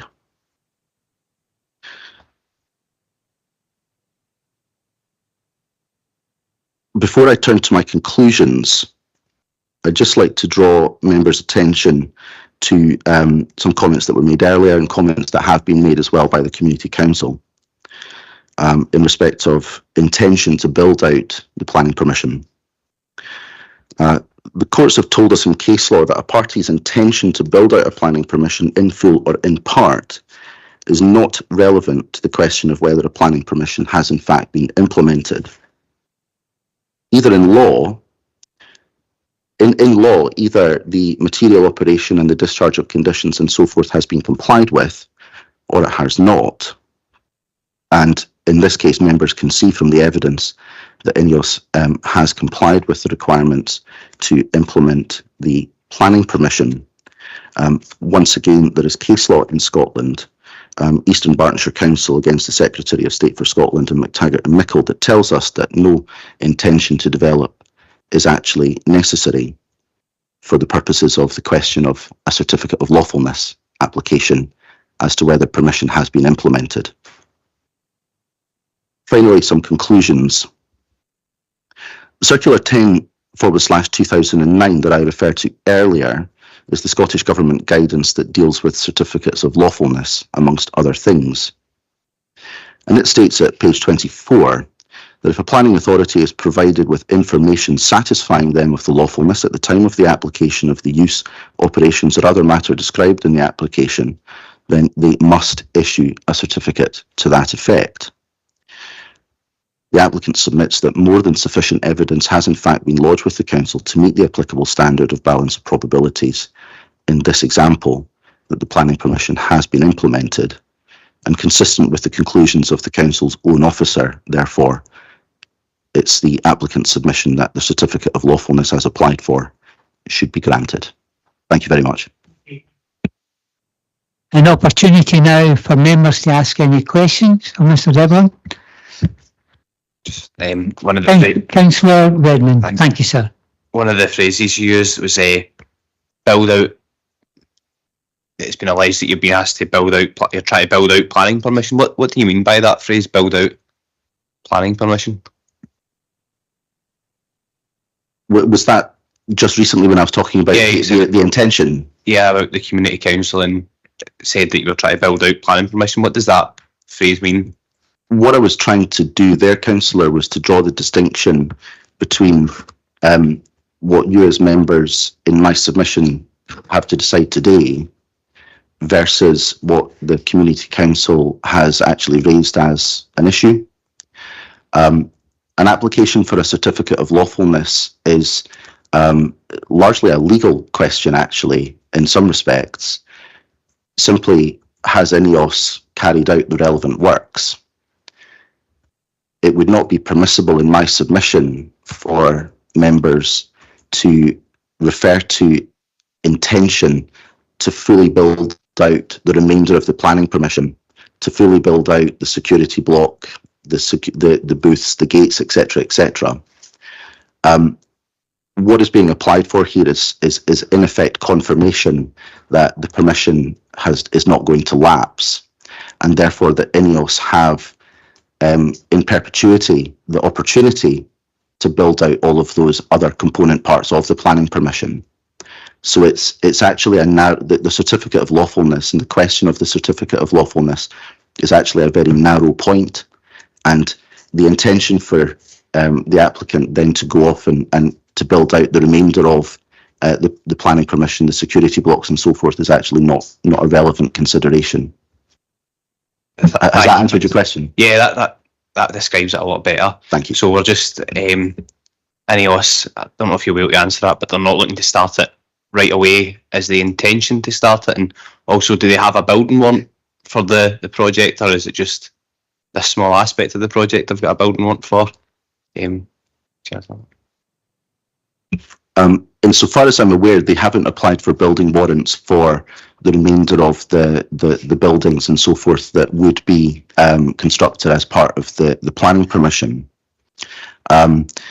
What I am able to say is that INEOS is considering its next steps in terms of the planning permission, taking into account in particular its plans on delivering a sustainable low-carbon future for its business in Grangemouth. And as INEOS moves forward with those plans as appropriate, the local community would of course be kept up to date with any developments. But on the basis that this particular planning permission was due to lapse and therefore, could not be capable of implementation at all, it was felt important that the position was preserved so that it could at some future date potentially be fully constructed and fully built out. Thank you. At this time, moving line either. Councillor Nimmo. Thanks. Questions? Sorry? Questions to Mr. Devlin, sir. Yep, just a quick question, if I may. Mr. Devlin, you mentioned the pipeline bridges. Now, I take it they're going to be going across the Bowness Road. Is that correct? Respectfully, I'm not actually sure where they would go, and again, respectfully, I'm not sure that would be relevant to the determination that the committee has to make today. Well, it was yourself that made mention of them. I mentioned them when I was referring to the full description of development of the planning permission, but no works in terms of those bridges have actually been carried out. It's just the security block. Right, well, let's go a bit forward if I may, and I realise this is probably just part of the actual planning application, but let's say, for instance, the bridges are going across the Bowness Road. Your client will have to apply for that road to be closed so that the building work can take place. I've got serious concerns, and I've raised this with officers this morning, that this is part of a long-term plan on behalf of INEOS to get the Bowness Road permanently shut. They've muted this in the past, and there is a significant danger that this is what is going to be taken forward in the future. I think we'll bring Mr. Dryden in at this stage, because right, that's out his remit. I think to dismiss what the Grangemouth Community Council has said is not right. They're lay members of the community, and their views need to be taken into account and acted on. And I'm saying that as a local Grangemouth member, convener. Thank you. No, you're quite right. That's what you're there for. Yeah, thank you. I just want to just repeat what we've been discussing. I think really today has already been explained, and I would concur, and Catherine has mentioned it as well, that you've been asked to look at a technical legal determination as to the commencement of works or not, and the wider issues, well, it's understandable, and given that the history of the site is not really relevant to today's consideration. There are certainly parts of the planning permission that was granted about further conditions and mitigation for roads and potential stopping up of that, but that's not really here for today's consideration. Really just urge committee to concentrate today on the factual determination today of the evidence that's been presented to you, and to make a decision on whether there is sufficient evidence to suggest that works have started. Officers have explained the reasons why we take that as the case, but that's really what today's deliberation should be on, and nothing other. Yeah, I fully appreciate that, but as a local member, I just wanted to make that point. Convener, I'm afraid I'm going to have to leave. I have another appointment to go to. Well, we're aware of that, and thank you very much for your attendance today, Councillor. Thanks, Convener. Any other questions to Mr. Devlin? Councillor Bowes. Thank you, Convener. Hello, Mr. Devlin. I do have some amount of construction experience, so I'm talking from that point, and I appreciate you're a lawyer rather than a construction expert. There's talk about building warrants and whether there is for foundations and for the drainage. I see that there's a sump being put in, however, that there's not a building warrant in that. I'm assuming that one of the you're saying that one of the conditions is you don't actually need a building warrant, because I know you can clear ground without a building warrant. So I'm assuming that's where you're going with that. I will probably ask this to officers afterwards, just as a minor point of view. Am I right in saying that that's really what you're looking for? They've cut the line of where the foundations are, and okay, I take your point that it doesn't say that you're not allowed to fill them back in, but they've cut the line of the foundations, therefore they have commenced work. I'm trying to cut through. Yeah, that's absolutely correct. I mean, in answer to one of the points that was raised by Councillor McCabe, although it's correct to say that the depth, I don't think is stated in the paperwork. As I understand it, the depth was to 1 metre. That was the depth that was dug.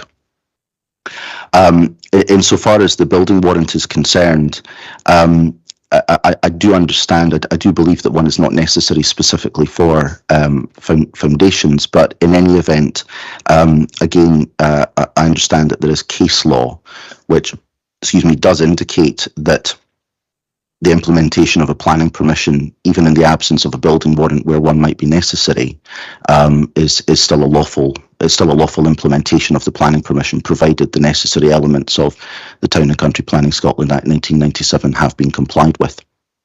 But I would state that to put in a sump chamber, you would need to dig down about 1 metre. I think that's, and that's not a particularly big sump chamber, but you would have to dig down. If I may, advice was of course taken from civil engineers and so forth as to. I imagine in your point, somebody dig down at least 1 metre.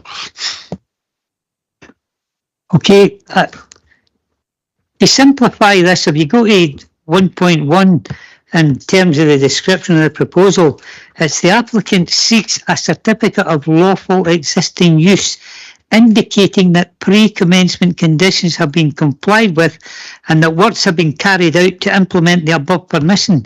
Implementation of the permission would in turn keep the application live in perpetuity, and that's what this is all about, because they've got to ensure that we're happy to see that they've commenced the work in the 3 stages that you've outlined, and then that when they can actually, this would mean that subject to conditions compliance, the works to complete the permission could theoretically be carried out at any point in time, and that's to simplify it.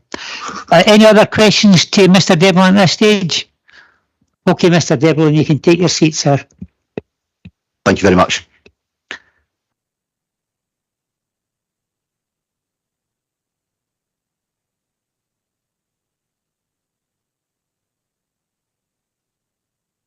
Catherine, I'm going to come back to you. You've been listening to all this, and I tried to simplify it exactly what was in the report, exactly what we're here for, and what they're looking for, INEOS is looking for.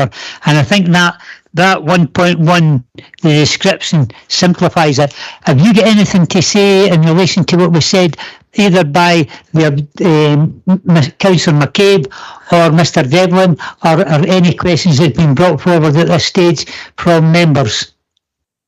Yeah, I think I'll just unpick a few of the things that were said early on. Why is the application necessary? It's not necessary. It's entirely the applicant's choice to submit it. They don't have to submit it. They are saying that they have started work. If they are comfortable with that, they can just carry on at any point in the future. Sometimes people like to have that kind of legal decision behind them, that certificate that confirms the legal position. But they don't have to do it, so it's not necessary in that sense. I think at the beginning of the discussion, it wasn't clear, at the beginning of the submissions, it wasn't clear what the application was for, and that's where the Community Council were raising their concerns. I've had quite a lot of discussions with them throughout the process, and they seemed clearer on what the proposal was for, and I think, as you say, the beginning of the report sets that out. There is a building warrant in for the drainage details. There isn't one in for the foundations, but I understand from talking to building standards that that isn't required to dig a hole. It would be when they start to pour the concrete that they should have their warrant in. Affidavits, they're not required, but they're very useful because they provide a legal sort of decision or comment on what happened. So that's always good for us to have on a certificate application. And I think just in relation to 6.27 in the report, it's a low bar for what constitutes a material operation and what constitutes development starting on site. And that's really set out in 6.27 of the report. It can be as simple, I suppose, as digging a trench, which is to contain the foundations. You do not have to put concrete in the trench, and you can cover it over. And I think that's really the point of this application. That's what they've done. Okay, so before I bring in, I've got two members wanting in. I would like to ask you this question, quite simple, because obviously when this application, the initial application came forward, it was very controversial and caused a lot of animosity, let's say that, for truthfulness in the Greensmouth community and wider afield. Can you tell me then, in relation to what you've already said about they can just carry on, do we monitor exactly what they're doing now? Because obviously, if we agree the certificate of lawfulness, what we're doing is, in effect, we're agreeing that the pre-commencement conditions have been complied with. So I'm asking you, does officers go out there to ensure that the commencement of this has been applied with? So we aren't proactive in that sense. Right. We have so many applications that we can't always keep track of them, but we tend to be made aware by building standards. So we would keep an eye on those sort of issues. But although they have commenced development, there's still a whole set of conditions that they would then need to comply with before they can do other parts of the development, and they're sort of set out in the report. I think Okay, thank you. 6.12. Thanks, Convener. Thank you. Well, I'm going to bring in, there's Councillor Kerr and Councillor Sinclair. Councillor Kerr. Thanks, Convener. Just a couple of questions for Catherine. When you stated that they didn't need to submit for permission of lawfulness, when was the permission or the timescale for the permission, when's it up? You mean when do they have to start site work? Yes. Yeah. Yes. So the decision was issued on the 22nd of March 2019. So they've got until the 21st of March this year to start on site. If you don't take this as starting on site, if that makes sense. Right, okay. So they've dug this trench. So does that, as basically that's what they're asking for, to say that it's commenced. So after that, is there a time scale after that, or is that it started? That's it started. So that's the sort of reference to it being in perpetuity. Yeah. Once you've started it, yeah, you can carry on with it in 5 years, 10 years, but they would still need to deal with those conditions and any other consents. Yeah. Yeah. Is there anything in the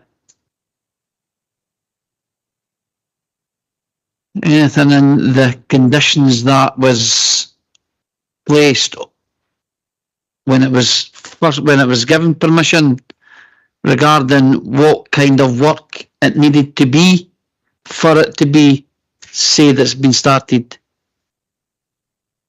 No, that's really set out in the regulations and case law, what constitutes a material start. So the conditions say things that you have to do before you start on site, but then to actually physically start on site is set out in the regulations and case law. I'll bring Mr. Henderson in at this point, Councillor Bailey Kerr. Thank you. Yes, thank you, Convener. And it's, I suppose, just to pick up on a few points, that this is an application for a certificate of lawfulness. It is an evaluation which isn't on the merits of an application. It is just to look at whether the facts are correct and to take an objective view on that. The outcome, if the application or if the certificate's to be granted, is that the planning permission would continue in perpetuity. Mm-hmm. I think Mr. Devlin quoted a case which I was looking at recently in connection with doing a bit of research for this application, and that was I'll scroll to the top, East Dunbartonshire Council case and Lord Coulsfield's comments. And I think just to touch on something that Catherine also said, and there's comment in that case in relation to previous case law, saying around this kind of request for a certificate of lawfulness and when development is commenced, that the specified operations are not necessarily very extensive. Very little needs to be done to satisfy the section. Lord Coulsfield then goes on to make a comment, and I'll just quote this, it's probably easier than me paraphrasing, but it is no doubt natural to feel that it would be unsatisfactory if the person entitled to the benefit of a planning permission could keep it in being by carrying out some work which could be regarded as a mere token or pretense. It seems to us, however, that the solution to that problem, if it is a problem, is more likely to be found by applying an objective approach and considering first whether what has been done in accordance with the relevant planning permission, and secondly whether it is material in the sense of not being de minimis. So there's the kind of two stage there that you're looking at as what's been done in compliance with the planning permission, and is it beyond what's a mere token? And I think just on the point around what the statute says, and I think Mr. Devlin quoted from the statute, I'm now quoting from a textbook. Never the best thing, but it's better to quote from statute. But it's saying, for these purposes, development begins on the earliest date on which any of the following material operations begin to be carried out. And as was said, it goes on to say, among other things, digging of a trench for the foundations of a building, even although the trenches are immediately backfilled. I probably would just point you to Lord Coulsfield's two-step objective approach to this, to consider whether what has been done is in accordance with relevant planning permission, and secondly, whether it's material in the sense of not being de minimis. So thank you. Thank you, Mr. Bailey-Kerr. Thanks, convener, and that's why I was asking Catherine that question. What I was trying to get to was probably what Ian's just said, what constitutes it being started, because I know that in some planning permissions, removal of some trees constitutes it being started, removal of some shrubs or clearing the area constitutes it. In the past, I've heard that's possible. So well, I'm going to make a proposal, convener. Yep. That we take the officer's recommendation. Okay, formally moving that, I'm going to Councillor Sinclair now. I think the vast majority of the questions that I had have been asked. Eloquently answered by Mr. Henderson just a couple of minutes ago, and I think, and I'm trying. This is a very complex matter. It's a very contentious matter, and for the communities, and that has all been and gone. That was dealt with back in 2019. We're here to effectively determine what's in front of us today, and I think in my own simplified method, I've brought that down to when is a whole, and what is its purpose? And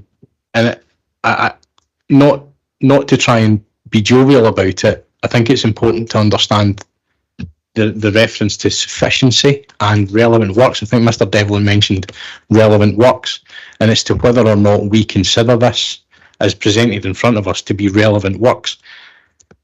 I'm not a construction expert. I don't look at these things daily, but I know, looking at these images, that something has started, something has gone on, and as much as it might be interpreted by some or other that it's not sufficient, I can clearly see that work has gone on.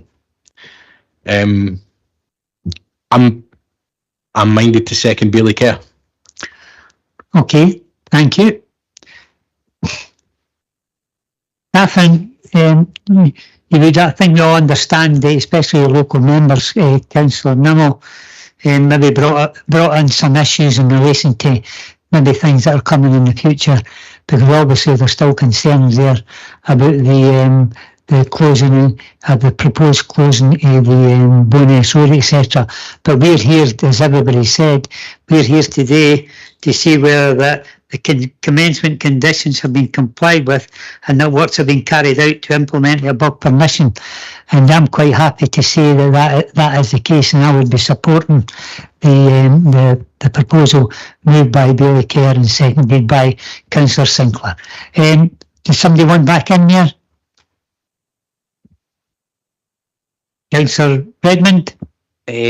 Not otherwise minded, but just looking at it, I think we had Mr. Henderson put it quite. He was talking about a Lord Coulsfield report, and it said, "Is it a mere tokenistic gesture in starting this, or is it?" There was a bit of, you should take an objective look, and I think if you did take an objective look at it, I don't think digging one trench for a building that's supposed to be a security, I wrote it down, security block. Wouldn't really say, in my opinion, that what started, but legally, if they're saying, well, what started, even though the hole's been back trenched, I mean, I can see where a lot of people are coming from, because, you know, in real terms, the work hasn't started. It is just a legal trick. Listen, I think Councillor Sinclair was quite right. It's when is a hole, and when's it a trench to start a security block. I would have liked to have seen maybe something more substantial done to start works, but I don't really see the benefit. The application's already been granted, and if that's what they're doing, and it looks like they're working towards eventually starting to work at some time, so I don't really see the benefit in going against it. But I do think it is just a tokenistic gesture. So I don't know. I'm not otherwise minded, but I understand the community's concerns. Thanks. Oh, well put, Councillor Redmond. Okay then, let's just clarify the situation. We have a motion moved and seconded to agree the recommendations contained within the report. Is there anybody otherwise minded? No? Okay, that's it. Okay, that brings us to the end of the meeting. Catherine, can I say this to you and your colleagues? I thought that you were all exemplary today. There was an awful lot of questions came at you, and I thought every one of you did very well. So thank you from the members' point, because it's beneficial for us to get the knowledge from your good selves, the professionals. Other than that, everybody, thank you very much. Safe journey home, and happy Valentine's Day. There's one of roses. When you asked was there anyone totally minded, I was nearly shouting it. Me. Aye, right, well done, Brian. No, thank you, sir. I don't know where he's coming. I don't know where he's coming. I don't know where Brian keeps coming. It's a wee bit.